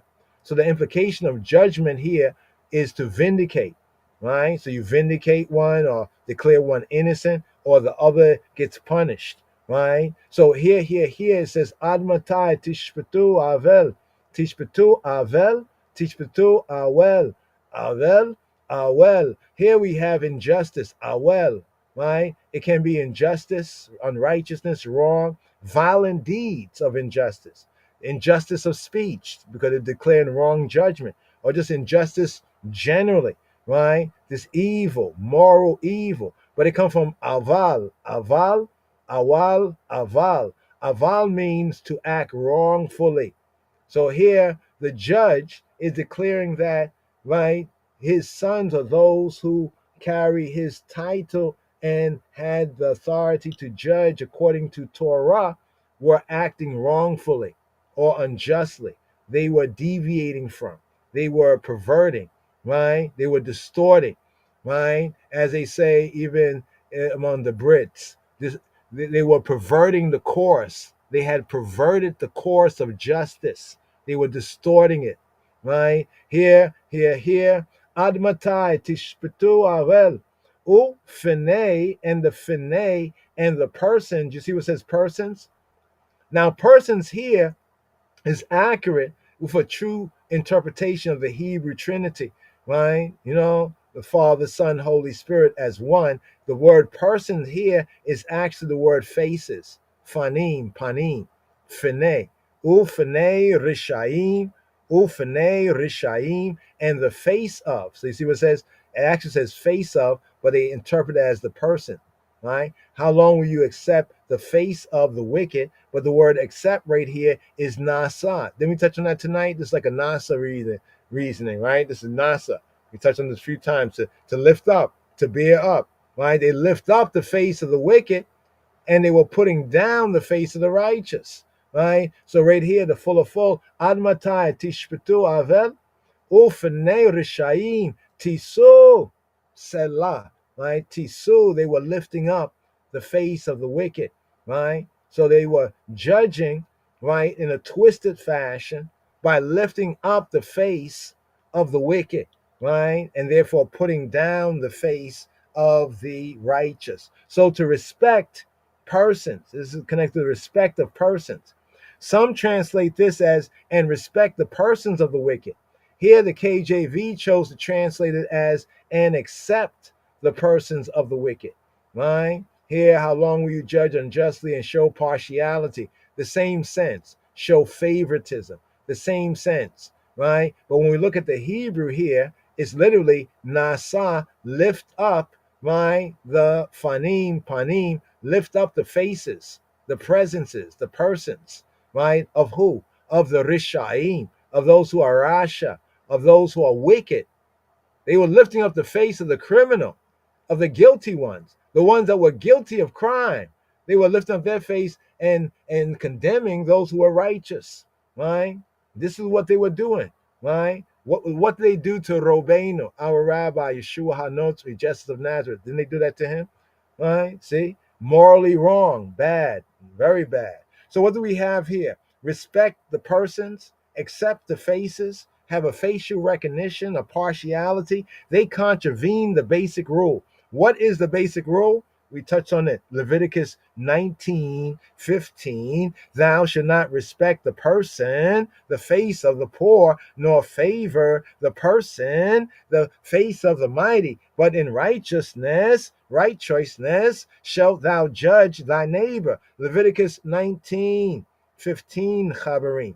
Therefore, what do we learn by this? We learn that the scales of justice, tzedek, tirdof, as it says in Torah, justice, thou shalt pursue.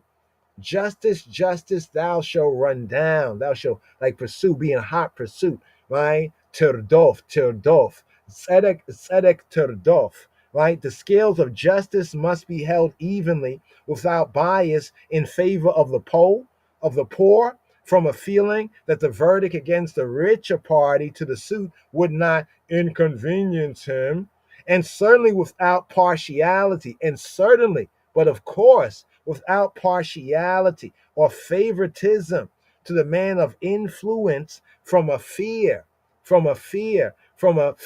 false evidence appearing real, fear of the consequences to the judge. So some judges, they're like, this is a rich guy. Man, I know he's wrong. I see all the evidence, but I'm going to let him go, right? Why? Because of the fear, false evidence appearing real of the consequences to the judge, or even, I don't know which one's worse, or the result of bribery, being bribed by the richer party to the suit, right? To, quote, look the other way, right? Admatai tishpetu awel. Selah. So the interlude here, the Selah is like, we got a medi on this. I mean, this is one verse here. These two verses here, first and second verses, bring us to a Selah, an interlude, almost like a pause for the chorus. We got a medi on this one right here. But let's move forward. Here to the Gimel, the third verse here, still in the section of Elohim's indictment of their partiality, of their favoritism, right? And in Yahweh's sight, that was ratchet, that was wicked. Instead, he's going to give them advice, what they should do and should have done. Defend the poor and fatherless. Do justice to the afflicted and needy. Right here. Defend. You see the word defend? So sometimes the translation be roundabout, right? Here we have shafat. Notice shafat is the same word. Notice we have shafat in verse 1, right? He would judge, right? Yishpot, he judges, right? He judges the Elohim, the judges. In verse 2, right? How long will ye judge? Shafat. And here in verse 3, but the translator kind of covers it up a little bit. They say defend the poor. Okay. But here actually defend mo better is shafat, to judge, to govern, vindicate the poor by punishing the ratchet, punishing the guilty, right? Punishing the guilty. Let's bring it down here. Judge, pronounce the sentence, right? That's for who the Torah says it should be for, and is against who the Torah says should be against. The implication, vindicate the righteous and punish the ratchet. Plain and simple. This is how one is to govern. This is how one is to litigate. Here, let's bring out the Hebrew here. It says, shiftu dal, yatom oni, warash, hatzadiku, warash, Hatzadiku. Here, Shiftu. Here it's saying judge y'all. So here it's speaking to more than one, right? Shiftu, judge y'all, speaking to those corrupt judges, right? Shiftu, right? Judge y'all. Dal, Shiftu Dal, judge y'all the poor, the weak, right? The thin one, the poor one, the one who's dangling, right? You know, like people say I'm just getting by, holding on by a string. Many people in those kind of conditions, the dalal is the fuller word, the verb to hang, right? How is hanging? Yeah, I'm just hanging. I'm hanging in there. Check that out. Don't we once lost now found use this in the English sense to say like, you know, how's it going? I'm just hanging, man. I'm just hanging up. I'm hanging on, man. I'm hanging. Moshiach, he hung, right? And we still hanging, right? To hang, languish, to hang down, to hang low, chariot, right? Right? Slacking. But the sense figuratively here, being feeble, is to be down pressed, right? To be down pressed, right? To be impoverished, right? To be made thin, right? Because of, you know, the misuse of justice, right? You know, no justice, right? Shiftu dal. So here it's saying to vindicate the poor. In other words, it's trying to tell the judges, Elohim is saying to them, you should vindicate the poor, right? Shiftu dal with yatom, and the yatom, the poor, the dal, and the yatom. Who's the yatom? Yatom is the orphan or the fatherless. The yatom, right? Shiftu dal with yatom. Oni warash. Oni warash, right? Oni warash. So the oni, right? The oni, right? The oni is the poor, afflicted one, the one who is really like pushed down, the one who is depressed, down pressed in mind and in circumstances. You know, your circumstances, you know, circumstances make me what I am. You know that one? Circumstances make me what is that how it go? Right? Circumstances. So in the circumstances, it affects our mind, affects our psyche. You know what I mean? We down press. You know what I'm saying? So right here. Let's go over here one more time. Saw something here. Same as anav, poor, afflicted, pushed down, and the ani, poor, afflicted one, the wretched, like the poor and needy, right? So here is saying to the oni warash, right? The rash from rush. Rush is the verb, to be poor. So the one who has become poor is rash, the one who is in want, the one who is in lack, who's lacking, who's impoverished, who is destitute, right? You know, so almost like saying to the afflicted and the needy, right? Hatzadiku, right? Hatzadiku, sadak them, be just to them, be righteous to them. Hatzadiku, right? Hatzadiku, right? Come from the he-fill. This is the he-fill of the verb, sadak. Sadak in the he-fill sense is hatzadiku, right? Do justice, y'all. Bring them justice. Administer the law. Administer Torah, right? To declare righteousness and also act on it if necessary.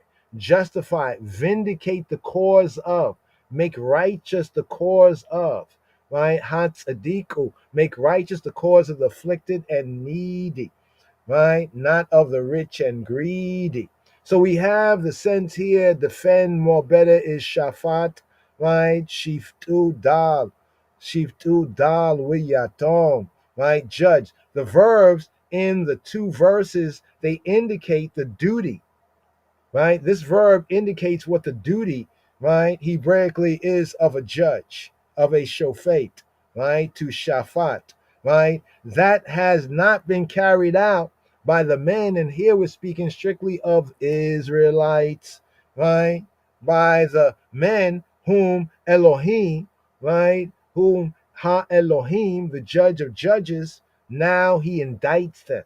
This is an indictment. Psalm 82 is an indictment. Right? People read it, oh, we are gods, we can do everything. No, you're reading an indictment. This is the real. We're giving you the docs. This is the docs right here. We're giving you the docs here. Shiftu dala wiyatom aniya warash hatzadiku. Right, the dal. We have that also in Psalm 41, around about verse 1. That's the dal, right? The dal, that dalal, they're just hanging, one who just hanging. And then we have the yatom. Who is the yatom? The yatom is the fatherless, called the orphan, without a father, right? Without a father to protect him. His interests, one's interests, are endangered. And he and ones are likely to become a vic. You to become a vic, right, of the unscrupulous, right? And especially when these judges are corrupt. When the judges are corrupt. Do justice. Hatzadiku. The Hebrew is best rendered as vindicate them. Right? Do something to make their situation better. Afflicted the ani, right? A helpless man in the grip of an exploiter is the ani. The ani, right? How about the destitute called the needy, right? The destitute, right? The rash, the poor, the one who is in want. Being poor in the material sense, right? This word speaks about being poor in the material sense. There's other words for poor, not always strictly materially poor, right? That's why Yeshua says, blessed are the poor in spirit, check. But here, rash here is the poor in material sense. When one is poor in a material sense in such situations, they would lack friends. Friends, how many of us have them? Friends to support them, right? These categories, there's these categories, like 4 categories that are brought out right here. There's these 4 categories are particularly dependent.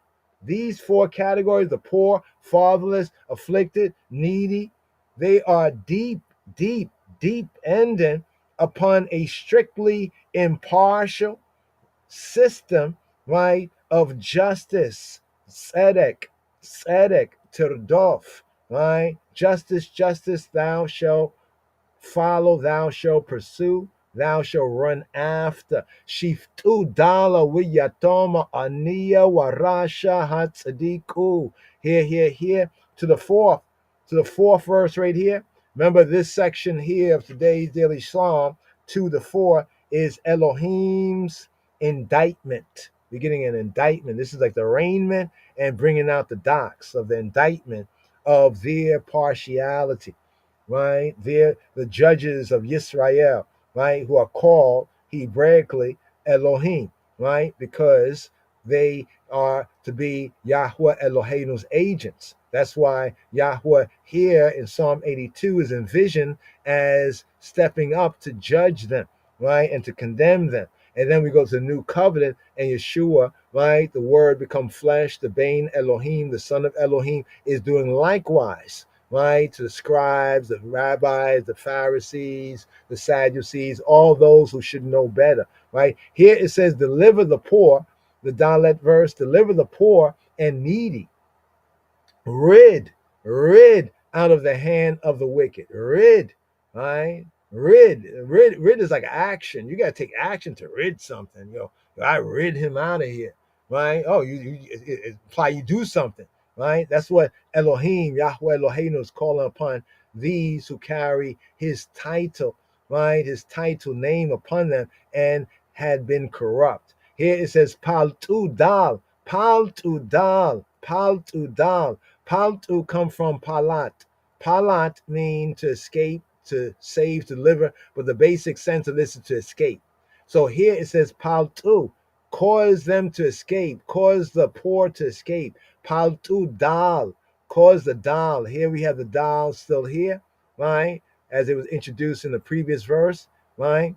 Paltu dal, cause them to escape, right? The dal we ebyon. The dal ve'ebyon and the ebyon. Ebyon, here's where we get the early sect of Christians or Messiahites called the Ebionites. The Ebionites come from Ebyon. Ebyon means like the poor, or needy, the needy ones, right? We're here subject to downpression and abuse, the lowest class. Generally, this referred to like the lowest class of like the people. You know what I mean? They were the most lacking in want, right? The destitute. It can be want of feeling, but also they are very destitute. So cause them to escape from that, from their circumstance and situation. Pautu dal we ebyon, right? So the word deliver here, right, is palant, to escape. Escape them, cause them to escape. Miyad from the hand, miyad from the yad, from the hand. Here we have yad, me from yad, miyad from the hand, from the strength, from the power, from the hand, the strength, the power. Miyad rishaim, from the hand of the rasha, of the ratchet, the criminally guilty, right, in Yahweh's sight. Hatzilu, hatzilu, hatzilu, right? So the action is to rid them, to natsal them. So the root verb is natsal, and here hatzilu, right, is the hefil sense. Take them away, snatch them away. In other words, rescue, recover them. The sense of deliver them from the enemies, from the troubles, right? Deliver them by rendering correct judgment and acting on that correct judgment. So right here, right, cause them to escape, since they cannot escape by their own means, right? Paltu dal we ebyon miyad rishaim hatzilu, right? Cause them to escape because they cannot escape by their own means. The aid of the courts, the aid of the courts, and here we see the Hebrew, the Israelite, the Judahite courts. The aid of the courts must be at their disposal, must be at the disposal of all those who are mentioned here, right? The poor, the fatherless, the afflicted, the destitute, the widow. Here, paltu dal we ebyon miyad rishaim hatzilu. Here, and here to the 5 to 7 verse, right? For the fuller part of here, the psalm right here. Here we have their condemnation, right? Now here comes the condemnation. Here comes the judge, and here comes the condemnation. They know not, right? Still speaking about those mentioned previously. They know not, neither will they understand. They walk on in darkness. There's no light for them, right? Where it says in the Brit Chadasha that those who sat in darkness, in the shadow, and in darkness have seen a great light, right? But these here, in the condition that they're in, they know not, neither will they understand, right? Like afflicted person, you want them to understand the minutiae of Torah when, if it's in our jurisdiction, we should act. Why? Because they know not. We know, right? Like when Yeshua is arguing with the hypocritical religious leaders, and he's like telling them that y'all know what is true, but you're pretenders, you're false, you're acting false. It's the same sense in the new covenant sense when Yeshua versus the false leaders of the religion, you know what I mean? And how he was reproving them with this psalm here, with God the Father reproving the unjust judges of Yisrael, right? They know not, neither will they understand. They walk on in darkness. All the foundations of the earth are out of course. All the foundations of the land are moved, right? It's like an earthquake, right? With lack of justice, it's worse than an earthquake. Because in the earthquake, some people be taking out their misery, but in such a situation, people just remain in their misery, right? Thinking that these judges are going to judge by by his Torah. But here, this proves that they did not. And we're coming to who they be, right? Right here. It says, Lo yad'u, well, lo yabin. Lo, not yad'u. Yadu, lo yadu, well, lo yabinu, right? Lo, not yad'u. They don't, yada, they don't know. With lo, not yabinu. And they don't understand. In other words, they're not able to discern between this and that, right? They're not able to discern, not able to understand, right? Lo yadu with lo yabinu, ba chasheka, but in the chasheka, but in the darkness, the disillumination. Bahasheka yita halaku. They halaka. They walk, right, in the hasheka. Hasheka is like to walk in the choshek, darkness, the hasheka. They walk on in darkness. Ye motu, move. They are moved. Call all, most day, all the foundations of, call most day, aretz. All the foundations of the land are yemotu. They are moved. Yemotu, call most day, aretz. Full of the verse. Lo yad'u wa lo yabinu bahasheka yitahalaku yemotu kol mosde aretz. Here. Let's bring this out right here. So they walk on in the chasheka. You see the chasheka. They walk on in chasheka, in darkness. But the figurative sense of the word is like misery. They're going on in misery, the poor, the needy, the destitute, right? Because there's no justice in these courts, right? They know not, neither will they understand. Yita halaku, they halaka. The halaka, they're going to and fro, right? Is like in misery. The foundations of the earth, the foundations of the land, right, are out of course. The foundation, the Mossad, Mosadeh Aretz, the Mosadeh. So here we learn something else here, right? Yemotu call Mosadeh Aretz. So the Mosadeh is the plural sense. Mosadeh means the foundations of. So it needs another word to complete it. Foundations of. Mosadeh Aretz. The Mosadeh Aretz. The foundation, the Mossad. As a singular word, Mossad. Oh, it's the Mossad. Let's deal with our own Mossad. Right? What are our Mossadim, right? Right? Here, Chabarim. Mossad is the foundation. To the Mossad, you got to go down to the Mossad because all the foundations called Mosadeh Aretz, they are moved. Here, what do we have here? We have their condemnation. Here it says, they don't know, Yada'u, to know, they don't Yabin, right? They don't yada, Yada'u, they don't know, Lo Yada'u, with Lo Yabinu. They don't bean. They can't discern. They can't understand. They can't perceive between, like this and that. They can't discern, right? They don't understand. Unlike King Solomon, remember King Solomon? Shlomo, right? He prayed. Remember what Solomon prayed? What did Solomon pray? Right? Let's go to Solomon's prayer right here. Right? Solomon's prayer right here. First Kings right here. First Kings 3:9 right here. Here we go right here. Right? Let's bring the verse up. Give therefore thy servant. How did Shlomo HaMelech, Negus Solomon, how did he pray? He said, give therefore thy servant an understanding heart. Like an understanding, a discerning mind. Give your servant a discerning mind, right? To judge, right?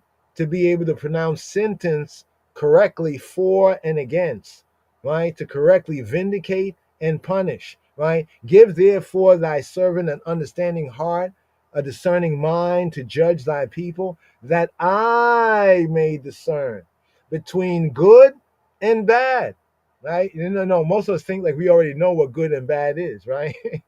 But what did King Solomon, right? King Solomon was not like they know not, neither do they understand. They go about in darkness. Because what did Solomon pray? He said, give therefore thy servant an understanding heart to judge thy people, that I may discern between good and bad, between tov and ra, that I may discern tov and ra, right? Between tov, good, and ra, and evil, tov and ra. For who is able to judge this thy so great a people? Who is this able to judge? Notice right here, an understanding heart. You see the Hebrew here? This is why it's so good to always go to do a little study, right? We find that favorite verse. We like how it reads in English. Well, let's study and see if it holds up, right? Under scrutiny. So here the word is shama. Remember shama? Give me a hearing heart, a hearing, a listening to obey heart, an obedient heart. You see what he's saying? All right? All right, listening, obedient heart. Let's bring out the Hebrew here. It says, with natata le abdeka leiba shomeya. Give to abdeka, to your ebed, to your servant, abdeka, to the eye servant, leib shomeya, leib, a heart, shomeya, a hearing heart, an obedient heart. With natata le abdeka leib shomeya lishpota eta ameka, to judge, lishpot, that's the word judge right there from the shafat, lishpot, to judge, lishpot et ameka, to judge the I people, et ameka, le habin, to discern, le habin,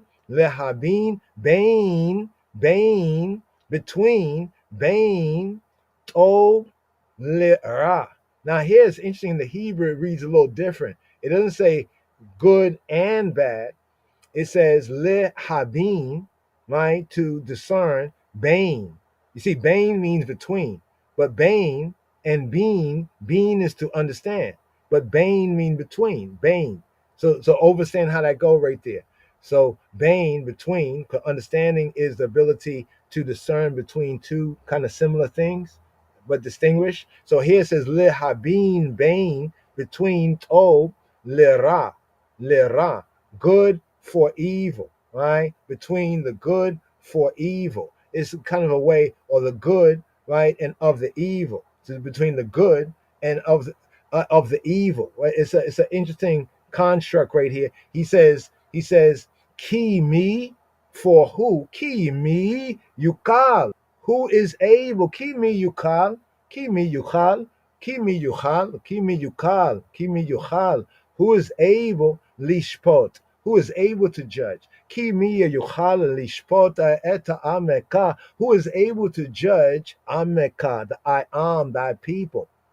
Ha kabed hazeh. Ha kabed hazeh. Now it's interesting. He says ha kabed, right, in the Hebrew there. Kabed, a heavy. Kabed. Ha kabed hazeh, a heavy people, a great people, a massive people. Right, a heavy. It also can be, this word kabed, right, can also be dull, hard, difficult, a burdensome people. Right, you know, our people are great people, enough people, but they also kind of like sometimes heavy and dull. They're kind of difficult to deal with. Right, so Yahuwah, show me how I can judge. Figuratively, in a good sense, it can be bring out as numerous from the kabed, heavy, right, or in a bad sense, right, they are severe, difficult, even stupid, right? You remember when Shlomo HaMelech, Solomon, judged between the two 304s, the two Israelite 304s, the harlots, right? You remember, you know, like one, right, in one sense, and then the other in the other sense, so that I can discern between this and that, between who's like this and who's like that. So I sought to go here because this is our note. Give thy servant, therefore, an understanding, a hearing heart, leib shomeya, right? To judge, lishpot ameka, to judge ameka, to judge thy people, 1 Kings 3:9. The accused, right? The accused and being arraigned judges of Yisrael, called hithertofore the Elohim of the earth, right? They showed in practice that they lacked the essential qualification, right? They lacked the essential, the essence. They were caught lacking. These judges that had the title of Elohim attached to them, right? They go about what? They go about yitahalaku, right? Bahasheka yitahalaku. They halaka. Their halaka. What is their halaka like? Their halaka is bahasheka. Their halaka is bahasheka. Their halaka is in darkness. Their halaka figuratively is in misery, right? Morally, moral misery, as well as intellectual misery, right? And no doubt for many, financial misery, right? And are quite unfitted. They're unfitted for this title, for this name.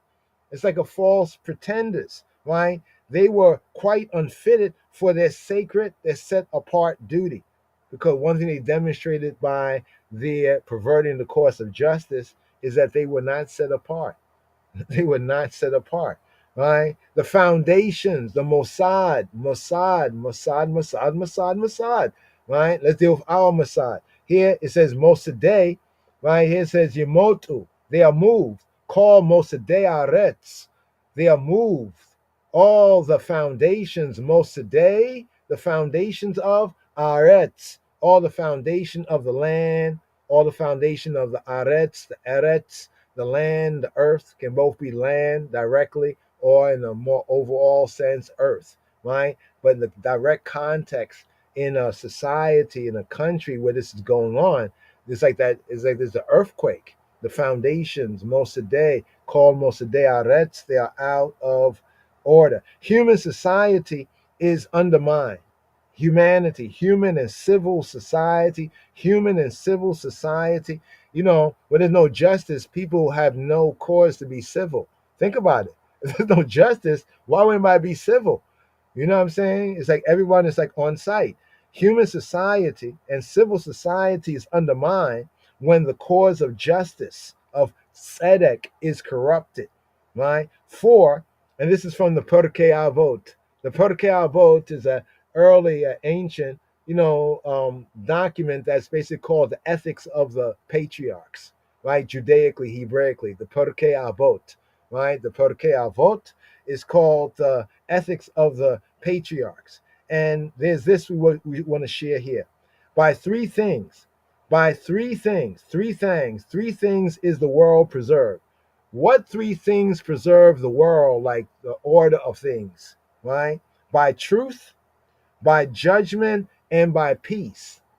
And also, I think this is the Perkei Avot that says, because of a lack of justice, Yahweh Eloheinu, he sends for a sword into the world.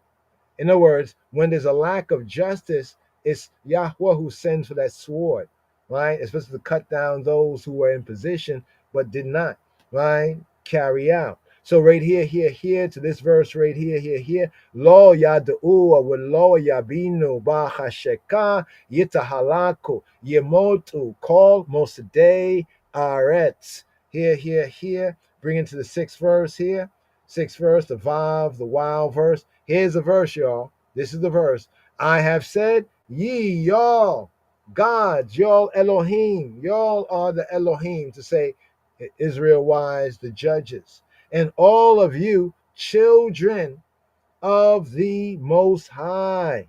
Ani, Amati, I have said, Ani, I myself, Ani, Amarti, I have said, Elohim, Atem, I have said that Elohim, gods, judges, Atem, all of you men. Atem is like the pronoun for you men, plural, right? Elohim, Atem, Ani, Amarti, Elohim, Atem, Ubnei Elyon, and the sons of Elyon, and the sons of Elyon, the sons of the highest, the sons of the Most High, right? Also applied, the term Elyon, Most High, is applied to the anointed and Davidic king, so he's higher than other monarchs.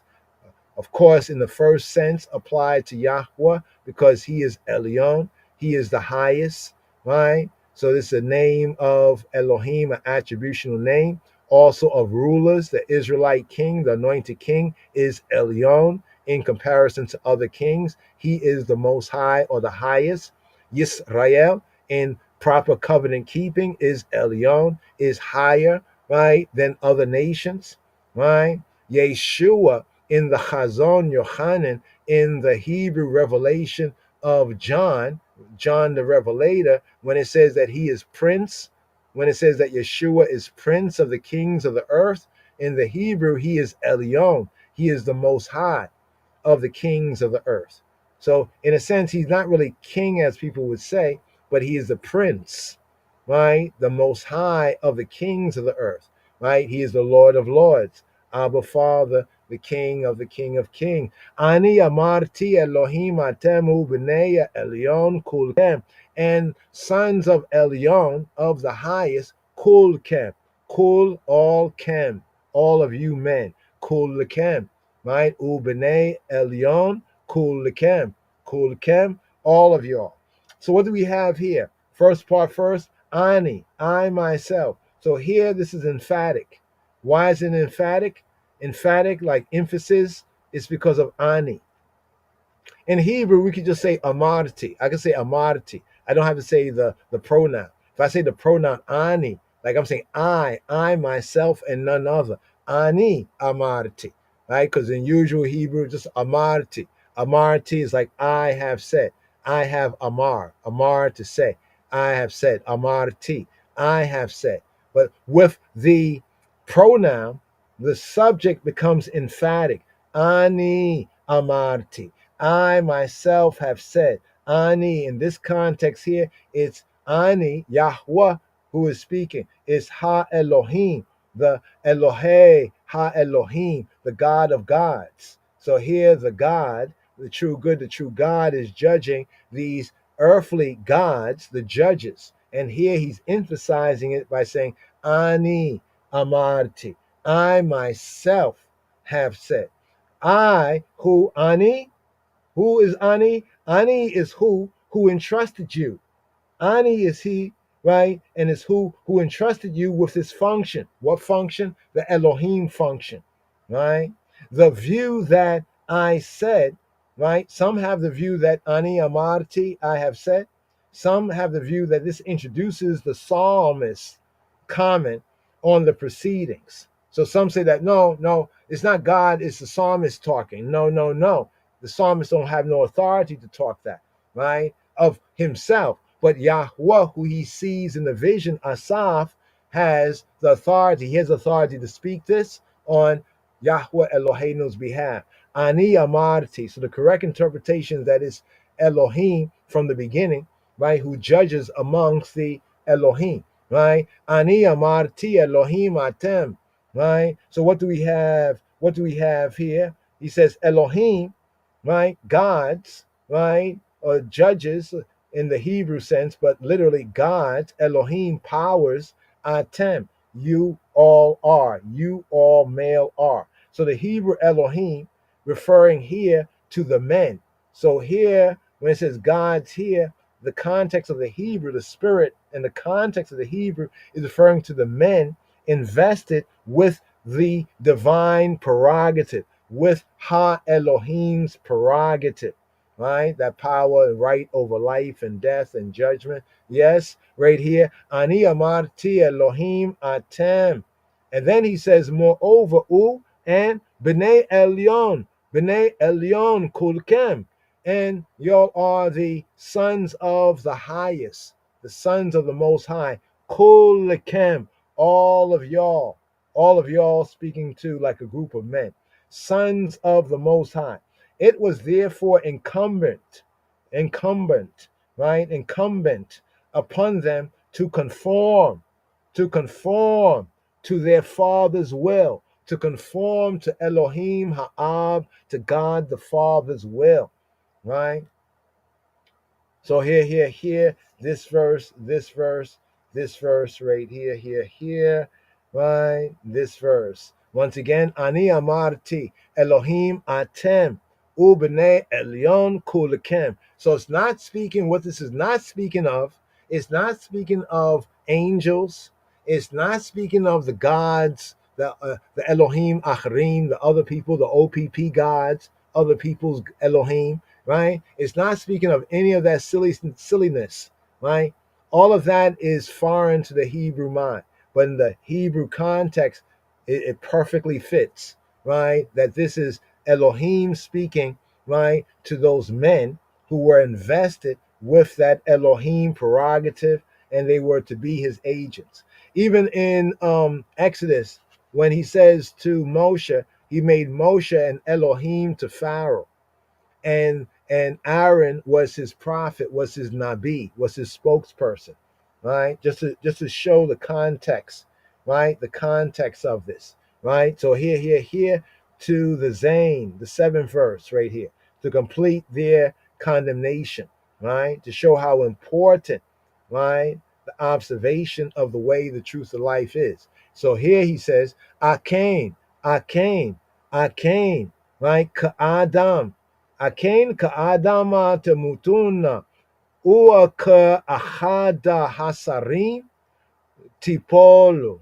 Here he says, Akain. Surely, Akain. Surely, indeed, Akain. Right? Indeed. Right? Surely, Akain.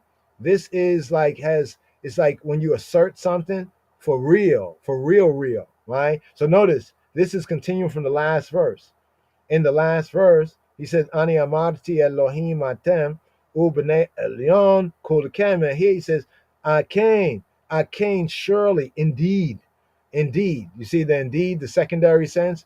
But in fact, this emphasizes the contrast here.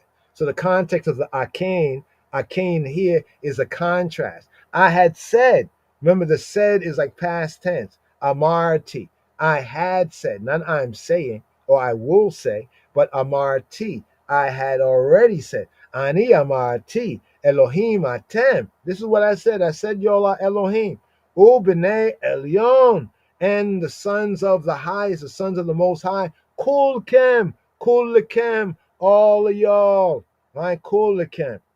I came, but in fact, indeed, as a contrast here, I came, right? So the first word, I came, right? But in fact, indeed, right? I came, like Adam, but like Adam, but indeed like Adam, even though I had said that y'all are Elohim Atem and B'nai Elyon Kulkem, right? I came, Adam, but now, right? But in fact, like Adam. Like who? Now notice here it says men. It says men. Here in the Hebrew, it's the singular Adam, right? Man in the sense of mankind. In other words, Yisrael was in a covenant, right? Therefore, even our judges were higher than the other judges, right? And had that title, right, of Elohim upon them because of the duty they were to serve. But now, Akain, as a contrast, ka Adam, ka Adama temutun. But like Adam, like regular men, other ones, other nations, you're going to just die like that. It's going to be miserable. It's going to be awful, right? He says, Akena ka'adama timutun.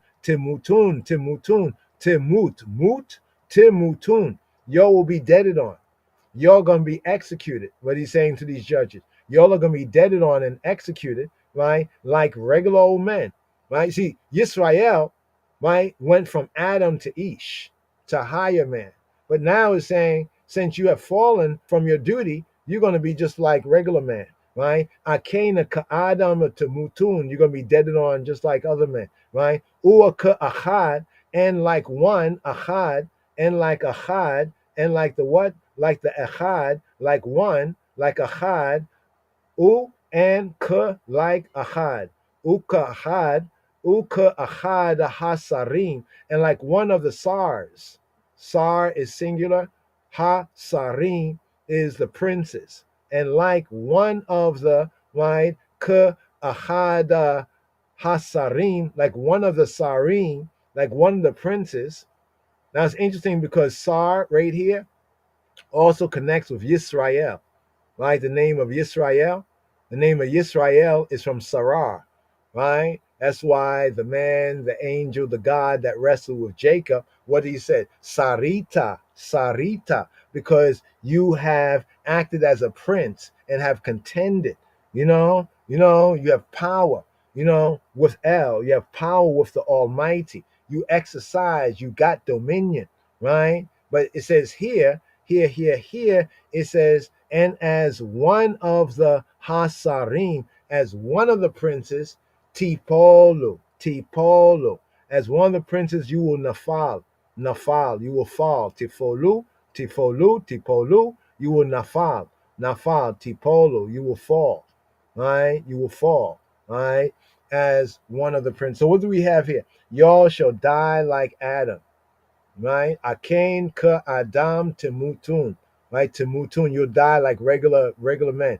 Remember what Yahweh said? He said that when he divided to the sons of Adam their inheritance, he did it according to the number of the children of Israel. So Israel was already separate from the sons of Adam, was already called out to Abraham from the sons of Adam, right? And although these other nations been there, big nations, Egypt, Babylon, all these, now Israel had come on the scene in a special relation, but these ones had perverted the course of justice. So therefore, they will be like other men, right? Akain ka Adama temutuna ka uka ahada hasarim tipolu, right? As ordinary men suffer capital punishment, the death sentence, when they incur it, right? When they are like worthy of it, so will you receive what Elohim is saying, the judge of judges, the God of gods, Elohei ha-Elohim, is saying to the Elohim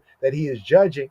At my hands you will receive, you will Kabbalah, you will welcome and receive at my hands sentence of death, right? For condemning the innocent, because of all that innocent blood, right, that was shed, and all the innocent ones, the ones that was pointed out here, the poor and the needy, the afflicted, the destitute, the fatherless, the widow, the orphan, the stranger. Because of all of that, you're going to receive the capital punishment.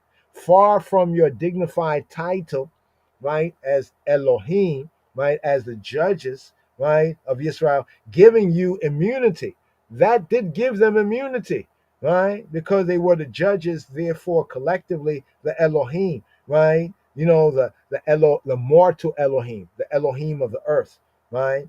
It increases now your liability because you've taken my title on you and you've acted perversely and corruptly against Torah. Therefore, you have no immunity, right? And therefore, you have enough liability. This is what this verse is bringing out in the context of why this Psalm 82, right, is corrupt judges arraigned. It's an arraignment psalm. Here, bringing us here to the final part of this, fall like one of the princes, uka ahad hasarim tipolu, right? Even princes, even the SARS, right? Even the SARS, hasarim, even the sarim, even the princes,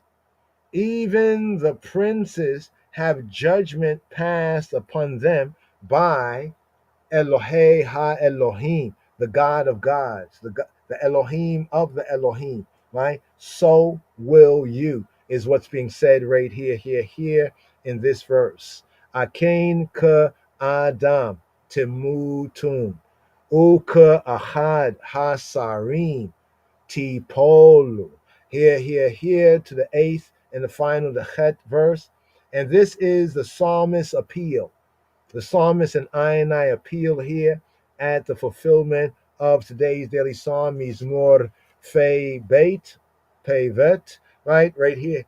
It is the psalmist's appeal to the judge of judges, right? To Elohei ha-Elohim, right here. Here, Kuma Elohim, Shafta haaretz, ki ata Tinachala Bikol Hagoyim. Here. Arise, O Elohim. Judge the earth, for thou shalt inherit all nations. Kuma, to rise. You see, remember we in the early part of the psalm, first verse, we say that the verb here for standing is not the usual word. This is the more usual word for stand. Kuma, right? Like to rise up, right? To rise up. Kuma, Elohim, Shafta haaretz. Shafta, judge her. Judge the land. Judge haaretz. Judge the eretz. So here it's like saying judge her, right? Judge the land, right? So land here in the Hebrew is a noun feminine, right? That's why it's shafta. Shafta haaretz. Judge the land. Judge the earth, for thou shalt inherit ki ata. So here we have the pronoun thou on the Hebrew ata, ata. Ata is like you, male, and none other. For you, male, for the I, and none other. For thee, for thou. Ki ata, for thou. Ki ata, because the I, because thou. Ti nahal, will nahal, will get a possession, get as a possession. You will acquire. Inherit, possess is a sense of it, but it comes down to this: inherit or occupy, bequeath, right? Kiata tinachal bikol, in all ha goyim, in all the goyim, in all the nations, in all the nationalities. So here, for the psalmist and I, is an appeal to the judge of judges, right? To Yahweh, Elohei ha Elohim, right? To judge the earth, Shaftah haaretz, because human judges and human grudges are quite unreliable, right? He and we, I, we plead that Yahweh, Elohei ha Elohim, the God of gods, the judge of judges, right, should act as judge, right? Ha Shofet, should act as judge over all peoples, both over Israel and over all other peoples. Not only Israel, but over all peoples. That's why we have the Goyim, right? Here, because you shall possess. Here it uses the word inherit. We would find that the better translation of Nahal in Tinchal, you male will possess, right? The sense of like taking possession, right? All nations, all of the Goyim, all the Gentiles, the nations, the nation states, the nationalities, the ethnicities, being, all of them being Elohim, the creator, and the judge's possession already, because he's the creator. So who better to judge but the one who created it, right? Right? Go back to manufacture, send it back to the manufacturer, right? All nations being Elohim's possession because they're his creation. He being their maker and their creator. He has the right to rule, right? Because he is the creator, and he has the right to judge them, right? And in his righteousness, he is the best of judges. So right here, an indictment right here. Here, we're going to go to the Hebrew and then seal up with the English, right?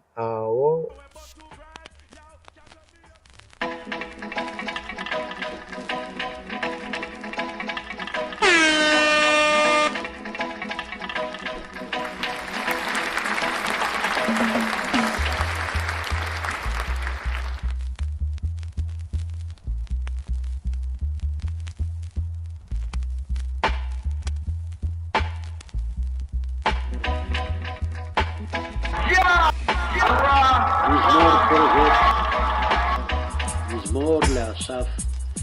אלוהים ניצב בעדת אל, בקרב אלוהים ישפוט. עד מתי תשפטו עוול, ופני רשעים תישאו סלע. שפטו דל ויתום, עני ורש הצדיקו. פלטו דל ואביון, מיד רשעים הצילו. לא ידעו ולא יבינו, בחשיכה יתהלכו, ימותו כל מוסדי ארץ. אני אמרתי, אלוהים אתם, ובני עליון כולכם. אכן כאדם תמותון, וכאחד השרים תיפולו. קומה אלוהים, שפטה הארץ, כי אתה תנחל בכל הגויים.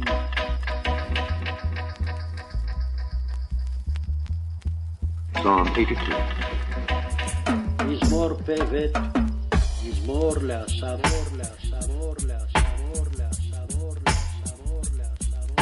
God standeth in the congregation of the mighty, the mighty, the mighty, the mighty, the mighty, the mighty. אלוהים ניצב בעדת אל,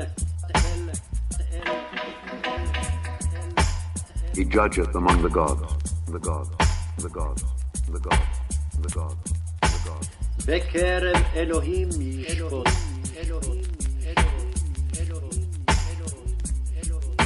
How long will ye judge unjustly and accept the persons of the wicked? Selah. Defend the poor and fatherless. Do justice to the afflicted and needy. Deliver the poor and needy. Rid them out of the hand of the wicked. They know not, neither will they understand. They walk on in darkness. All the foundations of the earth are out of course. I have said, ye are gods, and all of you are children of the Most High. But ye shall die like men, and fall like one of the princes. Arise, O God, judge the earth, for thou shalt inherit all nations, inherit all nations, inherit all nations, inherit all nations, inherit all nations, inherit all nations, inherit all nations.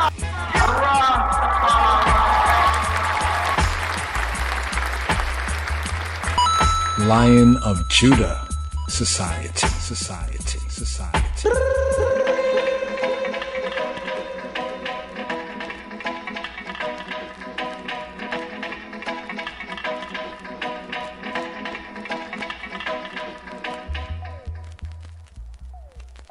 Shabbat Shalom, Umeborak, a peaceful Sabbath, well, good Shabbat Shalom, and Meborak, and a blessed one. Right here. Well, next up, wise, right here.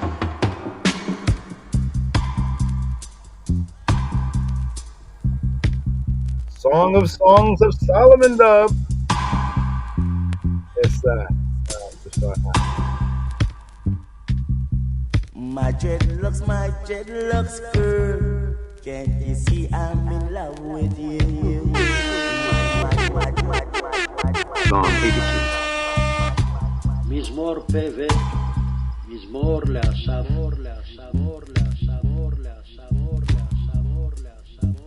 God standeth in the congregation of the mighty, the mighty, the mighty, the mighty, the mighty, the mighty. אלוהים ניצב בעדת אל. He judgeth among the gods, the gods, the gods, the gods, the gods, the gods. בקרב אלוהים ישפוט.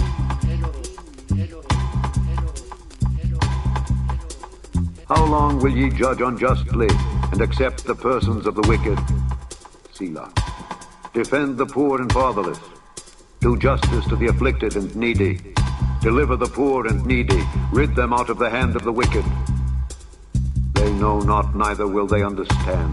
They walk on in darkness. All the foundations of the earth are out of course. I have said, ye are gods, and all of you are children of the Most High. But ye shall die like men, and fall like one of the princes. Arise, O God, judge the earth, for thou shalt inherit all nations, inherit all nations, inherit all nations, inherit all nations, inherit all nations, inherit all nations, inherit all nations, inherit all nations, inherit all nations.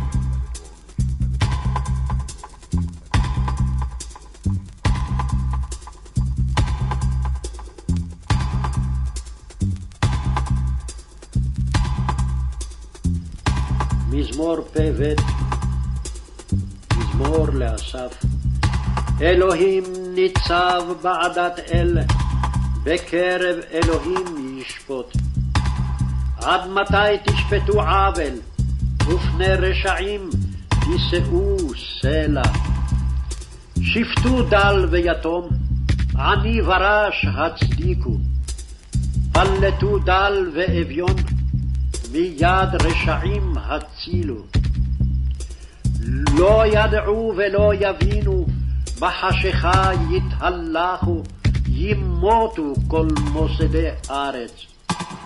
אני אמרתי, אלוהים אתם, ובני עליון כולכם. אכן כאדם תמותון, וכאחד השרים תפולו. קומה אלוהים, שפטה הארץ, כי אתה תנחל בכל הגויים.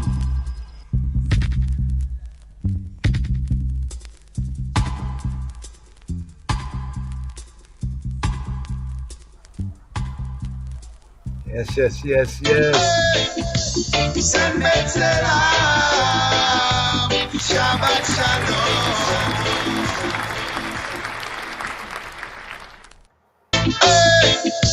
Shabbat Shalom, Shabbat Shalom. A song for the days of rest, yeah, inside your home. Shabbat Shalom, Shabbat Shalom. Shabbat Shalom, Shabbat Shalom. A song for the days of rest, yeah, inside your home. Shabbat Shalom, Shabbat Shalom. Yes, yes, yes. Army Gideon. Give thanks, Ras, on Rastafari. Army Gideon tune right there we have on a loop. Here we're going to play this as the outro right here. Shabbat Shalom, Sembet Salam, brothers and sisters and brothers. Here, you know, we completing here with the Shabbat, the fifth of the seven Shabbats to count complete to the harvest, even the harvest of the fruit of the Spirit and the King of Kings Christ, here in the season, Pentecost, Feast of the Holy Spirit. So here on the outro.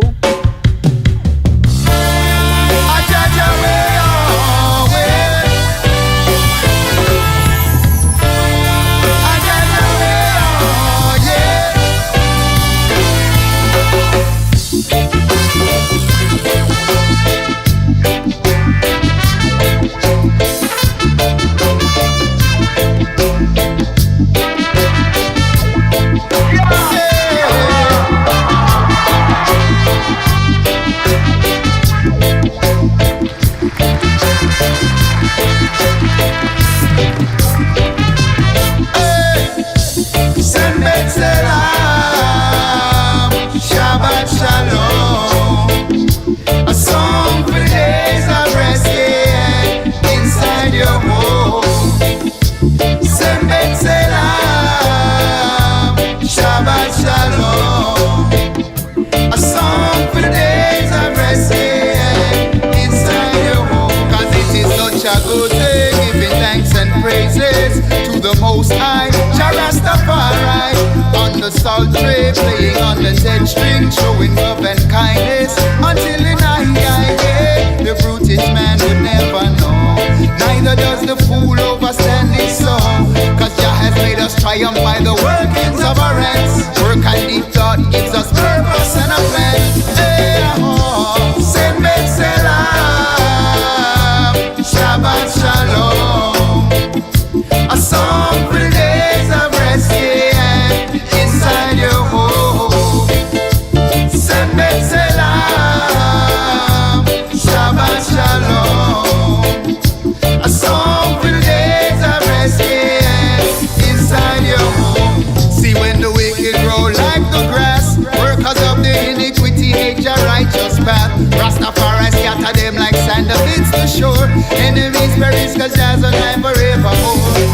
But my heart shall raise up like the horn of Africa. See, I will be anointed with fresh oil, with fresh oil.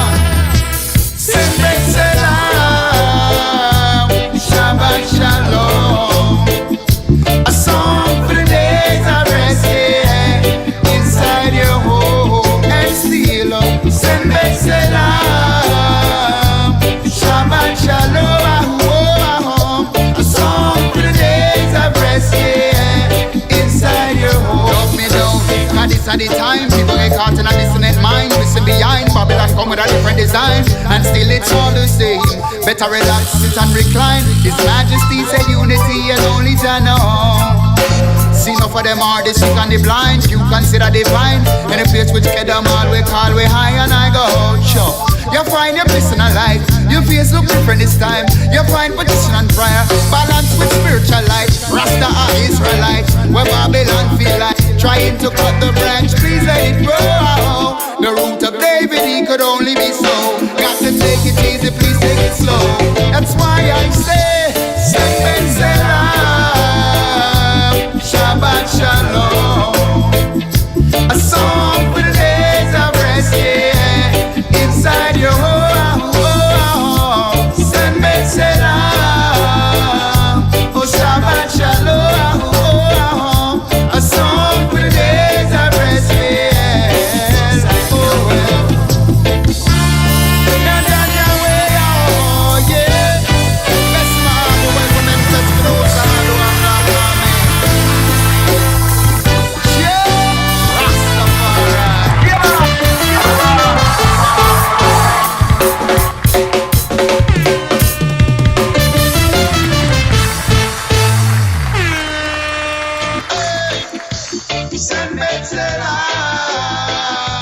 Shabbat Shalom. Lion of Judah Society.